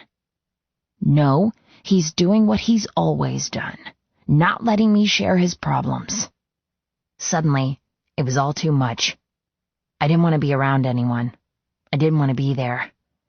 Take me back, Hopper. I'm done. Grasshopper stiffened, and for the longest moment, I waited for him to crack and admit what he seemed too afraid to say. When he didn't, I squeezed his middle. Take me wherever he is. Do it. Grasshopper inhaled, his chest expanding beneath my touch. I would if I could, but I can't. Why is that just a common phrase these days? He shook his head. I can't, because he's already gone. No, no, no! Everything inside became a fossil. What do you mean, already gone? He cringed. I was supposed to keep you distracted. You weren't supposed to worry. I'm sorry, Cleo, but he's already there. My lungs ceased to work. Where? Already where? Don't say it. Do not say it. He's gone to face Rubik's. He's gone to finish a war. Chapter 30. Kill. I'd always known I'd been raised to be a killer. Being the son of a murderer sort of defined my destiny. I'd been 12 when my father had taken me to witness my first homicide. Everything he'd done, boosting a car, trading coke, laundering a few rifles, was his side business. I'd been sworn to secrecy. Thorne Price never knew. I didn't like lying to Cleo's family. I'd hated blatantly hiding things from my president. But I'd had no choice. I'd lied to survive. Kill, age 15. Grasshopper lied. He lied for me. He lied to my woman. And he hated it. Once more, I was a fugitive, a liar, a thief, and I was about to become a murderer all over again. I despised lying to Cleo, but I couldn't tell her my true plans. I couldn't run the risk of her following me and getting hurt again. I'd caused her enough suffering. These were my sins, not hers, and I fucking refused to have her pay another cent. Lying was the only way I could keep her safe. Sleeping beside Cleo last night, I'd ached to touch her one last time, to whisper in her ear and say that I loved her and would miss her, just in case tonight didn't go well. But I couldn't do that. I could only drink in the sight of her blazing red hair and hope to fucking God I survived. Watching her sleep, I begged her not to dream of me, not to dream of death and destruction. And when the sun rose, I had to pretend that today was any normal day. I hid my rising anxiety and played the perfect part so I didn't raise her suspicions. Luckily, I'd had practice misleading those I cared about. First Thorne Price, then Cleo, then my own father as I fell more into Cleo and lied to protect her. If I hadn't learned through habit and necessity, there was no way I would have succeeded. She would have guessed the moment I said good morning. Her intuition far exceeded my ability to bullshit. The minute we'd eaten, I sneaked away, like the fugitive I was. I couldn't stand to be around her for another fucking minute, in case my entire plan collapsed like a hopeless stack of cards. The men had been informed, the plan put into execution. And Grasshopper was enlisted to distract her with monotonous businesses and pointless errands. Only once the brothers had been equipped, armed, and headed out to night crusaders could he return her home and come and join us. Tonight, she would curse me. She would hate me for what I'd done. But I would take her hate gladly, as it would mean there was no way for her to chase us. We would vanish to do what was necessary, while she would be safe, far away from carnage. If tonight worked, if the gods of fate had decreed I'd paid my toll and deserved my final retribution, then I would return a peaceful man. I would never raise arms again. I would have no need to. I would be content and redeemed, and Cleo would never have to worry. I'd lived the past few years smelling nothing but blood. I'd existed craving nothing but revenge. That was all at an end. Tonight, I'll finally find closure. My appetite for peace would be sated, my hunger for justice fed, Salvation. Shaking away the cobwebs of my thoughts, I centered myself. All thoughts of Cleo were silenced. All nerves that I might die deleted. All I needed to focus on was clear-headed anger. The brothers around me throbbed with power. The night pulsed with sounds of engines and scent of gasoline. I looked back at Pure Corruption's clubhouse one last time as I checked ammunition and pushed a revolver into my back waistband. My hands took stock, checking the sawed-off shotgun holstered to my thigh, the grenades gathered like a bunch of fucking grapes in my satchel, and the semi-automatic strapped to the back of my Triumph. I bristled with war. I dripped with weapons. There was nothing left to do. I gave the signal, and we pulled out. "You ready for this, dude?" Grasshopper asked, his eyes trailing to the gate of the Crusaders' clubhouse. 3 a.m., and it was a dead town. No security guard on watch, no trained dogs patrolling the perimeter. Just a squat, ugly brick building with rotting outhouses and overgrown weeds. Even the moon and stars hated this place, preferring to hide behind a belt of clouds. It was child's play. Undefended, unprepared, entirely fucking cocky. Night Crusaders were new. Their MC hit 4 years old last month. When they'd encroached on our domain, we'd had, what should I call it? An altercation. Egos were thrown, dominance asserted, and we'd taught them a lesson. We weren't a club to be messed with. We had strict fucking rules, and any newcomers were bound by those rules. After spilling blood, we'd come to an understanding. They could stay, pay us our monthly due in order to receive our gracious hospitality, and promise allegiance whenever we called upon them. My fists clenched around my handlebars. Fucking traitors.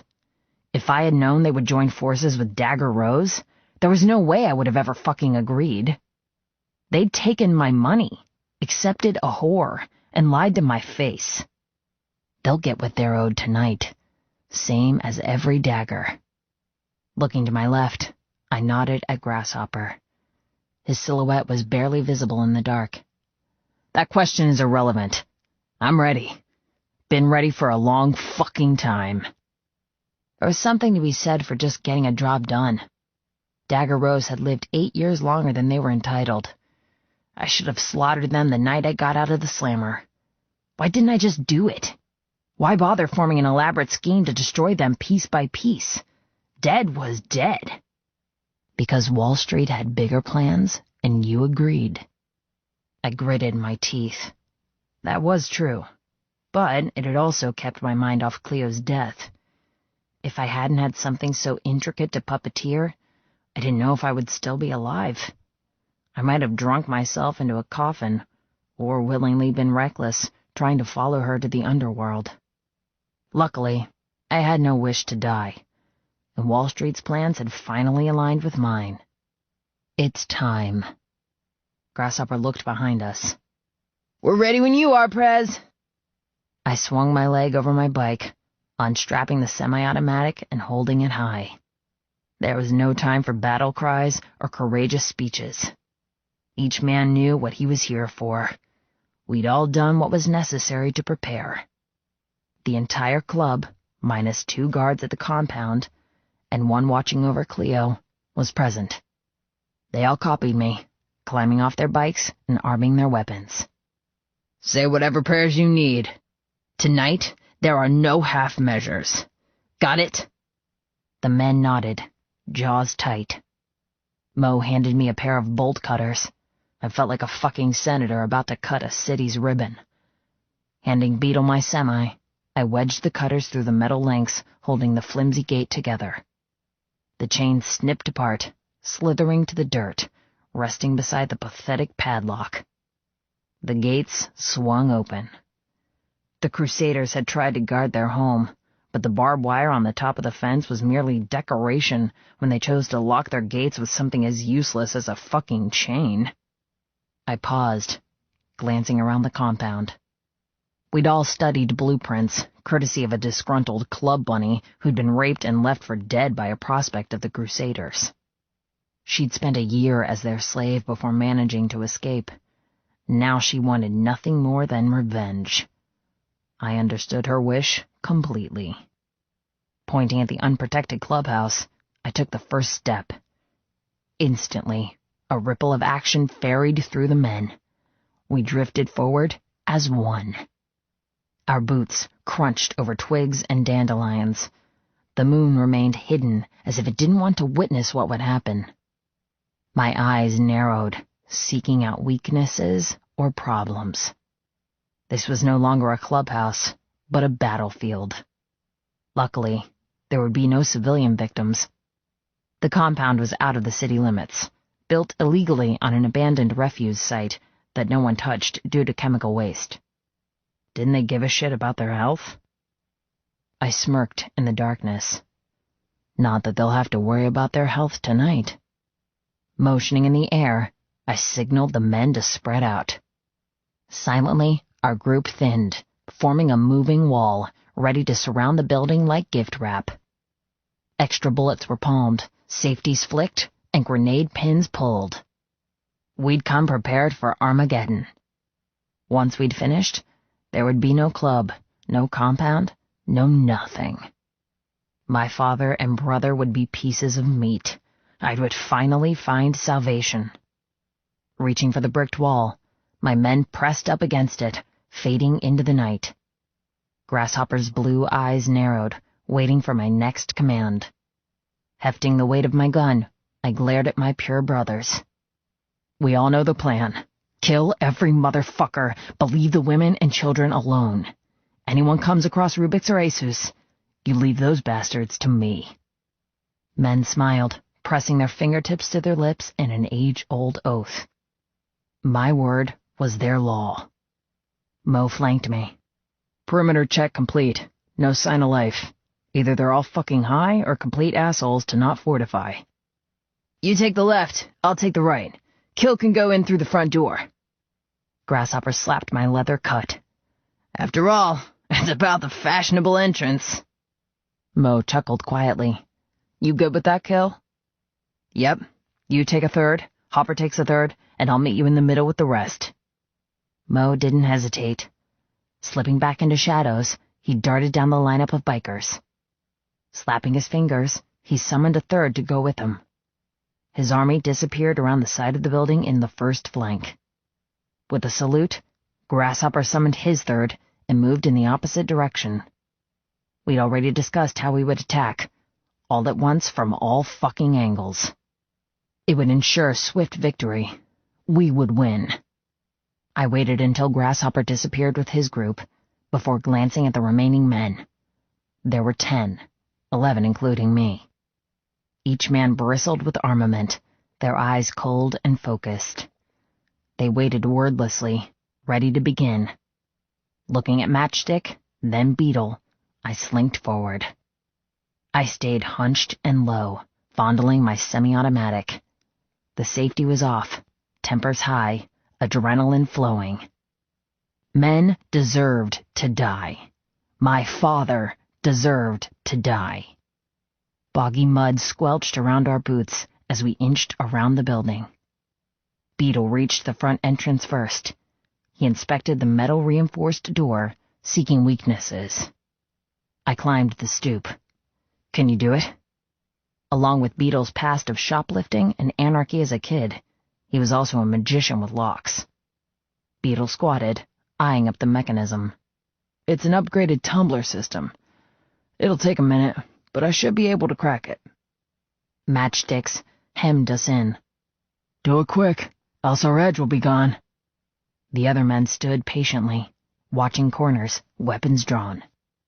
Beetle unrolled his lock-picking arsenal and set to work.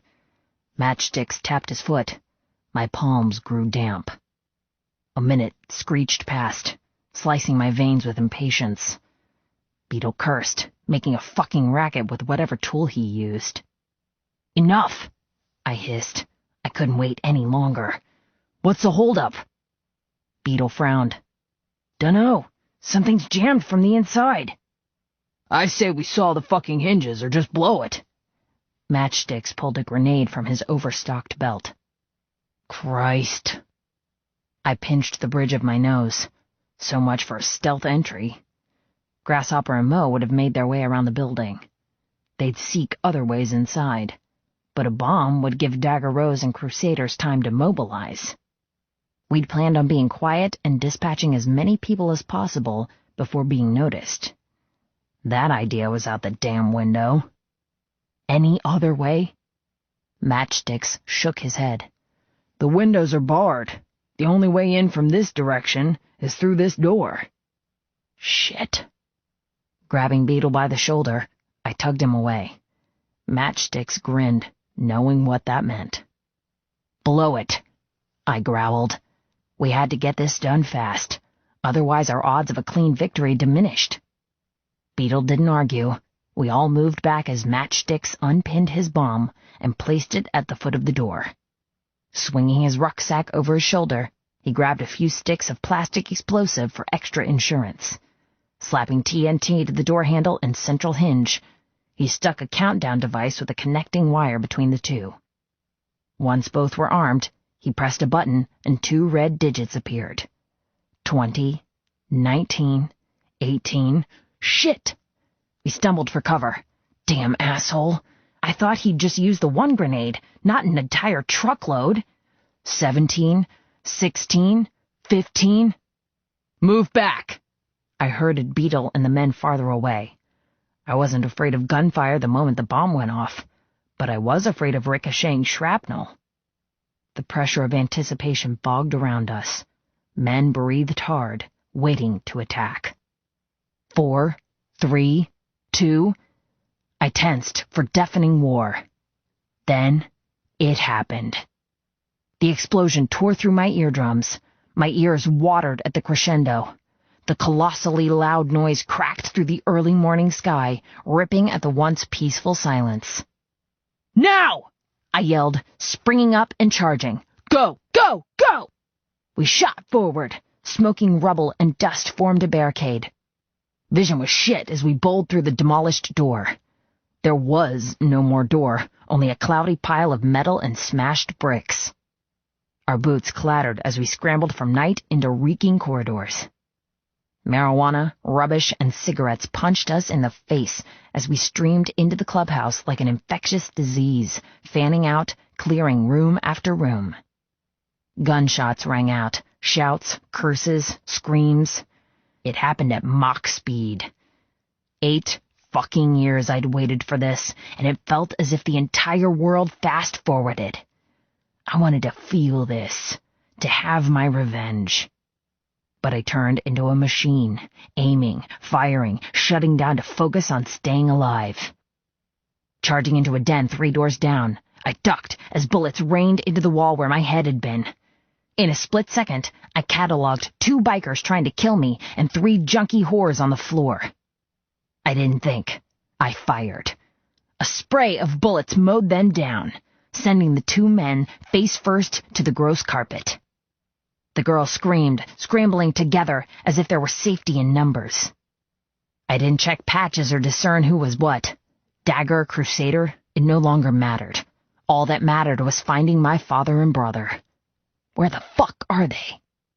Ducking back into the corridor, I wheezed on brick dust and sulfur smoke. A barely dressed woman bolted toward me, her chest daubed in blood. I stepped to the side, letting her pass. A biker charged after her. I didn't give him a free ticket. My finger squeezed the trigger. He collapsed. The clubhouse was a fucking mess. Bikers, old ladies, my men, their men. It was an anthill with madness around every corner. I lost count how many bullets I dispensed and how many lives I stole. I didn't play favorites or hesitate. No half measures. This was what I'd been waiting for. I was owed this. I shot without discretion, striking guts and legs, hearts and heads. Every man I maimed didn't slate my bloodlust. Every room I entered didn't tame my heartbeat. Only putting an end to my father and brother would do that. Reaching the kitchen at the back of the house, where meth packets and bongs litter the countertops instead of cereal and milk, I bumped into Mo. He grinned, a smear of blood over his forehead. "Sup?" I saluted. "Keeping score?" "Too many to count." His lips twitched. Mo was a seasoned fighter. He had the scars to prove it. Tag teaming, we moved as one. Leaving the kitchen, we melted into bedrooms, dispatching men before they had a chance to shout and aim. Mo grinned, completely in his element. Turning my head back on a massacre of crusaders and daggers, I slapped him on the shoulder. Sudden gratefulness and kinship swarmed me. He'd been a fucking dick when I first arrived, but ever since, he'd been a solid friend. "Morgan." He paused, his fingers twitching on his trigger. "Yep, Prez?" "Cheers. For everything." He chuckled. "Didn't think carnage brought out the soppiness in you, Kill." His eyes glowed. "Means a lot, though, man. Thanks." A bullet slammed into the wall, cutting our moment short. With no hesitation, he ducked, aimed, and slaughtered a dagger. Leaving him to it, I charged from the room and back into the corridor. A shape barreled toward me. I raised my semi. "Wow, Prez!" Beetle skidded to a halt, blood plastered all over his hair. I pointed the muzzle at the carpet. "You seen them?" He shook his head. "Not yet. Heard that Asus might be hiding in the John, though." He cocked his thumb up the corridor. "That way." My gun grew heavier with retribution. "Perfect." Without another word, he bolted away and disappeared in the hazy smoke. I followed his direction, stalking past bodies and clearing suddenly silent rooms. Everywhere I looked, I saw men I'd grown up with, trusted and learned from. But no Rubiks, no Asus. My heart thundered. The longer I couldn't find my targets, the more my rage increased. This was supposed to be their hideout, so where the fuck are they? Slamming my shoulder against a toilet door, I bulldozed inside. And fate finally smiled down on me. "Found you." I stood in shock as I faced my brother. "Shit!" His eyes met mine. Rage, fear, and surprise mingled in their depths. He sat on the dirtiest shitter I'd ever seen, a rifle pointed at my chest. "Hello, Dax." My arm swung upward without thinking. He snarled, every muscle locked. "Goodbye, Arthur." The family reunion happened in a split second. Recognition, acknowledgement, anger. He fired first. Fuck! By some miracle, I ducked. The bullet whizzed past my ear. My brother Dax Asus Killian stood up, pumping his shotgun to fire again. Too late. I didn't bother aiming. Just pulled the trigger. I didn't have time to make peace or find an ending. The gun bucked in my hand, almost as if it knew this kill was different. This was the one I wanted more than anything. "Motherfucker!" He collapsed sideways. The bullet struck his shoulder, slamming him against the wall. Blood smeared down the dirty surface as he groaned in pain. "You fucking asshole!" Fumbling to get off another round, he folded forward on the toilet. "Fuck you! What do you think you'll do? Just kill us all and won't suffer any consequences?" He spat a wad of blood at my feet. "You'll go back to jail, where you belong." I'd planned on dragging out his pain. I'd wanted to tell him why this had to happen, why he had to pay for his sins. But staring at his betraying face, the agony of my childhood took me hostage. The manipulation, the low-handed tactics, it was no longer relevant, just like him. I couldn't prolong it. I needed it over with. "Just die, Dax." This mayhem wasn't me. I wasn't a murderer by choice, but by life's design. The sooner the past was in the past, the sooner I could throw down my weapon and live for the first time in 8 long years. His arm shook as he struggled to fire. "You first, brother!" Raising my gun, I pulled the trigger. No remorse, no flinch. My own flesh and blood existed, then didn't. The hole in his forehead gushed with crimson as he slithered to the floor. I waited to feel something. Anything. He was my brother. But there was only the glittering sensation of relief. I'd turned my brother into a corpse, and all I felt was solace. Endless solace to finally have payback. After what he and my father had done that night, after they drugged me, beat me, and made me believe I'd shot Thorne and Petal Price on my own accord, there was no other way this could have ended. This was for her. Grasshopper suddenly appeared. He favored his right side, holding 2 guns, fingers poised to shoot. His eyes darted into the single toilet. "Shit! You found him!" I didn't reply, only continued to stare at my dead relation. He patted me on the back. "You did right, dude." His touch snapped me back to the present. Clearing my throat, I backed away, throwing away the semi-automatic. I'd run out of bullets, but I had plenty of other alternatives. Fisting the pistol from my waistband, I nodded. He had to die. Hopper's gaze was fierce. He knew what this meant, but he also knew I wouldn't find complete redemption until my father was as dead as his firstborn son. "Go," I ordered. "It's not over yet." "On it." With a grin, he took off, charging down the dark, dusty corridor. I looked left and right. Which way? The screams and shots happened less and less. It had been bloody and fast, but the battle was almost over. The adrenaline of war thrummed in my veins, not nearly satisfied. It had been so long in coming, but so short in ending. Would I be happy with this? This quick conclusion after a decade of dreaming? Turning left, I traipsed farther into hell. Rooms branched off like catacombs, all reeking of marijuana and sex. Cleanliness was non-existent. The overall vibe derelict and sinful. "Fuck! Mo!" Grasshopper's voice rang out. My lungs stuck together in terror. My boots thundered against the carpet as I charged in the direction Hopper had gone. Skidding into the laundry, where rank clothes hung in mildew humidity, Grasshopper clutched Mo on the floor. The minute he saw me, he cocked his chin at the back door. "There! That fucker just shanked him!" Leaving Mo in Hopper's care, I stormed outside. My eyes narrowed onto a fleeing figure in the dark. "Oh no, you don't, you asshole." My heart rate galloped, but I forced my hand to steady. Closing one eye, I aimed at the traitor's back. He didn't get far. The shot rang out like a whip, ricocheting toward my victim. The bullet hit its target, halting him into death. The moment he turned from running to face-planting into the toxic dirt, I forgot about him. I didn't check if he was dead. Mo. He was much more important. Hurrying back inside, I ripped aside a few shirts from the indoor washing line and ducked to my haunches beside Grasshopper. "How is he?" Hopper's blue eyes glittered with rage. "Did you get him?" I nodded.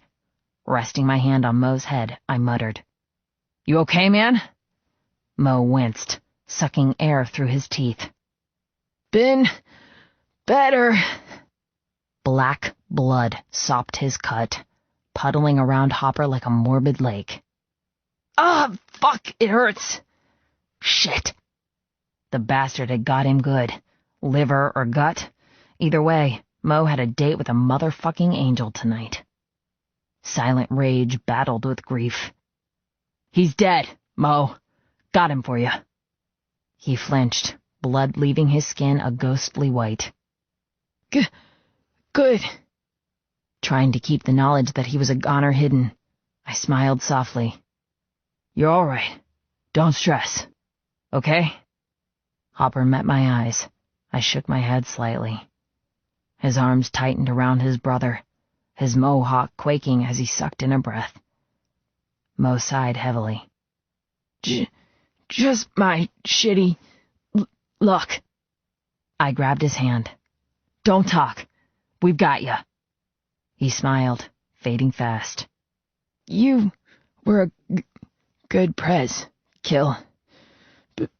Been a pleasure." My heart fisted, as his eyes suddenly lost their wicked loyalty and intelligence and turned to vacant film. "Ah, shit!" Hopper choked. Unfolding from my crouch, I looked down on the two men who'd helped me become someone better than a lost convict. Keep watch over him. I'll go finish this. Fisting my hands, I left before I gave in to the fucking fury building inside. Mo's death was my fault. His life stained mine. I didn't feel worthy. Why did he have to die for me? What made me so fucking special? Drawing my weapon, I sought enemies on which to take out my rage. I craved something worthwhile, to prove he hadn't died for nothing. Entering a bedroom, I didn't find what I wanted. Instead of eradication of filth, I witnessed another murder. Only this one wasn't a dagger or crusader. It was a kid who was far too young to go. No! My vision stuttered as Beetle gasped, slamming to his knees before a man I recognized. "Little twerp, I'll show you!" Sycamore laughed as a hole appeared where Beetle's heart used to be. "Fuck!" I couldn't move as the youngest prospect's eyes shot blank, his body slithering into death. It happened so fast. 1 second he was alive, the next, gone. Just like Mo. The cock-sucking, tobacco-chewing asshole who'd been there the day I was carted off in a police wagon giggled like a drugged-up slut. Bastard! You fucking... Sycamore spun to face me, his arm raised to shoot. You! He didn't get a chance to fire. I'd hated this fucking bastard all my life. My father's wingman, a devil within the ranks. He'd undermined Thorn and taunted Cleo constantly. My gun swung up, so much lighter than my semi, and exploded in a spark of sulfur. Sycamore stumbled backward, clutching his throat.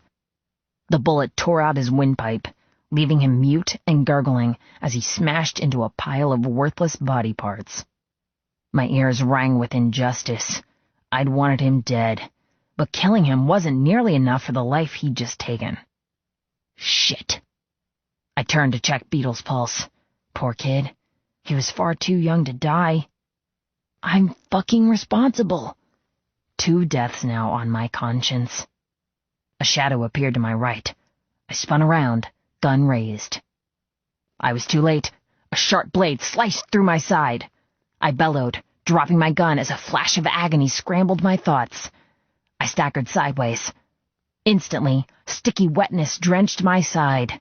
I flinched in excruciation. What the hell? Then my eyes landed on him. Thin lips, greasy skin, rampant greed, and diabolical ambition. The one man I wanted dead above all others. My father. He smirked, darkness swarming in his green eyes. "Fancy that. You actually killed someone. After years of disappointment, I finally rubbed off on you." He came closer, weapon raised. "Any last words, son? Because I'm about to fucking slaughter you." Chapter 31. Cleo. I'd found a dying bird today. Its nestmates had kicked it from its home, leaving it to die at the bottom of the tree. I'd wanted to tear apart the nest and see how the other chicks liked it, being bullied and left to wither alone. Instead, I'd scooped up the baby bird and took it home. It was so easy to help, so gratifying to save another who needed saving. If I could change the life of a baby bird, perhaps I could change Arthur's life too. After all, he'd been fighting to leave the nest for years. Cleo, diary entry, age 12. I was a prisoner. For 6 long hours, I'd been barricaded in Arthur's home by Switchblade, the pure corruption security detail left to protect me. Only he wasn't protecting me, he was imprisoning me, and there was nothing I could do about it. But then, I felt it. A snipping, a slicing. The link forged between Arthur and me through a lifetime of love suddenly severed. My stomach plummeted. My heart disintegrated, and I gave up being calm. I didn't know how, but I knew. Something had gone terribly wrong. Chapter 32. Kill. Pain had layers. I'd been wrapped in a layer for weeks, ever since Rubix had shown me how a creatively wielded baseball bat could be used. But tonight, I was buried in layers. Tonight, he'd beaten me so fucking bad, I swore to do anything just to get it to stop. That was when he'd laughed. That was when he told me what I had to do to make the pain stop. Kill the Price family. Kill, age 17. Hello, Father. I gritted my teeth, holding my bleeding side. I hoped I'd find you. Scott Rubix Killian grinned. What? So you could show me you haven't changed? That you're still a pussy? His long hair was flecked with silver, messy and unkempt. His goatee held blood and dirt. Or to learn about what I have in store for Cleo once I kill you? Every muscle stiffened. Neither. He cocked his head. I suppose I should be proud that you found me, that you caught us unaware. Fuck, I'm even proud you got one over Sycamore. But then again, why should I be proud of a son that's always been a disappointment? He chuckled. All of this could have been pure luck. That voice. It crawled through my veins like a demon. Not luck. Years of preparation. The pain in my side disappeared under a torrent of adrenaline. I looked down briefly, clenching my jaw against the dark blood staining my t-shirt. You always were a slow ass, Arthur. Surprised you're not wielding a math textbook or that tatty eraser you always carried. He took a step closer. They were the only things you were capable of using. Glaring at my father, I shrugged out of my cut, dropping it to the floor. The pain increased, sprouting sweat over my brow. Little do you know. I didn't have a weapon. I dropped it when my father's blade entered my flesh and he'd kicked it across the room. Your knife! My hand shot to my belt, unhooking the wicked hunting blade and brandishing it. In a way, I was glad. A gun would have been too quick. Bullets weren't enough for this asshole. I hadn't drawn out my brother's death, but my father, I would take great pleasure in extracting it. Oh, I know more than you think. Rubix glanced at the red river down my side. I'll draw more before we're through. You'll see. Bunching my fists, I advanced. I guess we will. His eyes widened, as if the memory of his browbeaten, obedient son didn't compute with this pissed-off president who'd served time for his sins. He backstepped, moving toward the center of the room. Beetle's corpse filled the space with seething retribution. Tonight, I wouldn't just kill my father for my sake, but for Mo and Beetle too. I have you now. I'm not letting you live another fucking minute.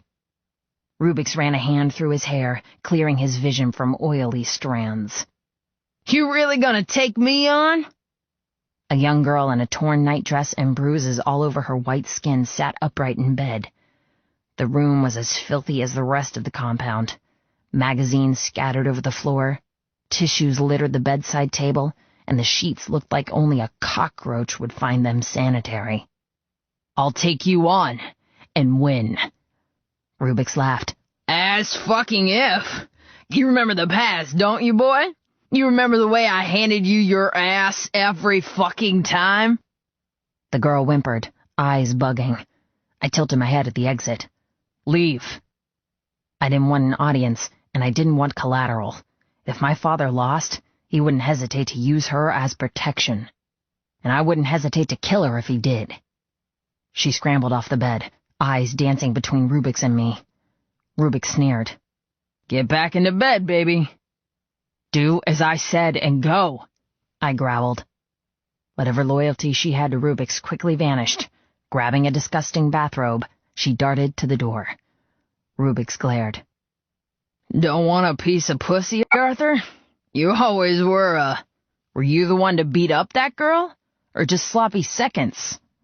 I cut him off, taking another step. He didn't back away this time. His bare feet stuck to the floor. He knew as well as I did that there was no more running for either of us. He looked older, eviler, his body wiry but soft around the middle. Dressed in low-slung jeans and no shirt, he exposed his dagger rose tattoo, which crept around his ribcage, merging with other ink on his chest and arms. Time hadn't been kind to him, already making him bent and arthritic. His ink was an ugly faded green, while wrinkles lined his face. He didn't look like a worthy opponent, but I'd been on the receiving end enough to not buy the feeble image. He was fucking vicious. He deserved to die. We circled each other, staying out of punching distance. The knife he'd stabbed me with remained in his fist, dripping with tiny droplets of blood. My blood. He smirked, unable to hide behind the mask he'd worn all his life. The truth shone, an evil bastard who truly didn't care about others. I was doing the world a favor by putting him down. What's to say she didn't enjoy it? Bit like your piece on the side, eh? Rubix laughed again. Buttercup enjoyed her time with us. Didn't she tell you? My heart cracked open. He'd die 1,000 fucking deaths for touching Cleo. My wound was a strange mix between hot and sticky, cold and damp. I didn't want the distraction, but at least the injury couldn't compete with the agony inside my head. My tolerance of pain had increased the past few days, no thanks to him. I snarled. She told me everything. It's only added to my conclusion. Fury bubbled in my gut. I wanted to let loose and attack, but I couldn't afford to let anger get in the way. Emotions caused mistakes. This had to be cold-hearted and calculated. I would kill him, and I refused to die trying. Oh? And what's that? We continued circling, just waiting for the other to slip. That I'll kill you and never think of you again. Rubix glowered. He suddenly threw the knife, lodging it into the mattress where his whore had been. You never stopped believing in fairy tales, did you? I didn't answer. You want to kill me? Fine. Let's see you fucking try. He raised his fists. No knives, no guns. We do this the old-fashioned way. I cricked my neck, corralling my muscles to attack. Fine by me. A pause. A single pause. Then, war. I didn't know who charged first, but in perfect sync, we stopped circling and met in the middle. Everything inside me let loose. I'd dreamed of this moment. I'd begged for this chance. And now, it was here. I roared, clouding his chest. He kicked and darted away, granting enough space for a brutal uppercut. Stars burst in my eyes. Blood coated my tongue. See, Arthur? You're still a pussy. Rubix darted away, fists raised. Cleo will be such a lucky bitch to have me over you. Red-hot rage combusted my veins like volcanoes. You'll never touch her!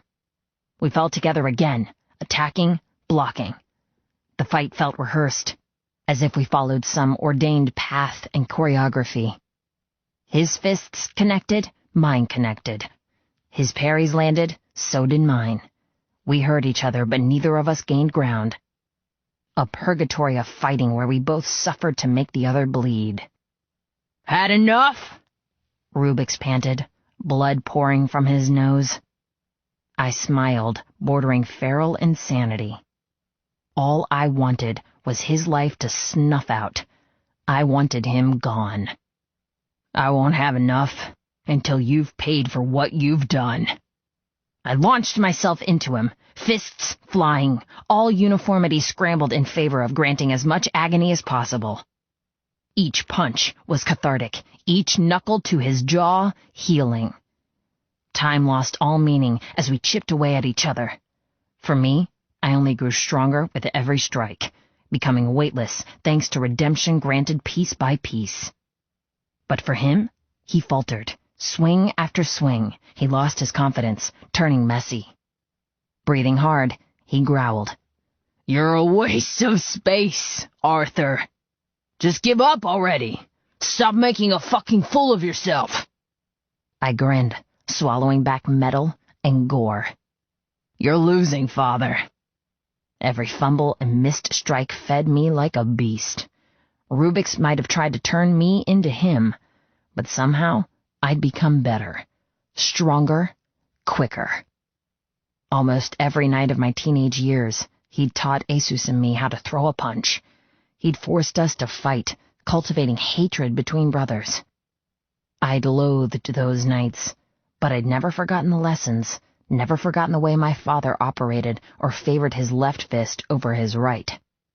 Energy poured into my tiring body. I used my trump card. "He's dead, you know." Rubix's eyes widened, then narrowed. "What the fuck are you, Dax? He's dead. I slaughtered the son of a bitch." For a moment, grief clouded my father's face, then putrid anger replaced it. "You mother!" I sidestepped his attack and let every lesson in memory guide my fists. He no longer scared me, controlled me, owned me. Not this time. My hand barreled into his face. "This is for Cleo." My knuckles connected with his cheekbone. "This is for Thorn." My boot thundered against his kneecap. "This is for fucking throwing me away like I was nothing." My uppercut sliced through his jaw, spurting red rain from his mouth. Rubix reeled away, groaning. He hurtled himself forward, going for my stab wound. He punched me right in the gaping slice. Nausea raced through me. He dodged my retaliation to wallop my kidneys from behind. I cried out, gritting my teeth against the whitewash of unconsciousness. Blood ran over my brow, sweat drenched my hair. Rubix might have been a better fighter when I was younger, but the past had changed me. He taught me to funnel my anger. When I'd been imprisoned at Florida State, his lessons had been a saving grace. I'd been able to defend myself, make a name for the barely adult convict, and prevent worse tragedies. My skills had been noted. I'd been recruited for the prison boxing team. For years, I served as entertainment for inmates and guards alike. Learning, evolving, honing my skills for this very moment, he didn't stand a fucking chance. You see, Father? Payback is a bitch. Pummel after pummel, we grunted and glared. "Give it up, Arthur! You won't win!"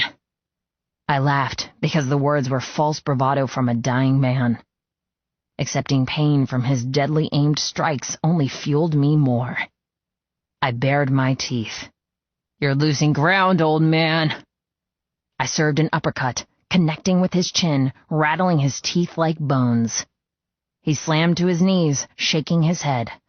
Before I could deliver another, he staggered to his feet, spitting blood in my direction. My hands tightened, my heart lightened.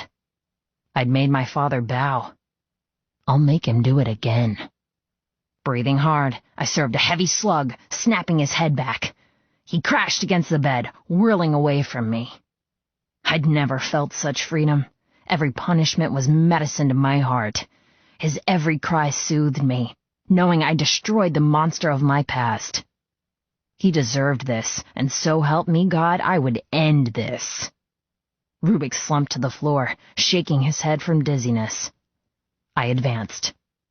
We both knew who'd won. It was schematics now, inevitable. For a moment I paused. I could drag this out.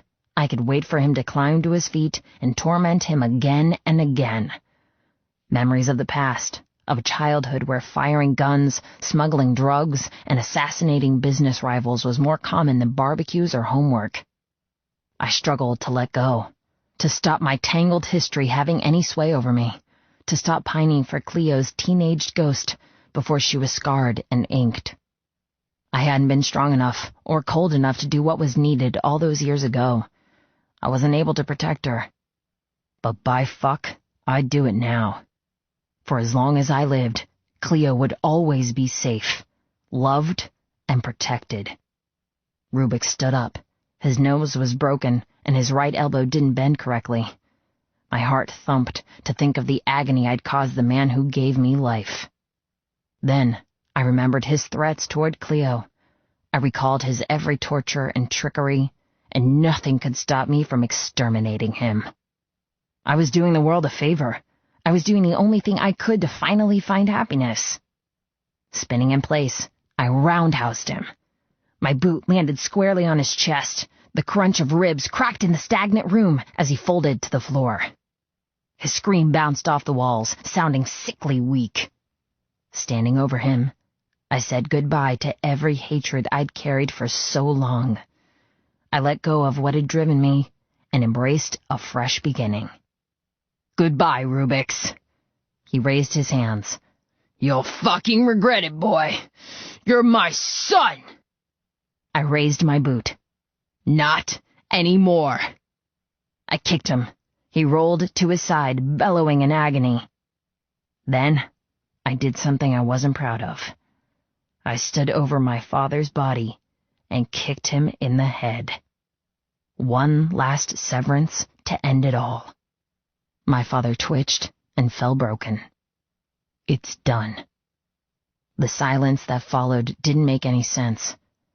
I was eerily empty, strangely calm and not entirely satisfied. After 4 million minutes, 8 long years, I finally had cessation. However, there was a part of me that didn't settle. It didn't feel final. He's dead, isn't he? I bent to check his pulse. There was a faint beat, his last attempt to cling to life. God damn it! Why couldn't anything relating to my father be easy? The fact he wasn't dead destroyed my inner calm. Even unconscious and barely alive, he still made me go into the pitch black to win. Standing, I did the only thing I could. Grabbing the knife from the bed, I rolled Rubiks onto his back and hovered over his unconscious body. Hatred heated my blood, warming me despite the torrent soaking my t-shirt and jeans. Not only had I beaten him to a pulp, but I now had to murder in cold blood, too. End an unconscious man, put him down like some sick dog. Sucking in a breath, I wrangled my thoughts in order. He's a monster. He has to die. Almost ritually, I pierced the blade between his ribs and plunged the knife deep into his heart. He didn't open his eyes. He didn't flinch. There was no sign of him slipping from one world to the next, only the barest stutter as his pulse ceased. The room seemed to contract and exhale. Relief dripped down the walls, and finally, I felt a thawing inside me. Everything I'd been carrying suddenly shot free. The guilt, the fear, the betrayal, it all disappeared. It was as if I'd somehow found my innocence that was lost that horrible night. Finally believed I deserved Cleo, even though I'd become a monster in order to slay one. Everything was as it should be. I'm finally free. The only thing left was to drench the place in gasoline, to destroy the scene of carnage once and for all, and say goodbye forever. So much fire in my past, so much destruction. There would be no need for such violence ever again. No need for revenge. No need for hatred. It's over. The flames devoured the corpses. The Night Crusader clubhouse was nothing but ash, and the women left behind scattered like mice. We stood there, retinas burning with bright orange and skin prickling with heat. Each man closing this chapter of his life in his own way. Never again would I kill. Never again would I wear someone else's life on my soul. The victory wasn't celebrated. We'd won, but lost. Moe's and Beetle's empty presence blemished the night. No one spoke as we waited for the fire to fully take hold. Crackling and spitting echoed in the darkness as the fire chewed its way through filth. We waited until the evidence was consumed by blistering heat before straddling our bikes and roaring for freedom. The battle had been a success. However, there'd been casualties. Terrible, terrible casualties. My hands clutched around the throttle. That ever-elusive happiness was finally mine. I had my vengeance. I had my closure. And finally, I had my woman. But I'd also paid a heavy debt. 2 lives. 2 lives that had belonged to me, that had trusted me to keep them safe. The wind in my face dried the streaks of blood, seeping the crimson through my skin to my soul. The slash in my side burned with agony. I'd torn up some sheeting to wrap around my chest, doing the best I could to stay conscious. I needed a doctor, and this time I would obey every instruction. Along with my body, I would fix my mind. I would get better, spiritually, physically, and emotionally. The hum of my tires soothed my jagged nerves, and for the first time in almost a decade, I could fucking breathe. Breathe knowing I'd avenged Cleo. I'd claimed what I was owed. Even my headache couldn't take that away.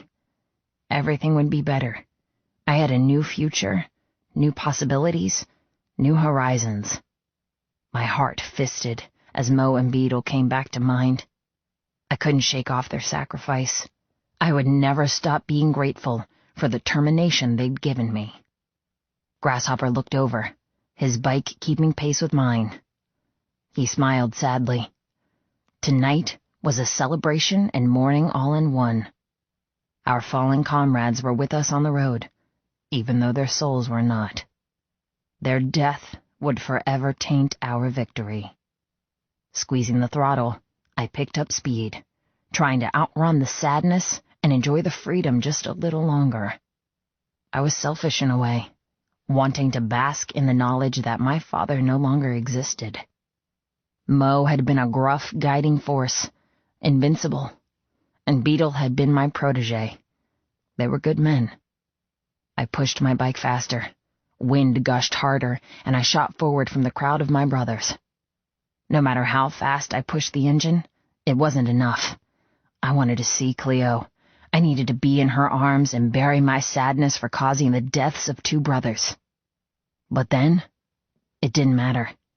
The concussion I thought I'd broken returned with a vengeance. Agony worse than the stab wound in my side splintered my skull. I cried out. The road disappeared before me. Noise, touch, sight, sound, it all shut off, as if I'd driven into a silent black hole. The headache compounded. It didn't return with vice or needles, but with machetes and machine guns. It tore through my head. It hacked through my thoughts. It careened me into agony. One moment, I was lucid. The next, I was falling, skidding, sliding. The road came up to meet me. My body tumbled to embrace it. And that was the last I remembered. Chapter 33. Cleo. I knew what I wanted to be when I grew up. I didn't want to teach or be a chef or fly the world. I wanted to heal animals. I needed to fix helpless creatures who suffered at the hands of sinners. I needed to put goodness back into the world. But mainly, it was because of Arthur. He was fading before my eyes, withdrawing from me. He thought withholding information protected me. It didn't. It only made me worry more, and no matter how hard I tried, I couldn't save him. Cleo, age 12. Take me to pure corruption. Switchblade looked up, his baby face wreathed in cigarette smoke, his jacket absorbing moonlight. His eyebrow rose, but he didn't have time to speak. Charging past him, I straddled his bike resting in the forecourt. With my voice soft but lethal, I demanded, I won't ask twice. Take me to the compound. Switchblade shook his head. You know I have orders to keep you here. I don't care. It's for your own safety. Think about your own safety if you don't take me to pure corruption this very second. My temper helped hide my fear, but once again, The sinking, suffocating feeling of being untethered consumed me. It was like hurtling through space with no rope, like jumping off a building with no parachute, like amnesia for my heart. It took all my power not to fall to my knees and scream. I squeezed my eyes. Take me to the compound. The unhinged beg in my tone sent alarm skittering through his eyes. Coming closer, he looked me up and down. Whoa, everything okay? Tears were a diabolical enemy, doing their best to stream from my eyes. I wouldn't let them fall. Not until I knew. Not until I found Arthur and saved him like I should have done all those years ago. No, everything is not okay. Fear shadowed his face. Understanding animated his pudgy limbs. What do you mean? Please, please let me be wrong. Please let this empty sickness disappear. When my prayers went unanswered and the aching loneliness gaped wider, I choked. Something's happened. We need to go. Now! It had been too long. Far, far too long. I'd paced and fretted and gone out of my mind with worry. For hours, I'd tracked paths through the clubhouse, desperate for any news. We'd received nothing. To start with, it had just been Switchblade and me, rattling around in a space with my soul missing. Then others trickled in. Melanie, Fei, and more. Cell phones had been called. No replies. Theories had been conjured. No answers. We were back in the telephonic dark ages, waiting for our soldiers to return home. I had to hope the sickness inside me was wrong, that they'd appear any second, and not some god-awful telegram with bad news. The waiting was torturous. We suffocated on excruciating worry. I could understand why women who lived through World War I and World War II signed themselves up for danger, enlisted as nurses, gave their services to sew buttons and build tanks. Anything would have been better than the endless waiting. I can't stand it. I felt helpless on the battle lines, a mourning girl dying to tend but completely useless. Any news?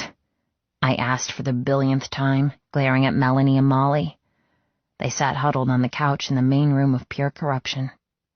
No, nothing, Melanie said sadly, never relinquishing her death grip on her phone. No one has called, and every time I dial, the connection fails. Her eyes met mine. What if? Stop it. Don't say it. Molly curled her legs beneath her, looking dejected and lost. Gone were the capable businesswomen from church. These women loved their men deeply. They felt their absence as deep as any wound. In a way, I was grateful. Thankful that I didn't have to go through this alone. Thankful that I had others to hold up the curtain of grief so it didn't smother me entirely. More time ticked by. Slowly, anger chased away my concern. I filled with rage. How could Arthur do this to me? How could he invite me back into his life and then walk so easily out of mine? How could he leave me torn apart with no one to sew me back together? Damn you, Arthur Killian. You owe me. Stay alive.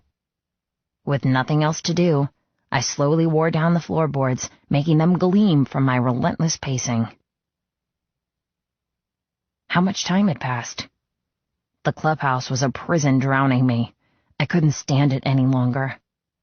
Stumbling from the room, I made my way to the exit and wrenched open the door to the front yard. Barbed wire and high fences kept the world out, but also pinned me inside with my raging anxiety. I'd gone through all stages of grief, cycling through them over and over again. I went from terrified to livid, from numb to sick. I'd passed the point of visualizing all the horrible things that could have gone wrong, and forced myself to wait for answers. I even settled into acceptance, as if my heart couldn't handle the not knowing and would rather accept the worst than hope for the best. My eyes were raw and strained as I stared at the waning moon above. It was pale and washed out as a new day dawned. or perhaps it was merely feeling my pain and sympathizing. Closing my eyes, I begged. Please let him return safely. Please let him be okay. My knees wobbled. I couldn't take the worry anymore. Moving around the front facade of the building, I slid down the wall and drew my knees up. Tucking my face in my hands, I tried to calm myself, to silence my concerns and stay strong. Cicadas chirped. The honking noises of wild fowl in the Everglades steadily grew more determined as daylight chased away the night. Then, something hummed on the horizon.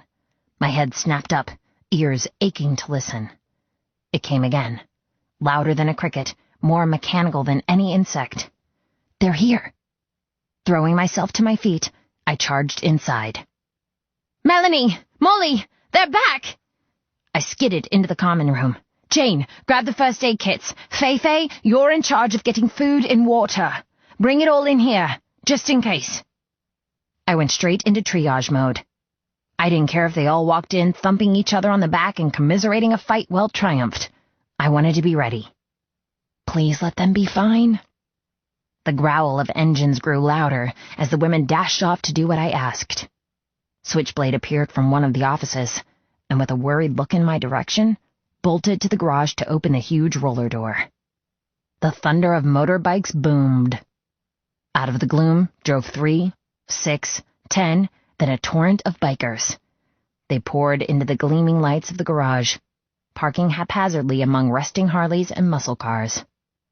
I lost count as the last bike roared inside, and Switchblade pressed the remote to cut off the outside world, protecting his brothers. Engines were killed, helmets were tugged off, and groans of agony became the new cacophony rather than engines. Dashing forward, I searched for Arthur. Where is he? Man after man I discounted as I searched for my soulmate. Blood and dirt and gore covered the returned warriors. But there was no sign of their president. A hand squeezed my shoulders. I spun in fright.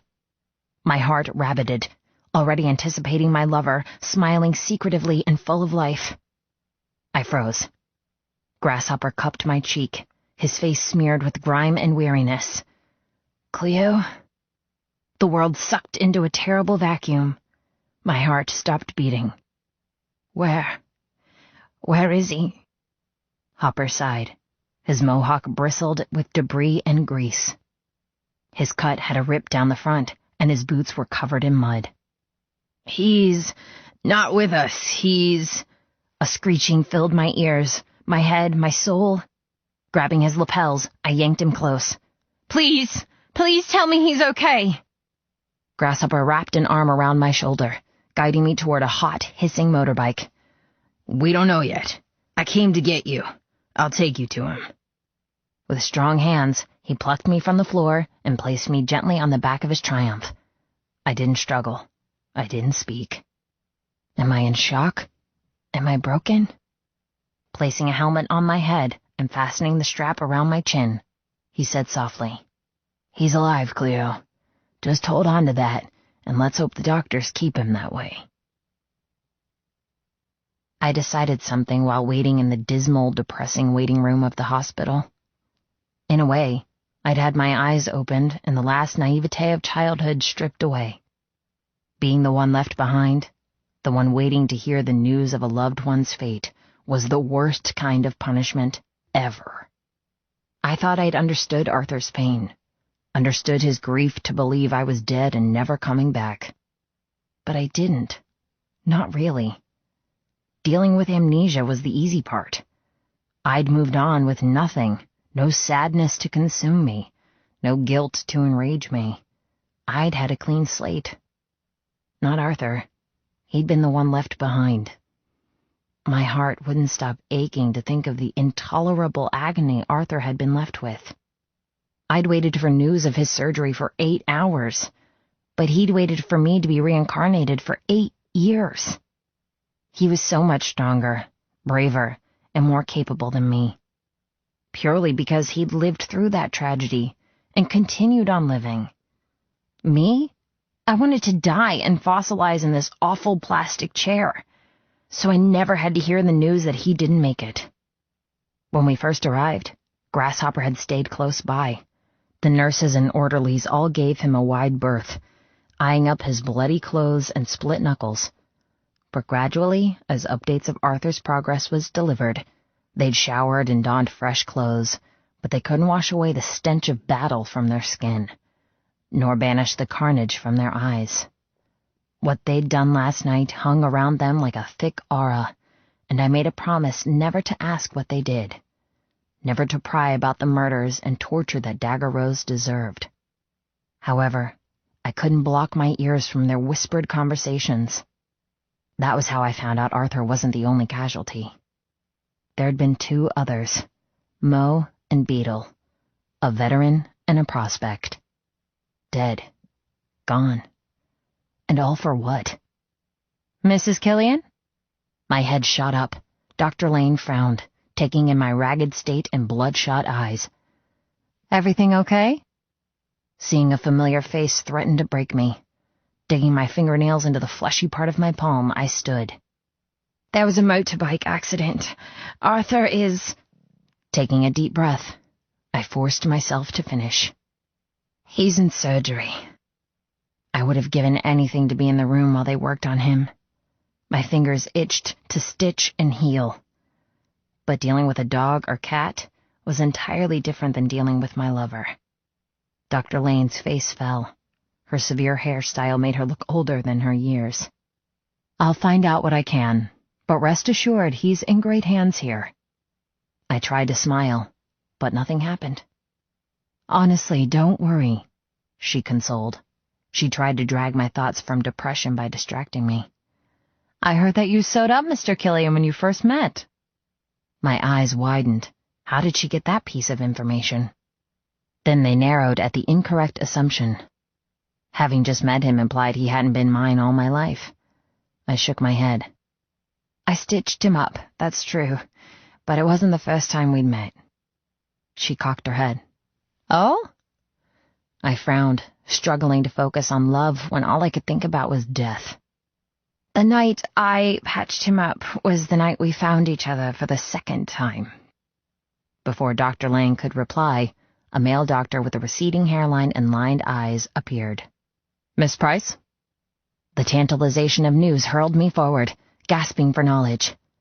But then the fear of bad news almost pushed me back, making me want to huddle in the vacated chair. Yes. He waved his arm, motioning for me to follow. Dr. Lane squeezed my shoulder. I'll catch up with you later. I have no doubt he'll be fine. Grasshopper appeared from grabbing a vending machine coffee. His eyes softened. Go on, Butterbean. It's better to know than not. I'll be here for you, either way. Tears flooded my eyes, but I didn't let them fall. Bracing myself, I chased after the doctor and waited. I won't beat around the bush, Ms. Price. The doctor hid behind his clipboard, almost as if he protected himself from me and the family of bikers I ran with. His injuries are pretty serious. I wrung my hands. What happened? According to your, friends, Arthur suffered a blackout from his previous concussion while driving. His motorcycle skidded out of control, and he smashed into a highway barrier. My heart stopped beating. Oh my God. Hearing the truth after Grasshopper refused to tell me sucker-punched my soul. Hopper had tried to protect me by hiding what had happened, but it hadn't helped. I'd only come up with worse scenarios. The repeating image of Arthur slamming into concrete tore at my insides. Arthur has suffered a slow bleed on his brain since he checked himself out from this hospital against my advice. Unfortunately, the pressure built and built until there was no more space to build.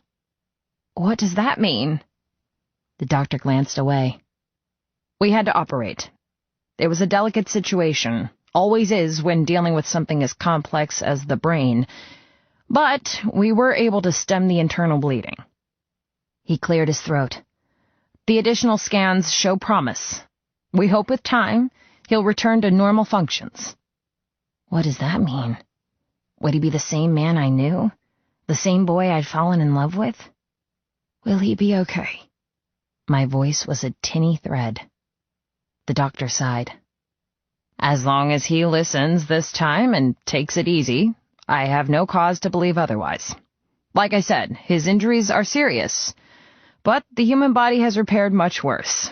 In situations such as these, it's common for a patient to wake and be in full capacity of their intellect, vocabulary, and show no adverse effects. Unlike other operations where healing is hindered with pain, the brain is different. Miraculous, really.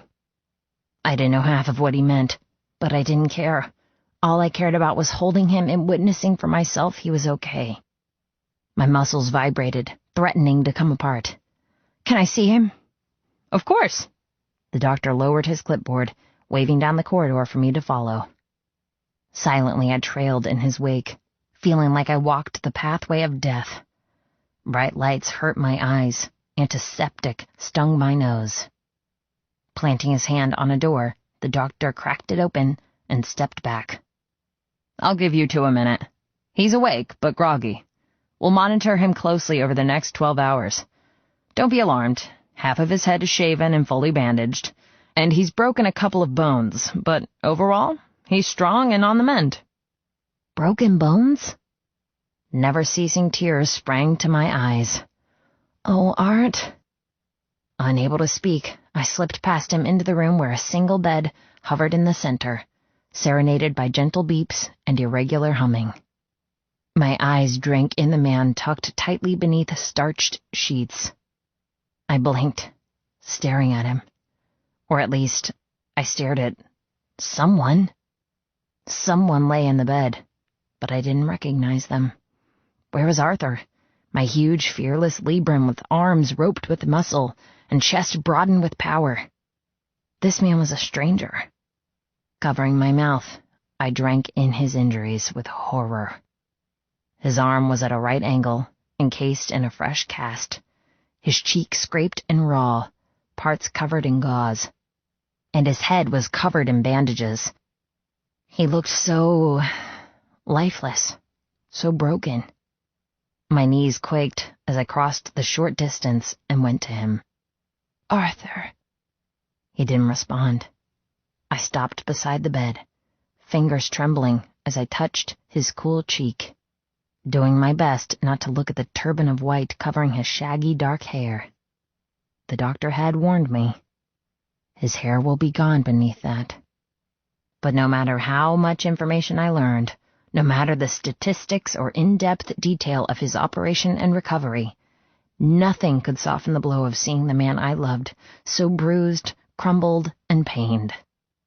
Taking his hand, I squeezed his fingers. Arthur, can you hear me? Nothing.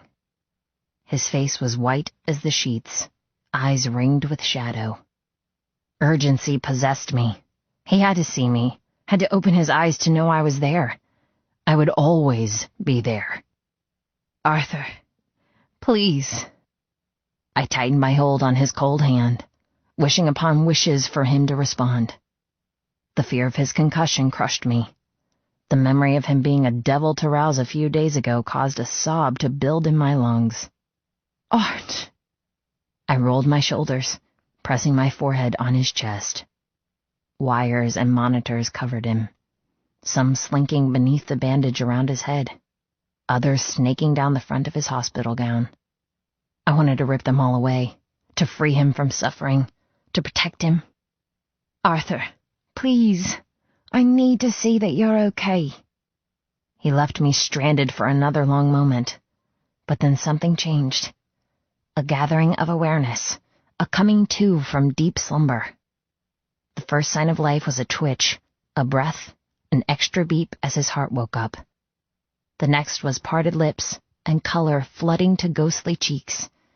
It was like watching a butterfly escape from a chrysalis. And then finally, his eyes opened. They were just as green and brilliant as I remembered.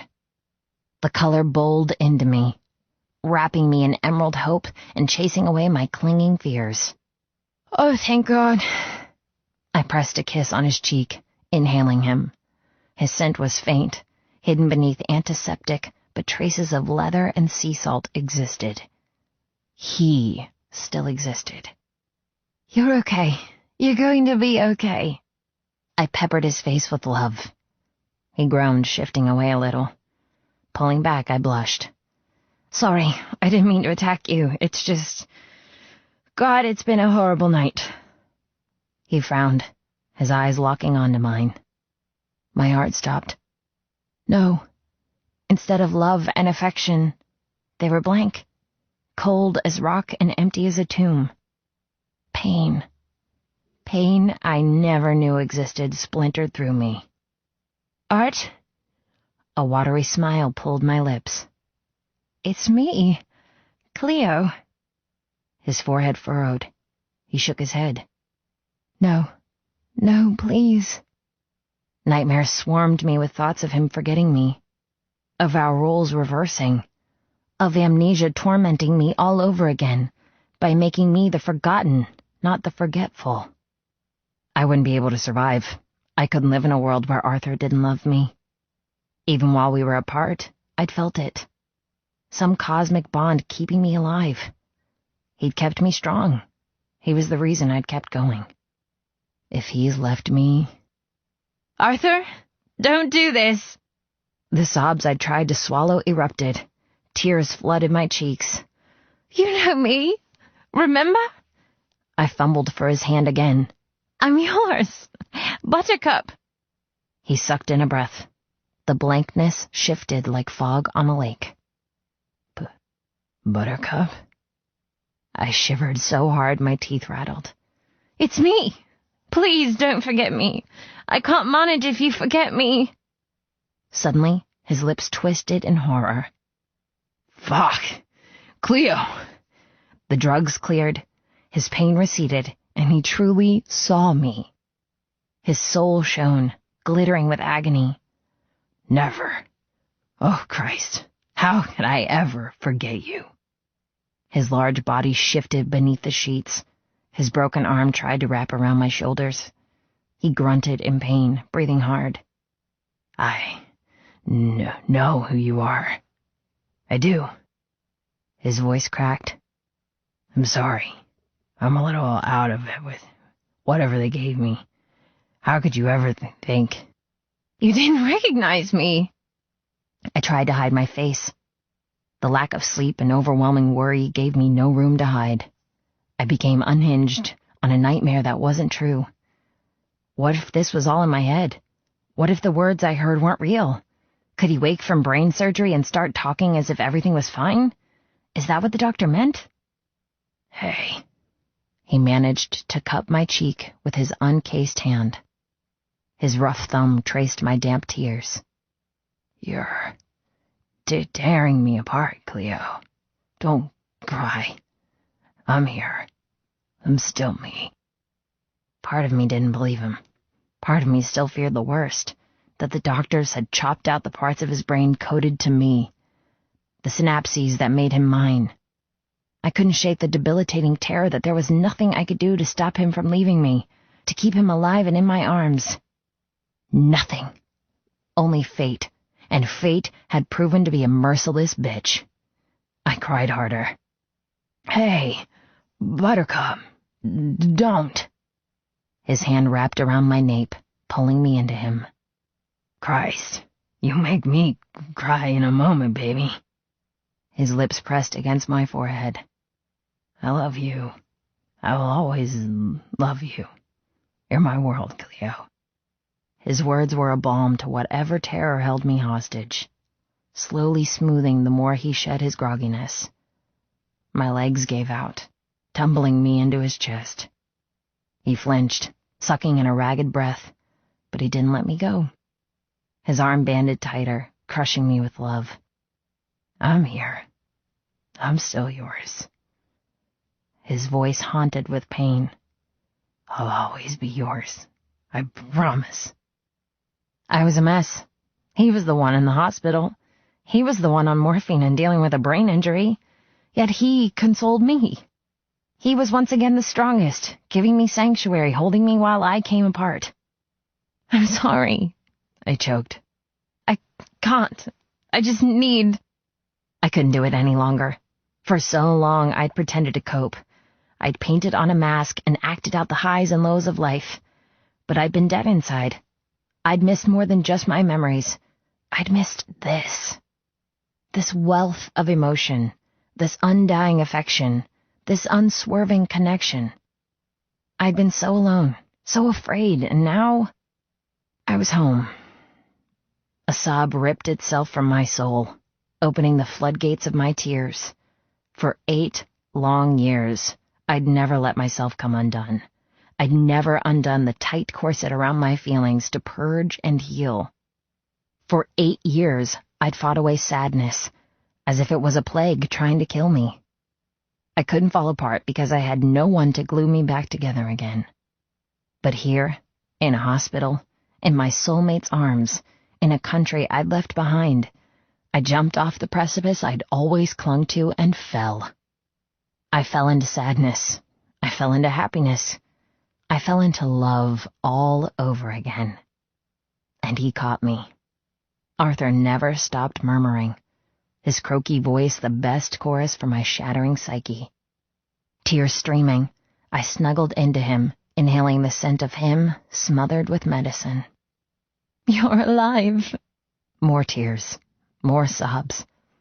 "Thank God you're alive." He flinched as I kissed his brow, his eyes, his lips. I wanted to kiss every inch, embed myself into his every pore so he could never carve me out. Life and death don't mean shit to us, Buttercup. My love for you makes us immortal. His arm tightened, wrapping fiercely. I get it. I get your pain.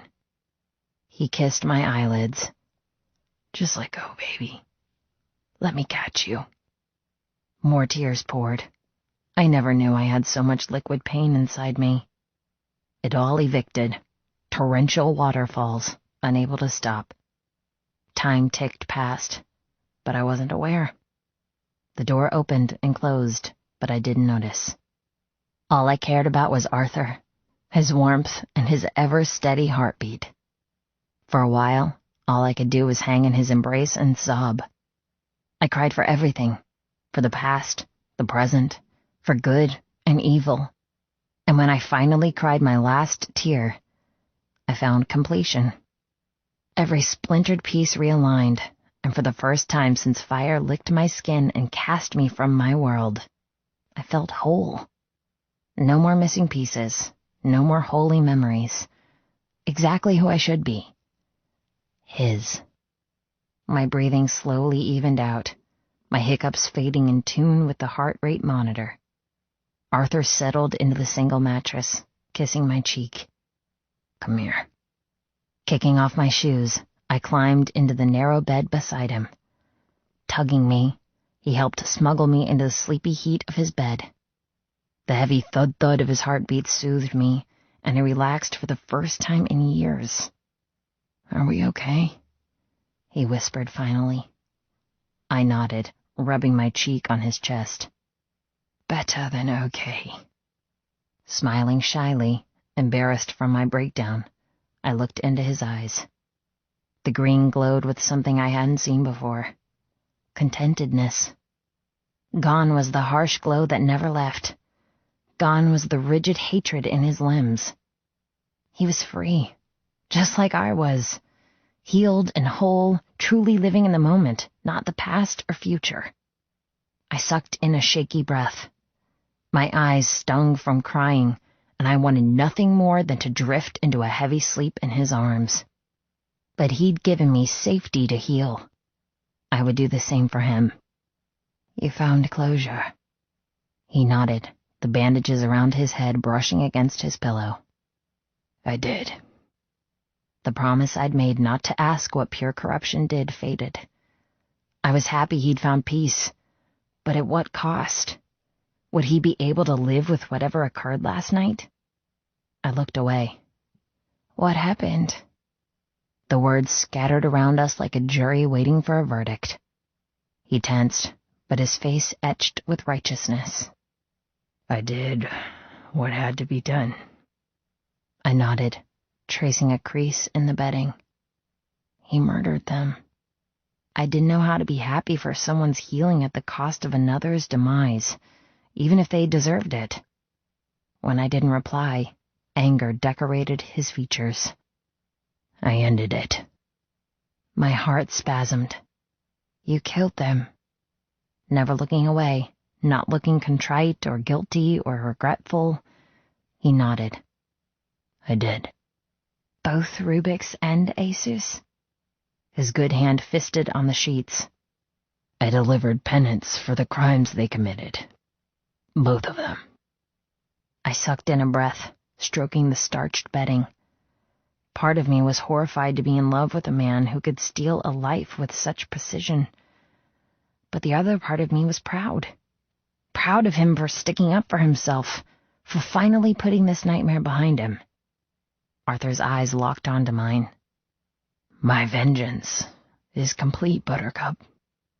I shuddered at the cold finality in his voice. His lips softened. Don't ask any more questions. What's done is done, and I'm glad it's done. But I don't want to talk about it. Do you understand? I understood. Whatever had happened last night had been harrowing and gruesome. I didn't want that knowledge tainting my thoughts. I didn't want to know what he'd done or the scars he would bear because of it. I hung my head. I understand. Arthur breathed out heavily. Thank you. I'm just glad you found peace after all these years. Taking my hand, Arthur smiled, a true smile, with no residue of past pain or suffering. My heart skipped as he kissed the back of my knuckles, gathering me close. Life is going to be so much happier from now on, Cleo. I smiled, melting into his embrace. As long as we're together, life couldn't be better. A few minutes passed, with only the beeps and humming as conversation. Finally, Arthur murmured, The past is dealt with, and soon the future will be too. He kissed my head, muscles relaxing as he drifted with painkillers and sleep. Stay with me. I nodded. Always. It didn't take long for him to stray into slumber. I didn't chase him into dreams. I lay awake for ages, hoping, fearing, praying that our future would be better than our past. Last night had been one of the longest nights of my life, but it was finally over. Arthur was back where he belonged. He'd finally found peace instead of revenge. We'd paid our toll, lived through sacrifice. Life could be great again. After everything we'd lived through, we deserved to be happy. Chapter 34. Kill. I couldn't remember the last time I smiled. Death surrounded me in the form of rapists and murderers and thieves. Life inside prison didn't reform me. It just made me more determined to find justice. Every day inside the festering cesspool reminded me that when I got out, something had to change. And I would be the one to do it. Kill, age 19. Life changed. Not only was the world no longer polluted with my kin, but I also had to take a step back from the club. For 12 days, I remained chained to a bed inside a motherfucking hospital. Every hour, I badgered doctors to give me honest-to-God statistics on how damaged I truly was. Every day, Cleo would spend as much time with me as possible, keeping my mind distracted from the awful thought of losing who I'd been. And every other day, I submitted to rehabilitation therapy, making sure my basic accomplishments were still intact. While I was healing, Grasshopper became more than just a friend and VP. He stepped into his upcoming role with ease. We'd both known this day would happen. I just hoped I wouldn't be a fucking invalid to celebrate it. He became a valuable second in command, and with me out of action, he'd postponed the interviews I'd had planned, kept Samson in the loop, and ferried funds where they needed to go. He kept pure corruption in order, ensured the books tallied and our turf remained protected. Most of the day-to-day running he already knew, but occasionally I'd get a phone call asking my input on certain disputes or queries. He was no longer my helper, but my equal, and did his best to provide leadership as well as companionship for those who'd lost Beetle and Mo. Wall Street was almost out. It was time. On the 10th night of being locked in an uncomfortable bed, Hopper came to visit. I looked up from the So You Think You're a Genius book, fuming and fucking pissed that simple equations that had been so easy once upon a time were still giving me grief. Beneath my fear, I did acknowledge that every day the sludge inside my brain crystallized. I was getting better, but I didn't want to jinx myself. I wouldn't admit it out loud. I couldn't. Not until I was back to full speed. You all good, dude? Hopper came forward, his cut slung over his arm out of respect for terrified patients. We shook hands. Better. Sweet. That's great news. Patrolling my box of a room, he rubbed the back of his nape. So, I did what you asked. Clubhouse is sorted, funeral's ready to go, and paperwork in order. I sat higher in my pillows. We always knew this would happen. I'm still fine with it. You? He didn't meet my eyes. Honestly, not really. The past few years, I'd wondered how I'd react when it came time to honor my final vow to Wall Street. I loved my club. I devoted every waking moment turning it into a family. The men and women who served beneath me had given me something to fight for, while I thought I'd lost Cleo. They'd been my home. But now, I had another home, and it didn't hurt me to move. I growled under my breath. This was always the deal. Wall Street made me promise. And I'd made Wall Street promise in return. I'd had my own conditions when agreeing to his terms. This conclusion was a joint agreement, something benefiting both of us. Pointing at him, I narrowed my eyes. He made you promise. You, me, and Mo knew from day one that this was the plan. Hopper stomped forward, his mohawk catching the spotlights around my bed. Just 'cause it was planned doesn't mean it's any easier. Funny, it does to me. Always knowing this was my fate had given me structure and guidelines I needed. I chuckled. You'll be fine. You're more than capable. Closing my eyes, I visualized my upcoming future. I'd been both dreading and looking forward to this, but now all I felt was freedom. Complete freedom. A fresh start. I'll be fine too. It's the best thing for all of us. Go ahead, Killian. I looked up, squinting in the high noon Florida sunshine at the sprawling highway before me. The concrete shimmered with heat waves, slick with tire tracks and gasoline. Out here was our church. The roads were our sermons. The wind, our vespers. There was no better resting place for one of our brothers. Nodding at Grasshopper in the row of pure corruption behind me, I took the urn and tucked the remains of Mo into my chest. The past 3 weeks had been a marathon of healing, saying goodbye, and attending funerals.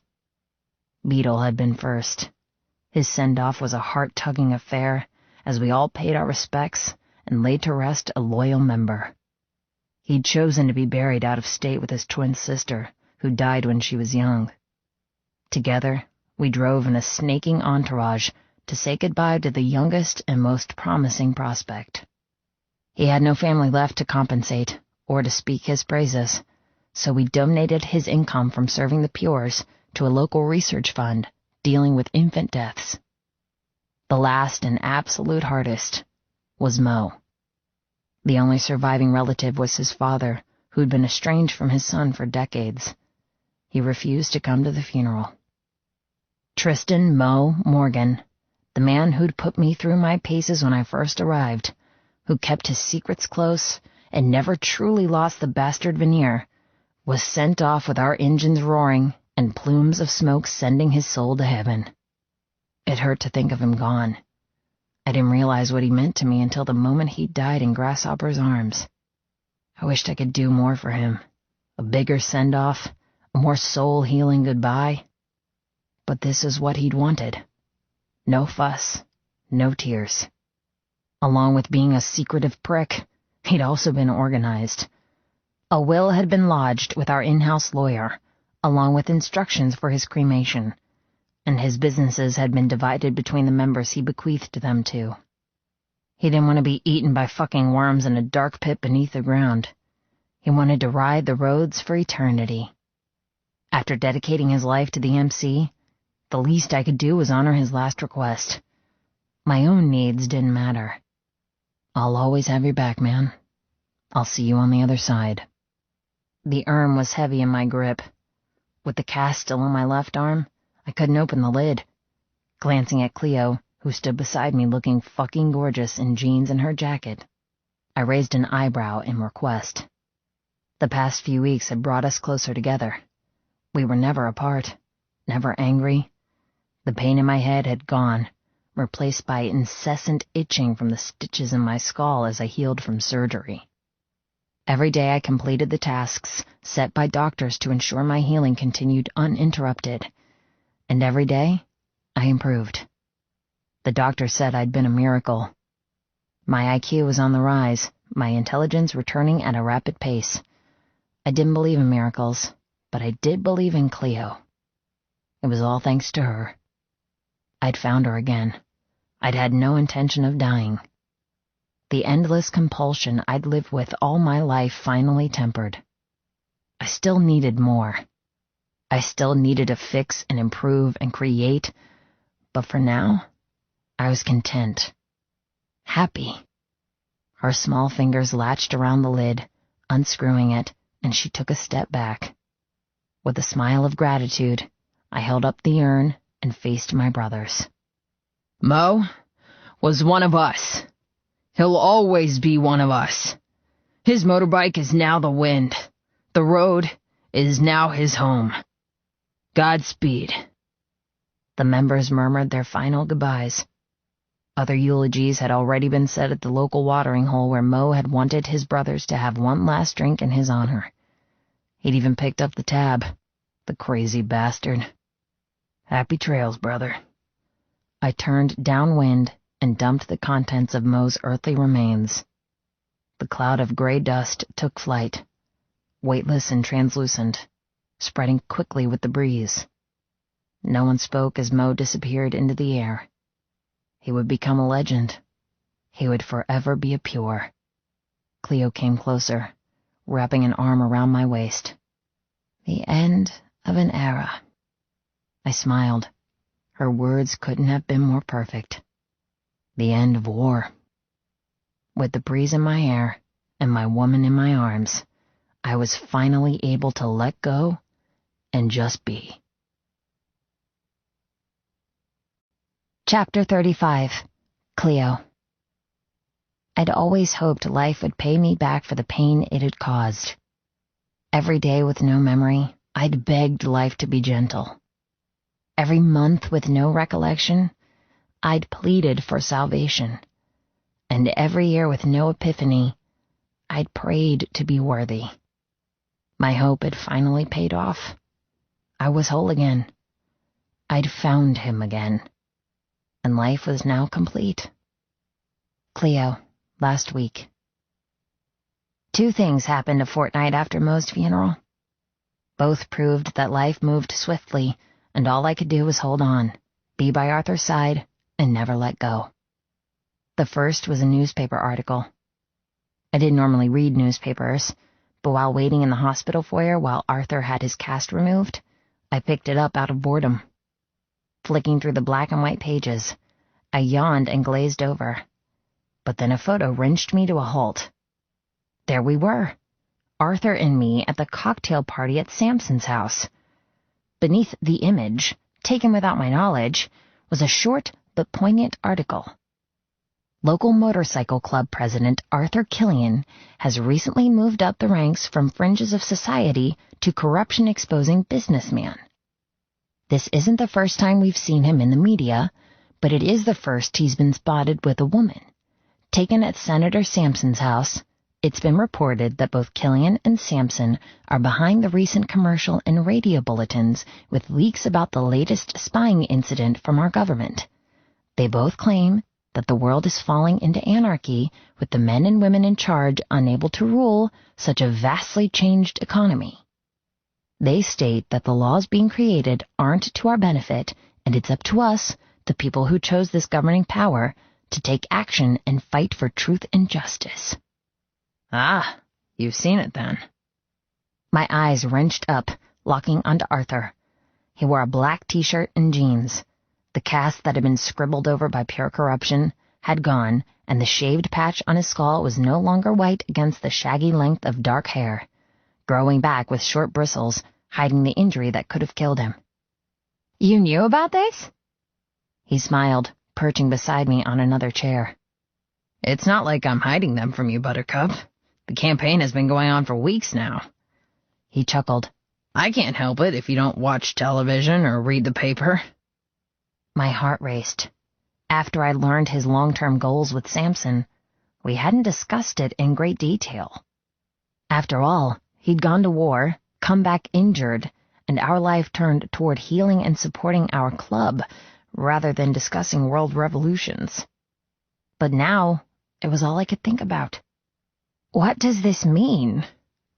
He ran a hand through his hair. It means Wall Street gets out tomorrow, and the moment he does, our life will be very different. I don't want it to be different. I liked our life. I loved the quiet nights together. I adored the family I'd found in pure corruption. I even enjoyed the afternoons I spent with Molly and Melanie learning the books and diving deeper into the empire that the Pures ran. My lips pursed as I rebelled against the thought of our life becoming public property, of being shoved into the limelight and fighting a battle so big it would take years to see results. Can't you take a step back? I scrunched up the paper, obscuring our printed faces. Can't Wall Street take over now he's free? Arthur leaned forward, his green eyes diving into mine. You know the answer to that, Buttercup. I have to do this, and I need you by my side. I looked away. The thought of sharing him, of sharing myself with the world, scared me to death. He captured my chin. Please, Cleo, I can't do this without you. Despite my fear and hesitation, my heart melted. I had no choice. I wore his jacket, I shared his responsibilities. There was no other way, and I didn't want there to be. I'll be beside you, Arthur, every step of the way. The second thing happened that afternoon. I received 2 calls, one I'd been looking forward to, and another I'd been dreading. The first was rather comical, and to any other person, wouldn't have made sense. Congratulations, Ms. Price. You've come back from the dead. I smiled, clutching the phone. The paperwork is done? The past few weeks have been a lot of hoop jumping, improving my identity, along with well-executed lies on what had happened to me the night I disappeared. They didn't need to know about Rubix's death or the raging fire over at Night Crusader's compound. Justice had been served our way, without involving the police. Yes, ma'am. We've reversed the death certificate and reinstated your Social Security. You'll receive new documentation and will need to apply for a new passport. Your case officer will be in touch once you've confirmed that Sarah Jones is no longer your alias. The moment the woman hung up, I received another call. The one I'd been dreading. Ms. Jones, we'd like to arrange a time for your caseworker to come and see you. There are a lot of matters that need clarification, including your sudden arrival back into the United States, your rehabilitation, and memory gain. Corinne had managed to soothe my caseworker after I ran so swiftly from England, but I still had to face the music and answer numerous questions in a debrief. Coming back from the dead wasn't an easy thing, and remembering an entire lifetime from the one I'd lived for the past 8 years caused a mass of paperwork. The familiar flutter of fear that evil would find me once again rose. I couldn't quite silence the terror that my memories would fade or that I'd wake up and forget everything all over again. But every day, I laughed more, smiled more. I even had my own project in the works that I couldn't wait to share with Arthur. I intended to do something special with the Dagger Rose land I'd inherited. Something that would align my two worlds, Sarah Jones and Cleo Price. My life had come full circle, and once the knots had been tied on the remaining loose ends, I would be free. Tell Detective Davidson he's more than welcome to come and see me whenever he likes. I'll look forward to telling him my tale. With all the illegal activities and murders expunged, of course. I was now the partner of a public figure, a biker princess, and a soon-to-be politician's first lady. My, how life had changed. Chapter 36. Kill. Mathematics was my forte. Trading was my calling. Ruling, my vocation. If I couldn't do any of those things, what did that leave me? Who would I become? Kill. Last night. Wall Street. I was so used to seeing him behind bars, so used to the faded cotton of prison uniforms and huddling together to speak in code whenever we had news. All of that was in the past. Today was the last day of my current world. Tomorrow, Cleo and I would live an entirely different existence, and I was nervous as well as excited.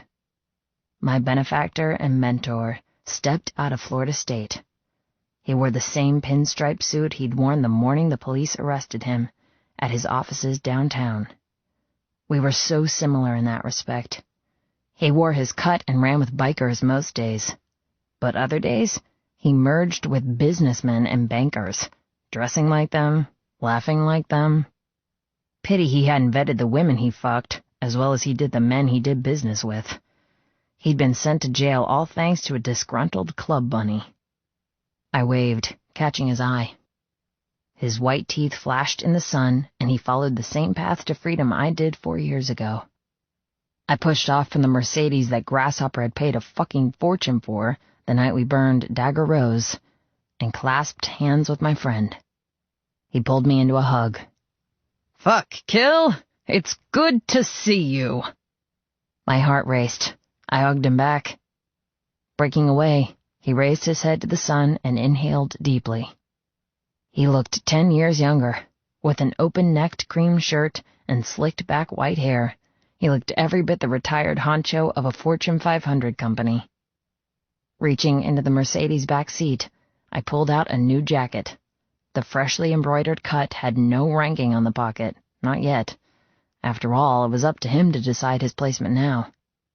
We hadn't discussed in great detail what would happen tonight, but we didn't need to. Those plans had been set in stone the very first day he tutored me. My position would be very different soon, and I'm fine with that. It was how I wanted it, what I'd requested. Wall Street grinned, taking the jacket and sniffing the leather. Shit, that brings back memories. Got a lot to catch up on, and plenty of time to make new ones. Wall Street clasped my shoulder. The slight twinge from my previously broken arm made me wince. The shorn piece of hair from my surgery still irritated, but the headaches and vision issues were gone. I was on the mend. Thank God. However, there was one part of me still broken. I hadn't placed a trade since the battle with Dagger Rose. I hadn't opened my accounts or turned on my computer screens. The codes and algorithms I'd always lived with were still absent, and it was fucking lonely inside my head. Shall we? Wall Street asked, shrugging into the suit and cocking his head at the Merc. I smiled. The welcome home party we'd planned would kick off the moment I drove him to the clubhouse. Grasshopper had readied all the supplies required.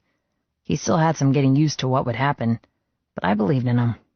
He was a good guy, a perfect pure. Everyone's lives would take some adjusting, but the future would only be on the up. You still haven't told Cleo.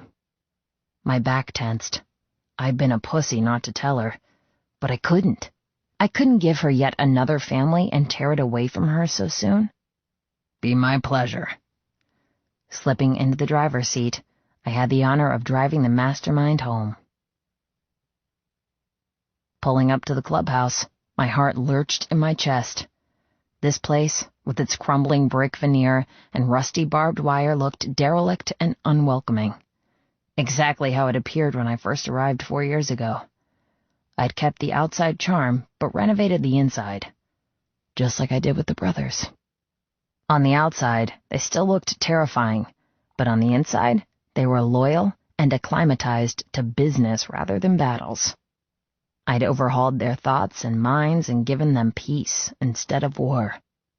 I'd done all that at the beck and call of one man who'd saved me.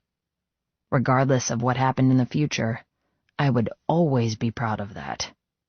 Waving at the entrance, I said, "Shall we?" Wall Street grinned, tugging his lapels. "Can't wait." Crunching forward in my boots, I reached for the door handle. "Wait, Killian." Wall Street came forward, putting his hand on my shoulder. "You're still okay with this?" His eyes shone. "You've outdone yourself, my boy. I couldn't have asked for a better pupil or friend. You've done everything I ever asked. You've amassed a fortune, kept my club intact, and begun what I'd tried to do before I was locked up." His voice cracked. "You've been a fucking savior." Shit, I'd never seen Wall Street show so much emotion. "Hey man, it's fine." Patting his arm, I chuckled. After all, the student is only as good as the teacher. Wall Street shook his head, dropping his hand. "Killian, I saw in you something special that not many people have. You would have excelled at anything you put your hand to. Have you ever thought that it might not have been fair of me to ask this of you? To give you a club, knowing all along that it wasn't yours? Or playing on your obsession for more and making you go after the biggest power in history?" He looked at his feet. "I often had doubts, wondering if I had any right to drive you so hard." I cocked my head. He was right. He'd been hard on me, always pushing, never letting me fail. But then again, without him, I wouldn't have been anyone. Clutching the doorknob, I smiled. "Without you, Cyrus, I would still be locked up or dead. There was no way I would have survived a life of imprisonment and nightmares of Cleo gone. I would never have been free." Wall Street ran a hand through his white hair. "That might be the case, but I don't think I ever told you thank you." His gaze glittered. "Thank you, Killian, for your hard work and sacrifice. Thank you for being a trusted friend. I'll never take it for granted." "Holy shit." I grinned. "And thank you for saving my life." Cracking the door, I said, "I think a celebration is in order, don't you? For both of us."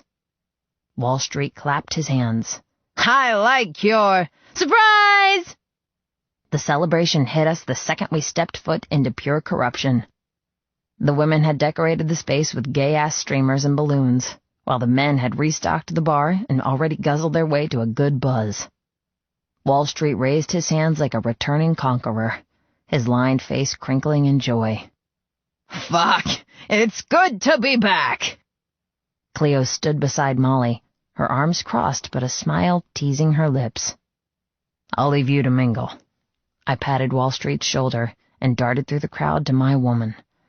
The moment I was close enough, I gathered her in a quick hug. "Hello." She giggled. "Hi yourself." Nuzzling my nose into her hair, I whispered, "You good?" She nodded, leaning into my embrace. "I'm great now that you're back."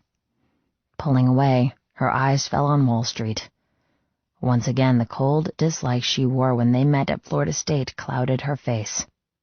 "So, the pioneer has returned." Turning to face the seething mass of brothers, we didn't speak as we watched the spectacle of backslaps, hugs, and loudly broadcast reminiscing between Wall Street and the older members of Pure Corruption. I nodded. "Their leader is back," No. Cleo tensed. Their leader is you. Wrong, Buttercup. I knew I should have had the balls to tell her before this. I was only temporary. I always knew Cleo wouldn't accept Wall Street's return happily. She'd made no secret that she was wary of him. I understood her need to keep her distance, but at the same time, Wall Street wasn't Rubik's. He wasn't cruel, only ambitious. And I could deal with ambitious because that curse infected me too. Matchsticks appeared, bearing gifts in the form of beer for me and a daiquiri for Cleo. Good to see the old bloke out of the slammer. We clinked beers and a toast and downed a few gulps. He deserves to have a good night. Cleo stiffened, but Matchsticks took another drink. I think this party will go on all week with the amount of supplies Grasshopper arranged. I laughed. Ever since I'd been released from the hospital, I'd let Grasshopper stay in control.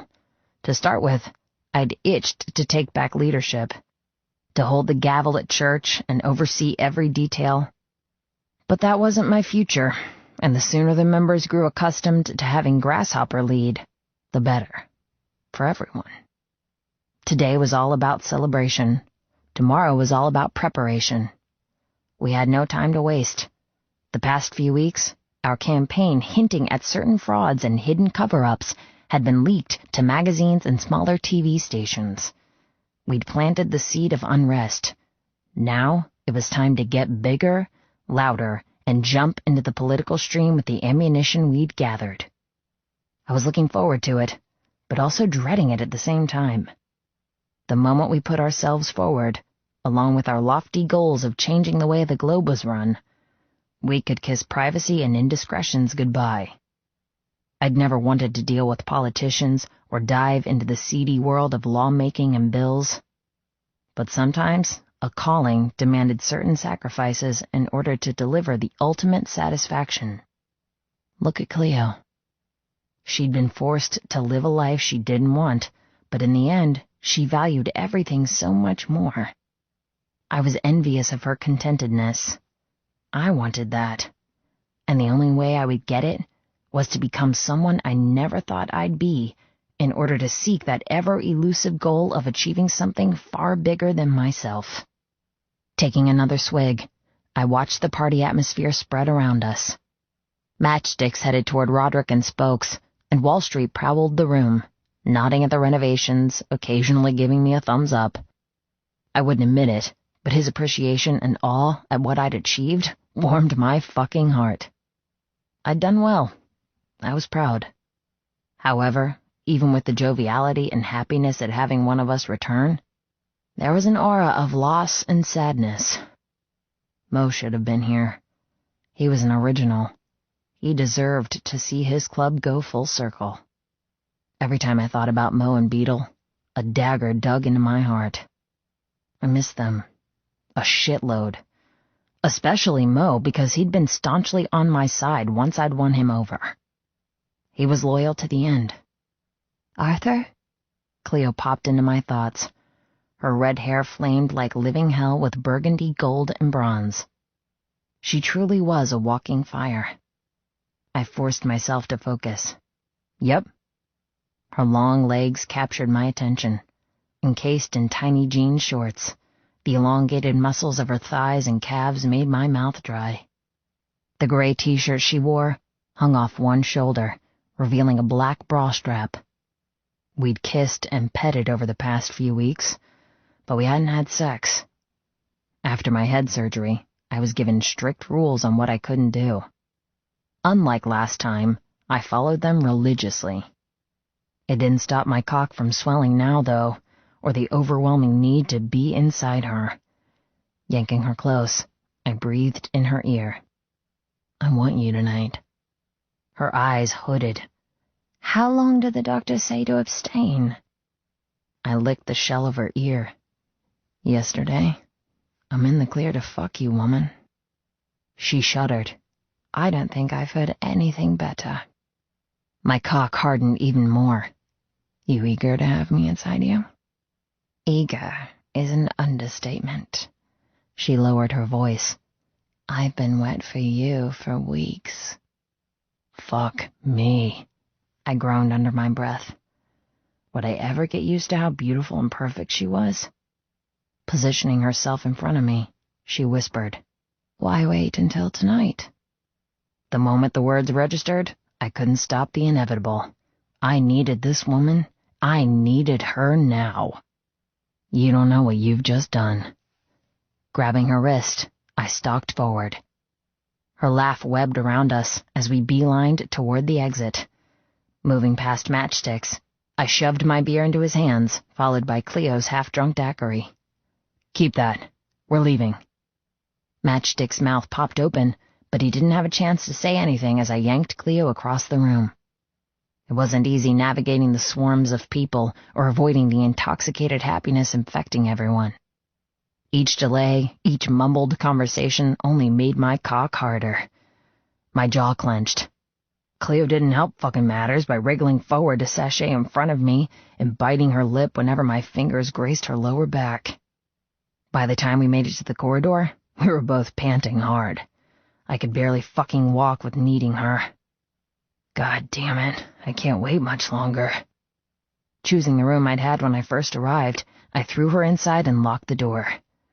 The decor was a lot different than the first night I'd spent here. The dirty wrappers, awful stench, and disgusting carpets were gone. It had a fresh coat of paint and blankness of personality that came with being a guest bedroom.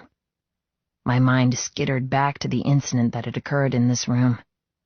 I'd lost my virginity in here. I'd cheated on Cleo all because I was a fucking rehabilitated convict who'd somehow found himself the youngest ever president of the Corrupts. For a second, I wanted to switch rooms, but then Cleo wrenched off her top and stood before me in her shorts and black bra. Fuck! I launched myself at her. The weight of missing her, of living a life of purgatory believing she was dead, suddenly dissolved. The last dregs of fear that she might disappear again faded, and my hands shook as we tumbled to the mattress with our legs and lips locked in an unsolvable puzzle. She gasped as I captured her nipple in my mouth, dragging her bra down to reveal her delicious flesh. Her skin was soft and supple, my suction fast and greedy. I plumped the heavy weight of her breast, kneading possessively. Christ, I want you. Then take me. She hooked her legs around my hips, gripping my ass and tugging me into her. I bit her swollen flesh, licking the slight salt from her skin. Her hands skated up my back to capture my head, holding me against her chest. Her breathing stuttered as I sucked her nipple, and the words I would never grow tired of spilled from her lips. I love you, Art, so damn much. Her fervent declaration slammed into my soul. My eyes stung, my hands fumbled, and my heart cracked open all over again. Climbing her body, I shoved my hands into her thick hair and held her still. As you wish, Buttercup. I love you. Her face collapsed, and fresh, adoring tears glassed her eyes. Her favorite quote from a childhood movie echoed around us, binding us closer. I cradled her jaw, stroking her lower lip as a single tear escaped her. My heart lurched. Don't, I breathed. It fucking shreds me when you cry. She reached up and kissed me. It's too much. Her gorgeous emerald eyes captured mine. How I feel about you, what you do for me. Finally being together, it's all... More, I murmured, brushing my lips against hers. I slid my hand reverently along her bare arm. I'd killed for her. I'd cried for her. And now I hoped I deserved her. Lowering my hands, I fumbled with her shorts and pulled them free. She squirmed as my fingers trailed between her legs. Fuck, you're not wearing underwear. Her grip tightened around my shoulders. I hoped something like this would happen. Her cheeks flushed. It's been a long few weeks. Her hand slid down my front, blazing a hot trail across my skin. Get naked, Arthur. You're wearing far too many clothes. I chuckled, suffering heart palpitations with the need in her voice. Rolling off her a little, I shrugged out of my cut and tugged on my neckline, tearing the t-shirt over my head. Much better. Cleo caught the waistband of my jeans and unbuckled them in record speed. Arching my hips, I helped her discard every item of clothing I wore. Reaching behind her, I unclasped her bra and smothered her. Naked to naked, skin to skin. I'll never get sick of this. I kissed her. You never have to. Our lips met again, and the urgency of before came back with every needy demand. Her fingers tightened around my cock, stroking me hard. I growled, burying my face into her neck, biting her throat. I have to know that you're prepared for what will happen now, that you're ready to do what needs to be done. She wriggled beneath me, rubbing her breasts against my chest. I groaned as her fingers worked harder. I'm prepared to face anything, as long as it's with you. I stroked her inner thigh, tracing her warm skin toward her pussy. She went rigid beneath me, vibrating for my touch. Her body was a seductive piece of art, with tattoos and scars. I'd never met anyone so complex or unique. She kissed me again, her teeth catching on my bottom lip and biting gently. She moaned. The sound of her pleasure slid over me like a caress. Touch me, she demanded. Please. As I cupped her core, she bowed off the bed. My heart clenched as she grabbed my wrist, forcing me to touch her harder. I thrust my cock shamelessly into her palm. God damn it, Buttercup. Her fingers curled tighter, and I pressed two of my own inside her. She gasped. Yes. Fuck, you make me insane. I couldn't hide the effect she had on me. I would never be able to pretend that I was the one in control. She was my master, my ruler. I was just her prisoner, content to do whatever she wanted me to if it meant I got to spend the rest of my life with her in my arms. My chest tightened. I was the only one privileged enough to see her this way. Hungry, wild, a firecracker just waiting to explode. Spreading her legs, Cleo guided me with the hold she had on my cock. I groaned as I settled firmly in the V of her thighs and removed my fingers from her pussy. The wetness spread over her naked hip as I clutched her. Her nipples kissed my chest. Sensation rushed through my system. I couldn't stand it any longer. Nudging against her pussy, the tip of me entered her searing heat. We froze. My erection throbbed. Her core quivered. We paused in the delicious anticipation of joining. Her nails raked down my back. Do it. Please, take me. As you wish. I slammed inside her. She cried out, arching in my rough possession, a feral growl echoing in her chest. Her head threw back in erotic abandon. Again, she cried, her face flushed and tight with desire. Surging upward, I obeyed. I sank my teeth into her shoulder and thrust inside the woman I fucking loved with all my heart. Cleo hissed, taking my every rock.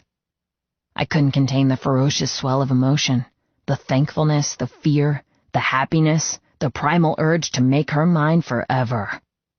I wanted to punish her as well as pleasure. I wanted her to cry and also laugh. I wanted to fucking marry her. We lost sense of time as we thrust and grinded. Her breath was a velvet lash against my overheated flesh.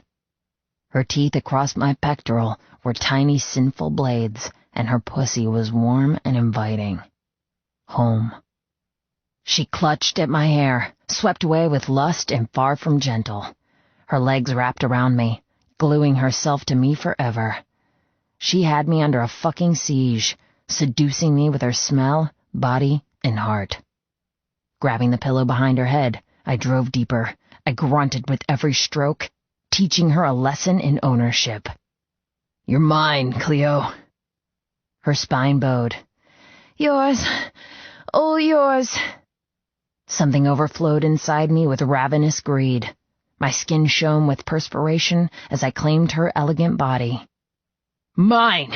I said harshly, pushing up and pulling out, driving into her. I stole her mouth in a lust-drunken kiss, attacking her tongue, stealing her breath. Our flesh slid against each other, her body strained against mine, meeting my every thrust.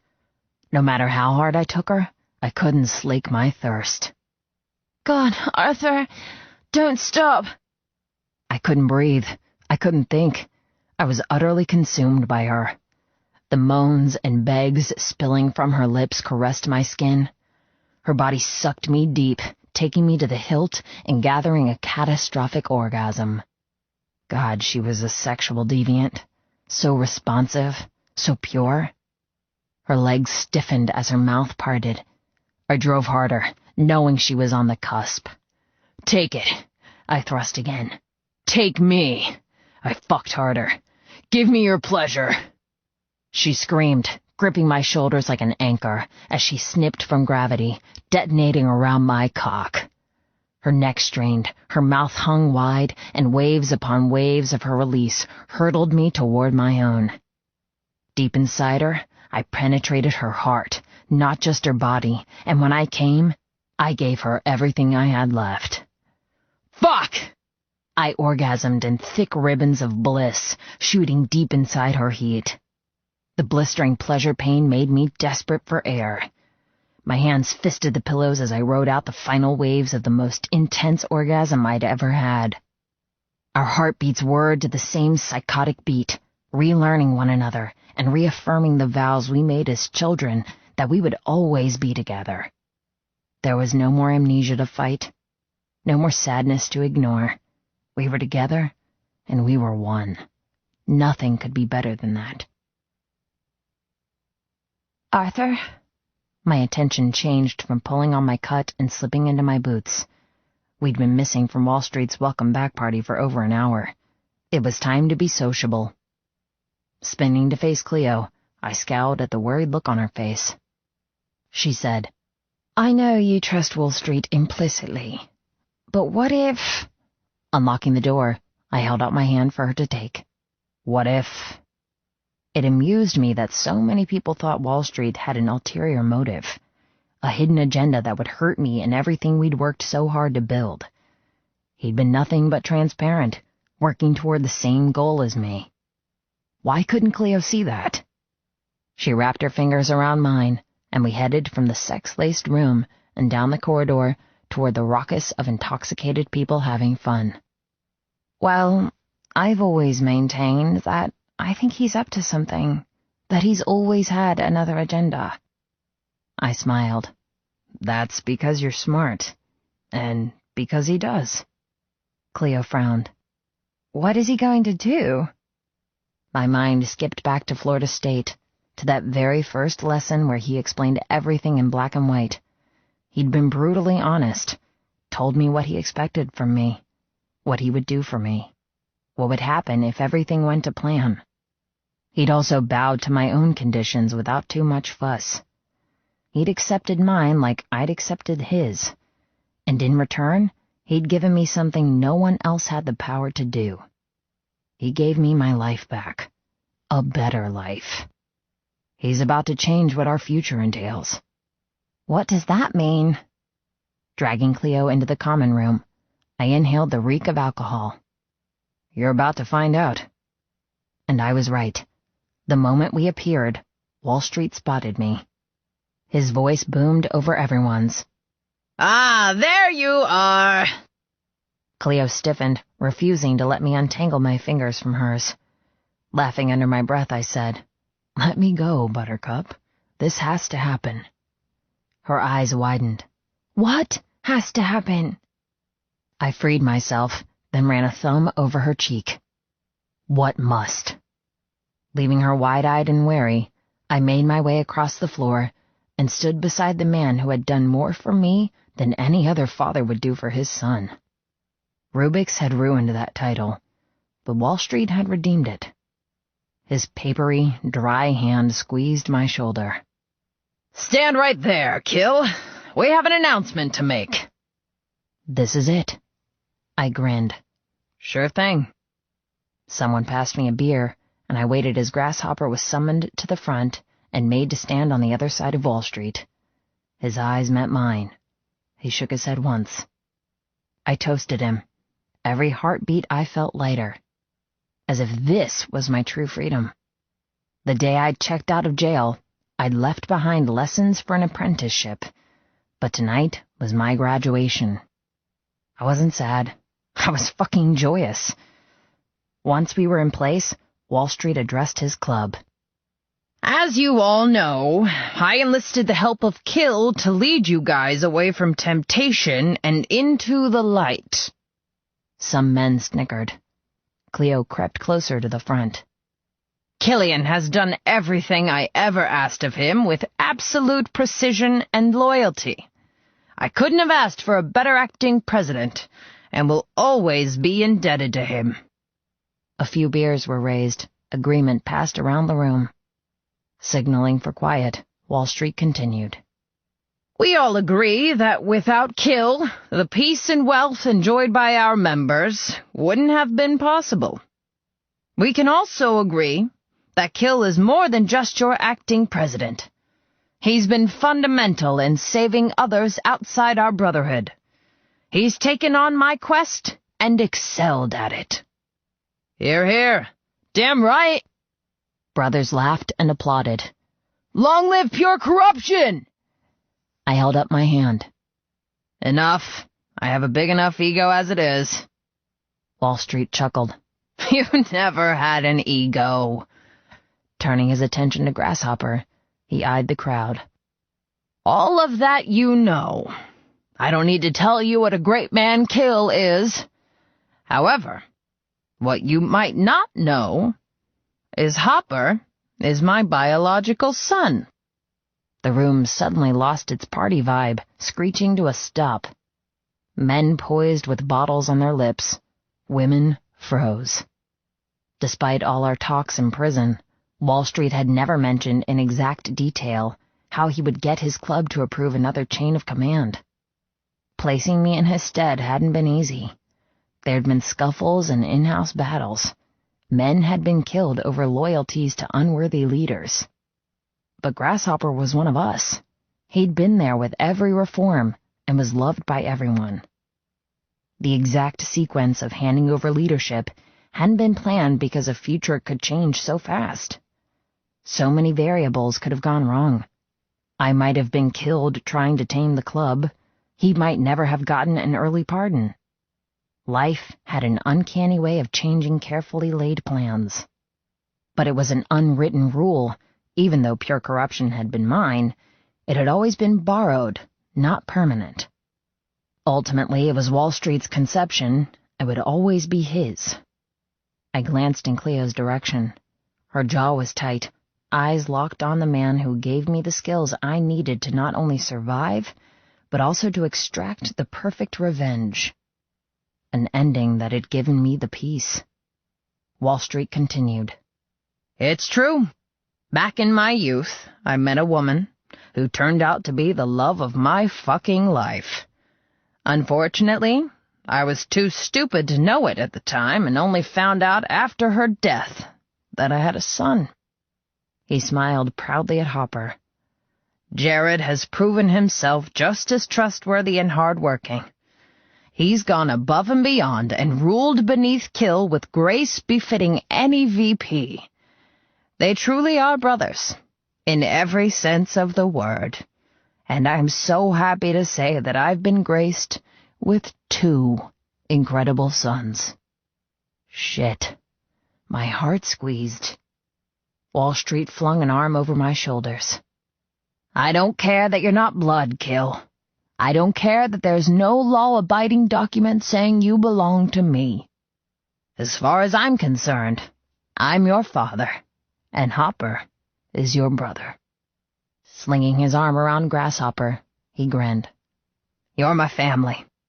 I couldn't have picked worthier men." His blue eyes glowed with sudden intensity. "I'll never discount what you did for me or forget your allegiance, Kill. I know I speak for everyone that you'll be one of us for fucking ever.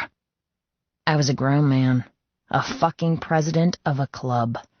I'd killed and tortured and lied. But hearing such praise from a man who I'd looked up to for so long squeezed my lungs with pride. Grasshopper laughed, punching his father lightly in the gut. All right, old-timer, enough scotch for you. You've gone fucking sentimental. The club continued to watch, not interrupting our strange, fantastical family moment. Family. Shit, I had a new family. A family who got me, who understood my drive and cherished the gifts I'd been born with. Cleo glided closer. Her body wasn't as fluid as normal, her feet hesitant and unsure. Her suspicions and concerns about Wall Street were unfounded, but I couldn't deny her instincts had proven to be right. All along he'd had ulterior motives, motives she might not like, but once she understood why, she would grudgingly admit that it made sense. Everyone would admit that in order for us to move forward. This was how it had to be. Wall Street locked eyes with Cleo. He nodded respectfully. And while I'm mentioning people, I can't forget you, Ms. Price. She froze. Killian did an incredible job, but you were fundamental in making him become the man he is. So I extend my gratitude. Cleo pursed her lips. It was nothing. Taking a pull on my beverage, I fortified myself with things to come. Wall Street was never one to bounce around a topic. He'd been that way since I met him, and I doubted he would ever change. Sure enough, he dismissed Cleo and looked around the room with purpose. Along with running my MC, Kill was tasked with another mission. As you all know, our goals far exceed turf wars and controlling trading routes. Through Kill's undying fealty, pure corruption has extended to chapters not just in the States, but all around the world. We have allies in other clubs, staunch supporters in other presidents, and that's just the beginning. We've made friends with governors, become bedfellows with journalists and people in media power. We're exactly where we need to be to deliver our final strike of justice. The club grew serious. Beers were forgotten. Excitement laced the air. My skin prickled as I waited with the rest of the men for Wall Street's next speech. I'm so proud of what you've achieved. So impressed to see a blended mix of old rules and new. Not to mention the wealth accumulated while I've been gone. This is the finest fucking club I've seen, and it's all a testament to Kill. Members toasted in my honor. Cleo smiled lovingly, blowing me a kiss. My cock twitched, wanting a rerun of what had just happened. However, Wall Street said, halting the happy thread buzzing around the room. The bikers and their women tensed, sensing a change in direction.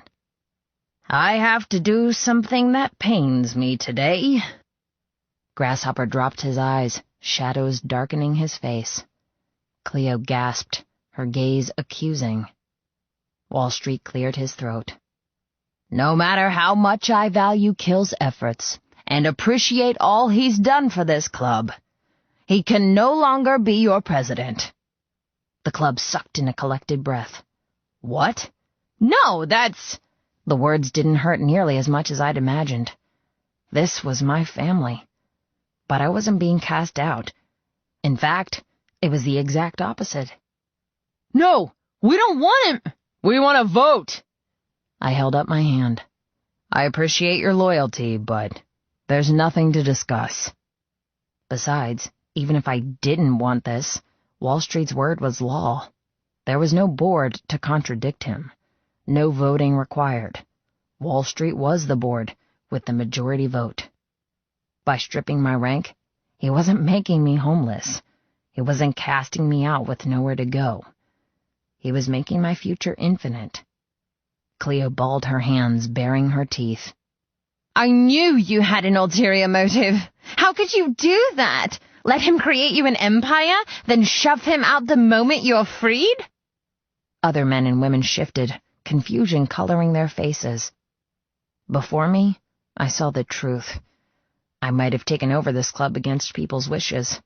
I might have inherited Wall Street's followers and fought tooth and fucking nail to get them to follow me. But now, the tables had turned.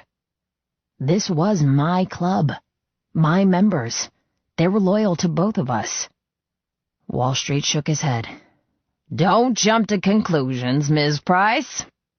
Looking at me, a flicker of concern appeared. We discussed this. We agreed this was the best way. However, if you've changed your mind, Kill... I finished my beer. No, I haven't changed my mind. I want this. Wall Street relaxed, pride once again glowing in his eyes. I'd been waiting for this day for 4 years. I feared I'd resent him, that I wouldn't handle being forced into a new career. But surprisingly, I felt fine. It was right. It was the perfect end to this reign, and the perfect beginning to another. I'm ready for this. Truly. Grasshopper looked mortified. Kill, you have to know pure corruption is yours. You're our prez. Wall Street held up his hand. Actually, he's not anymore. The room went deathly silent. I'd just been stripped of my patch in front of every brother I ruled. It should have been fucking horrifying. A death sentence. But it wasn't, because I knew more than them. It all came back to the more obsession. Wall Street knew me better than I knew myself. He was doing me a fucking favor. I wasn't losing my family. I would still be welcome, still loved and permitted to sit in church, and my opinions would still hold power. I'd been promoted rather than demoted. So you're taking back the chair? Matchsticks asked Wall Street. Wall Street grinned. His trimmed black eyebrows were the only pigment left compared to the snowy hair on his head. Nope. You'll have a new president. All eyes turned to Grasshopper. Wall Street raised his glass. This is your new prez. My one true heir. My flesh and fucking blood. Instead of looking proud and humbled, Grasshopper ran a hand through his hair. I'm so sorry, Killian. Tossing my empty bottle to the side, I shook my head. Nothing to be sorry for. Shrugging out of my cut, I passed it over. Here, no fucking apologies required. I always knew this was a temporary gig. When he continued to stare at the leather, I threw it at him. Take it. It's yours. But Art, Cleo said. I held up my hand, silencing her. She didn't know the full story yet. Patience was always a virtue in these situations. Wall Street nodded as Grasshopper reluctantly slipped off his cut and yanked on the one labeled Prez. He'd have to stitch over my name, but it was official. I was no longer a president. Just like that. Grasshopper swallowed. The position is yours, Kill. I'm content to remain your VP. No, he can't, Wall Street interrupted. Kill can no longer be seen to be associated with this club. Why the hell not? Cleo snarled. She moved forward, anger and unhappiness painting her face. I loved that she was pissed on my behalf. But this wasn't a betrayal. This was a favor. Because the next part of my life can't mix underworld with glossy pages of newspapers. I smiled. I can't be president and politician. How could I let her see that this was the sacrifice I was willing to make to ensure I found happiness? The club had given me everything I needed, revenge and a home. But I'd made an oath when I was a kid, and made Wall Street promise the same. I'd made him swear that if I did this for him, then he would do something for me. I would run his club, I would be his leader in his stead. But when he was free, I wanted out. I'd been born into this lifestyle. but I didn't intend to die in it. I had too much more to experience to stay in one role forever. That had been the final seal in our bargain. Wall Street wanted a stand-in. I wanted a ready-made army. We both had higher goals that required sacrifices. Both wanted the same thing. Cleo's eyes burned into me, but I didn't look at her. I would cherish and protect her. I would keep her in my heart always. But it was time for a change. It was time for something more. "You'll still see a lot of Kill," Wall Street said, smoothing ruffled feathers and concluding his upheaving speech. "He's forever welcome in our homes, our hearts, our club. He will always be a Pure, but privately, not publicly. We're family and will always be family, just like Cleo will forever be one of us, too." Wall Street glanced at Cleo's jacket. She'd slipped it on after we'd sneaked away. "You wear our emblem and oath, Ms. Price. I would never take that allegiance or home away from you. I know your past. I know the loneliness of being stripped of friends and love." He placed his hand on his heart. "You have my ultimate word your ranking within Pure Corruption will not change. Killian will always be respected and listened to, but from now on, we will no longer call him Prez. With time and luck, we'll hopefully be calling him Senator, and he'll be ruler to thousands." The gruffness and authority in his tone melted into love and pride. "Kill will give others what he's given us, and that is a fucking hero in my book." Opening his arms, he embraced me like a son and friend. I hugged him back, feeling the weight of the past 8 years fizzing away with every heartbeat. This was what I'd been searching for. I knew the goals of becoming a true senator would be hard, if not impossible. Every aspect of my past would be used against me. The newspapers would have a fucking lifetime of ammunition with my background. But it wouldn't stop me from trying. I didn't need the title to become a leader in politics. I liked the unknown, the upcoming trials.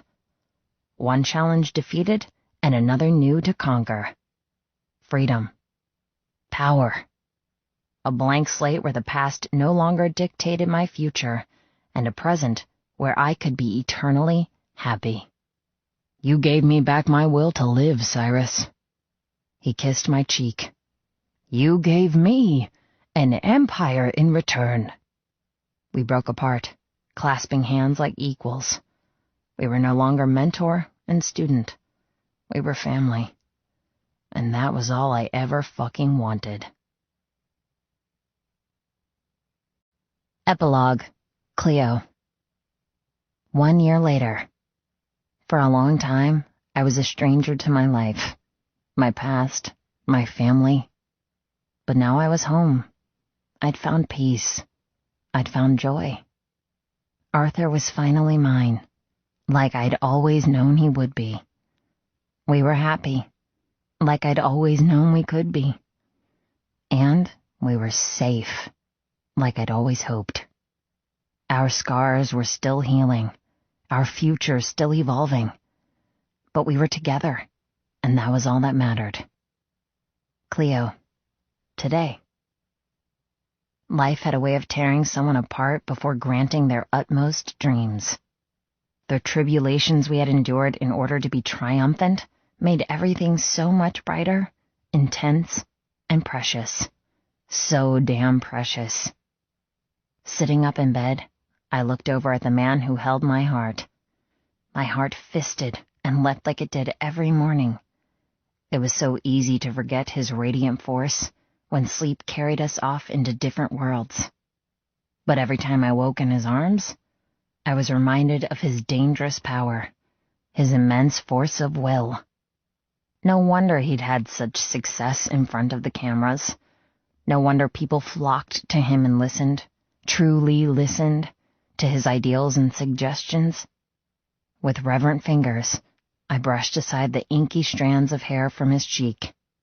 12 months had wiped away lines that had graced his eyes and washed away the stress from his face. Being cast from the lifestyle we'd always known turned out to be the best thing that had ever happened to us. Not only did we visit Pure Corruption regularly, but I'd also become best friends with Melanie and Molly. Only a few days would go by without me seeing them, and our phones would ring constantly, asking Arthur's opinion, shooting the breeze, and generally being the best family I'd ever had. So much had changed in a year, but it had all been positive. Grasshopper was president, Wall Street was the oracle, but Arthur, he was the prodigal child reforming the world and bringing about revolution. Somehow he'd become more to them than just a president. He became a true idealist, a savior to everyone who needed speaking for, but had no one to trust. I'm so happy that he's happy. He'd done the impossible and straddled the line of lawlessness and law-abiding. And because of his background, everyone flocked to him. Criminals believed in him and listened. Middle class were intrigued by him and paid attention. And the men in power, who'd treated the globe like their own personal playground, were afraid of him. A perfect combination of power and threats. Finally, after a war, secrets, double-crossing, and drawn-out vendettas, we were finally enjoying our hard-won peace. Shifting carefully, I propped my head on my hand and studied the decadent man who graced my heart and soul. He slept on his stomach, his arms wrapped around a pillow. The huge tattoo on his back was the only reminder of the world we'd given up in order to save it as a whole. At the beginning, he'd been nervous, fumbling with how to speak, trying to pretend he was something he wasn't in front of newscasters and journalists. But one night, I'd reminded him that this was his idea. This was his choice, and people would react better if they saw the truth. On paper, he'd distanced himself from the outlaw world, but in his heart, he was still a biker. And for the public to follow him, he had to be true to his heritage. The next day, he'd undone his shirt and presented his tattoo to the world.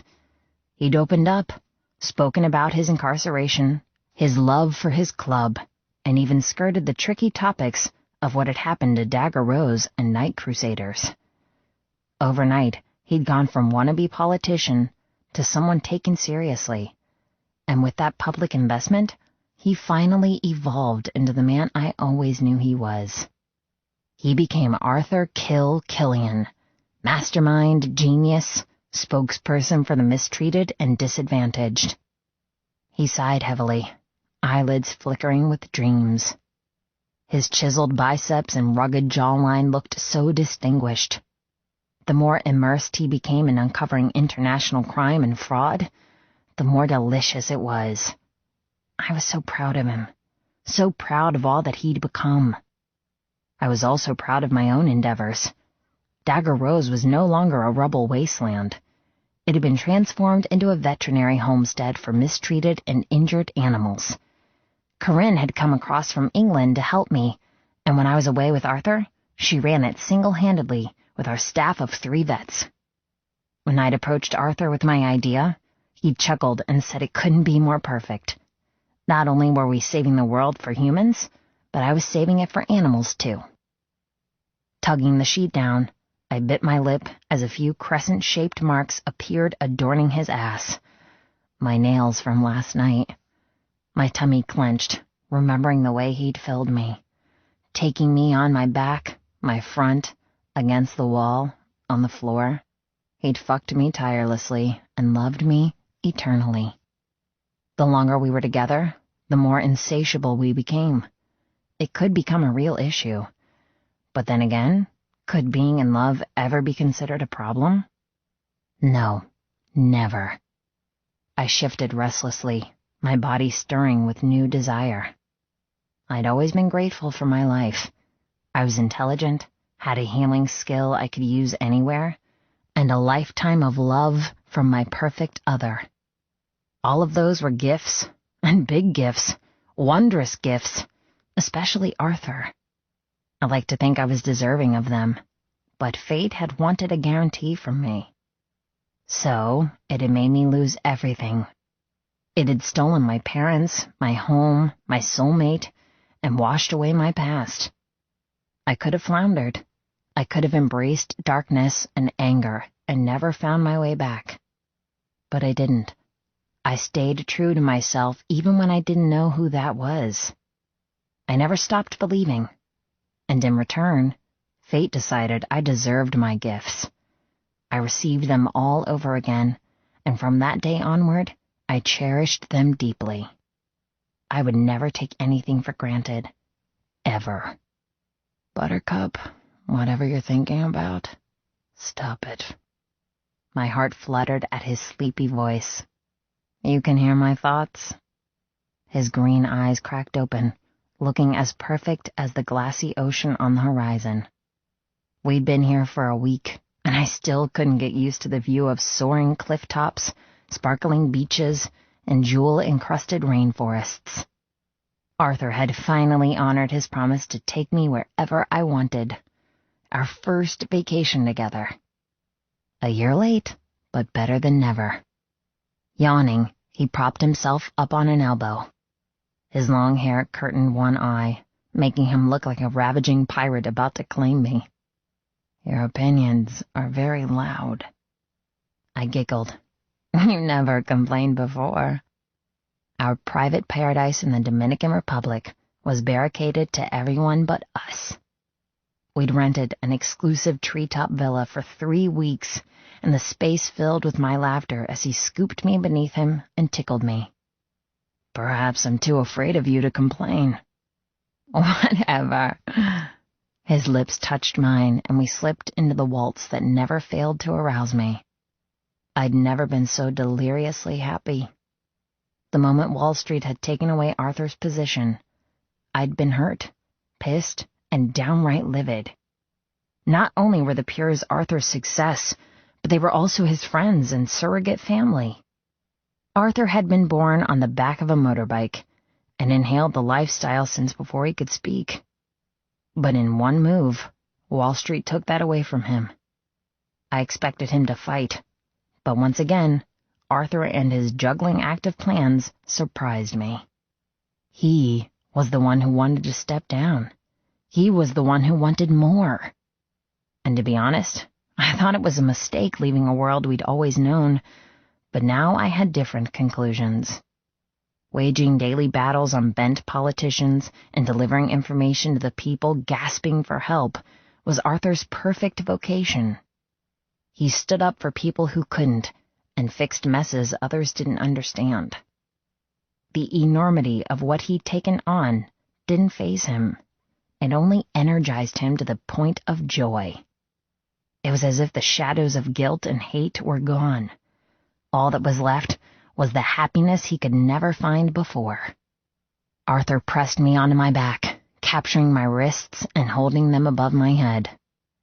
My hand landed on the television remote, heralding the news to boom on the flat screen and tear apart our interlude. The international news channel blared.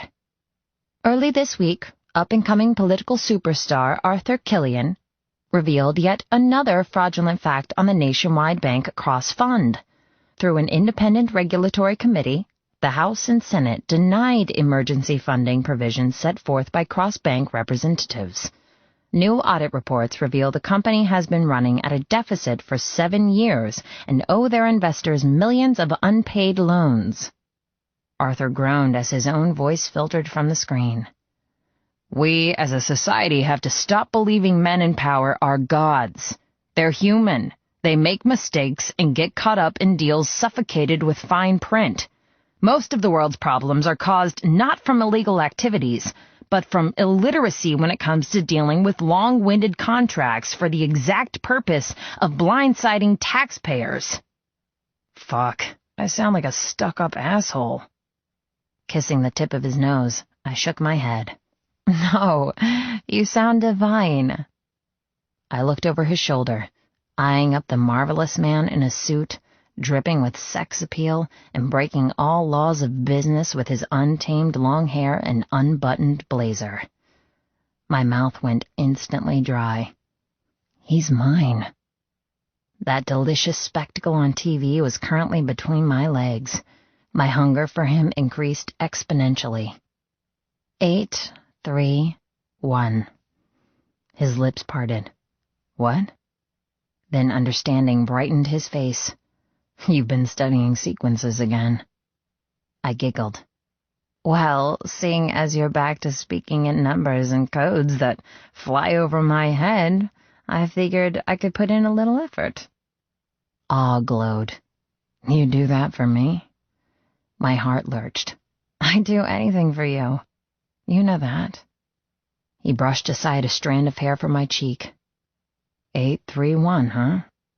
He bowed his head, inhaling me. Let me see if I can guess. 8 letters. Am I right? I nodded. He's so smart. It had taken me days to figure it out when I'd first seen the code, before having to cheat to find the answer. 3 words? I nodded again. His eyes lit up, glowing rich emerald. 1 meaning. I know what it is. Smarty pants, I pouted. So, what is it? Arthur kissed me. It means I love you. 8 letters, 3 words, 1 meaning. I huffed, wriggling away from his kiss. Fine, Mr. Genius. Way to show me up. He chuckled. You're the one who started it. His forehead furrowed. Hang on, I've got one. I rolled my eyes. What, just like that? You can come up with them that fast? I'd spent an entire afternoon studying cheesy mathematic sayings online, and he could conjure one in a second. If I didn't love you so much, I'd be jealous. 1, 4, 3, 2, he said with a flourish. My face scrunched, trying to work it out. Arthur didn't move, didn't help. Finally, I gave up. No idea. He beamed. 1 letter, 4 letters, 3 letters, 2. He gathered me close, his warmth melting my bones. I love you, too. My heart skipped, and I hugged him hard. Always. Our reflection bounced from the mirrored ceiling above. The villa had an entire wall of glass, inviting in trees and soft island breeze to whisper around us and keep the muggy island heat at bay. The sound of insects buzzing and birds cooing was the perfect backdrop to this wonderful vacation. Along with getting away from the press and interviews and research, Arthur had finally jumped back into the world of trading. He'd fought me for a full year whenever I asked if he would trade the FX market again. I knew he feared the concussion had ruined his mathematical abilities. I didn't believe that. He just proved it. But there was only so much encouragement I could give before it became a nag. I hadn't said a word when he unzipped his laptop bag and opened the familiar charts and accounts. I didn't want to pry, but so far he'd only placed successful trades rather than bad. I hoped to prove to himself that he wasn't broken, that he was fully himself with every gift he'd been graced with. My lips twitched, thinking about last night. We'd awoken to a torrential downpour. The thunder cracked above, as if the very fabric of the universe would shred to smithereens. Instead of staying in bed, Arthur had gathered me in his strong arms and carried me to sit on the cool tiles by the windows with our hands pressed against the glass, watching the rain obscure the rest of the world. I'd never felt so happy or complete as I did in his embrace. His love for me hurt my heart. Tackling me, Arthur rubbed his 5 o'clock shadow over my cheek. No matter how many times I have you, I'll never stop being awed by how beautiful you are. His lips touched mine, pressing me into the mattress. After all this time, you're mine. I didn't have time to respond as his hand dropped between my legs, brushing against my core. He growled when he found how wet I was. I gasped as he pushed a finger inside me. I've been yours since I was 5. My hips bucked and I stopped thinking. All I focused on was Arthur, my Libran, My lover. Arthur climbed on top of me, fisting the heavy weight of his erection and coating his tip in my wetness. I've never wanted anyone as much as I want you. He panted in my mouth as we both gasped at the delicious friction. Heat sprung over my skin that had nothing to do with the island warmth. I want you, Buttercup. You have me. He shook his head, tracing his tongue over my bottom lip as he sank inside me slowly, effortlessly, coming home where he belonged. I moaned as he settled his weight over me, holding my head in his hands as he jammed his elbows in the mattress on either side of my ears. I want you forever. I am yours forever. Again, he shook his head. I know that. You know that. But fate? I'm not so sure. I frowned, worried at the intensity in his gaze. What do you mean? He rocked, hitting the perfect place inside, spiraling me into a whirlpool of lust. Fate brought us together. It tested us. It took away everything, then gave so much back. I cupped his face, just like he cupped mine. Holding him like that felt as if I held his very soul. What do you mean? He swallowed. When we die, we'll have to start all over again. Arthur, what? It will start all over again because even though we're fated to be together, it's not official. You're still a Price. My tummy twisted as my thoughts raced. Was he? I want you as my wife, not just as my old lady. Shit. I don't have a club anymore, so that means nothing. I want you as my wife. I want you to wear my name. I want vows to bind us for eternity. I want there to be no doubt that we belong to each other irrevocably. Tears tickled my eyes as I arched up and kissed him. Are you asking me to marry you? He half chuckled, half gasped. His eyes glittered with emotion. Do you want me on one knee? His hips pulsed, making us both groan with pleasure. I shook my head. No, I like this method. He smiled. You can't run away from me while I'm inside you. Dropping his head, he nuzzled into my neck. You can't say no. I clutched his head to me, wrapping my legs around him, reminding myself that no other woman had embraced this man. No other woman had the right to his body, heart, or mind. Not since I captured it that fateful day in our youth. I could say no, if I wanted. He reared back, fear striking the depths of his eyes. What? I laughed quietly. In my mind, we were married the day you gave me my mood ring. That was the day I bound my soul to yours. Arthur grabbed my hand with the ring on it. The fake metal was tarnished, and the stone waterlogged from all the swimming we'd done in the bay. But I wouldn't take it off. I loved having it there.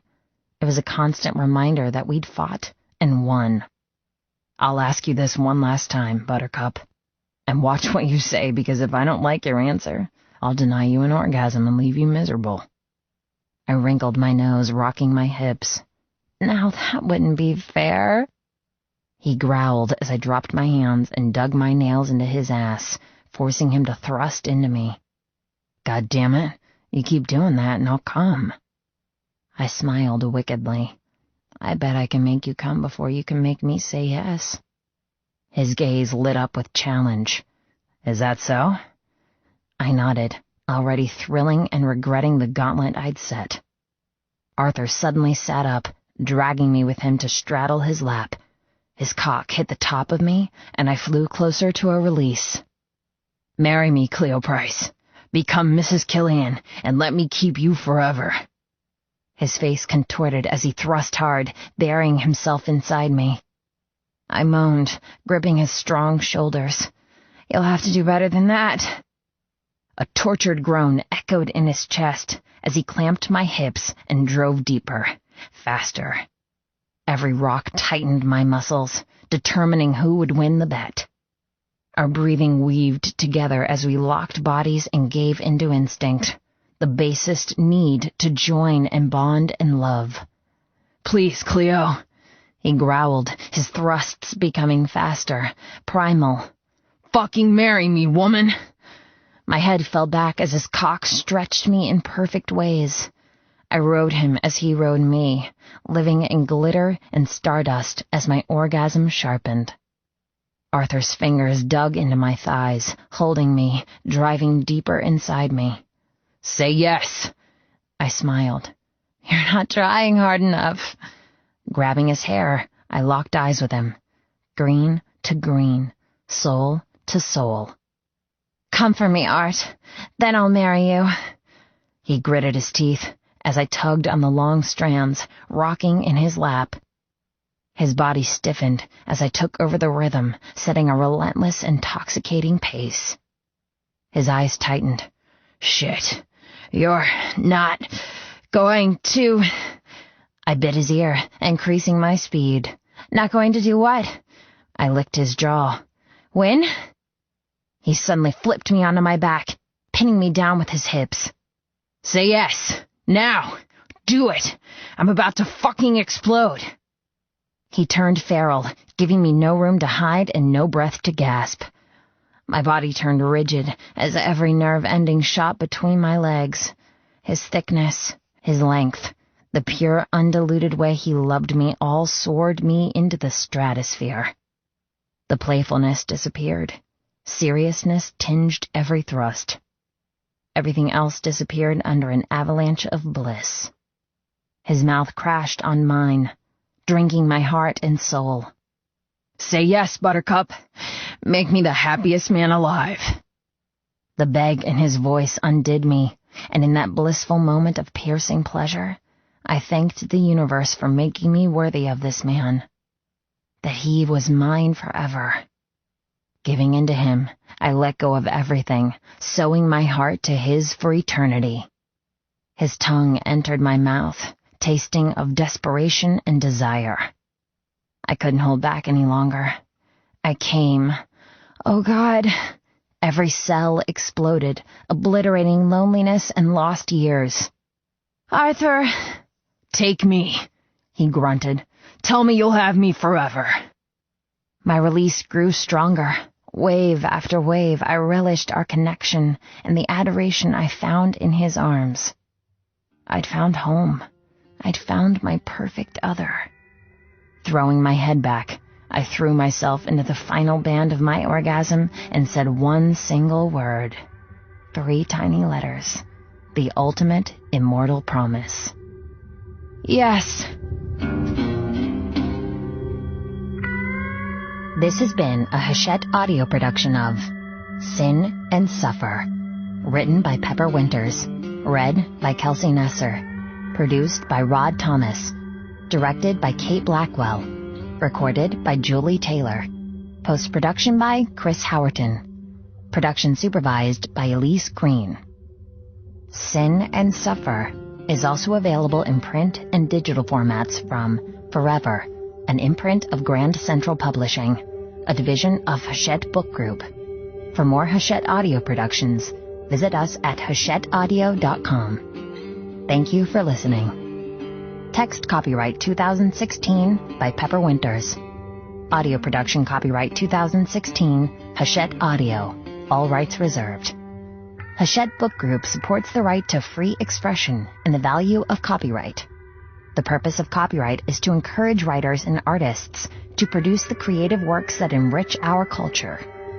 The duplicating, uploading, and distribution of this book without permission is a theft of the author's intellectual property.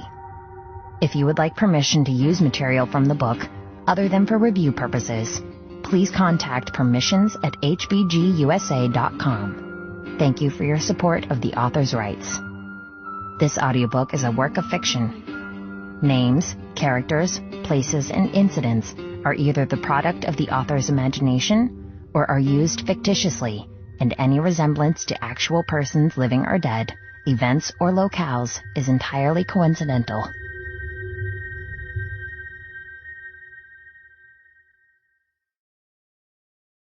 Audible hopes you have enjoyed this program.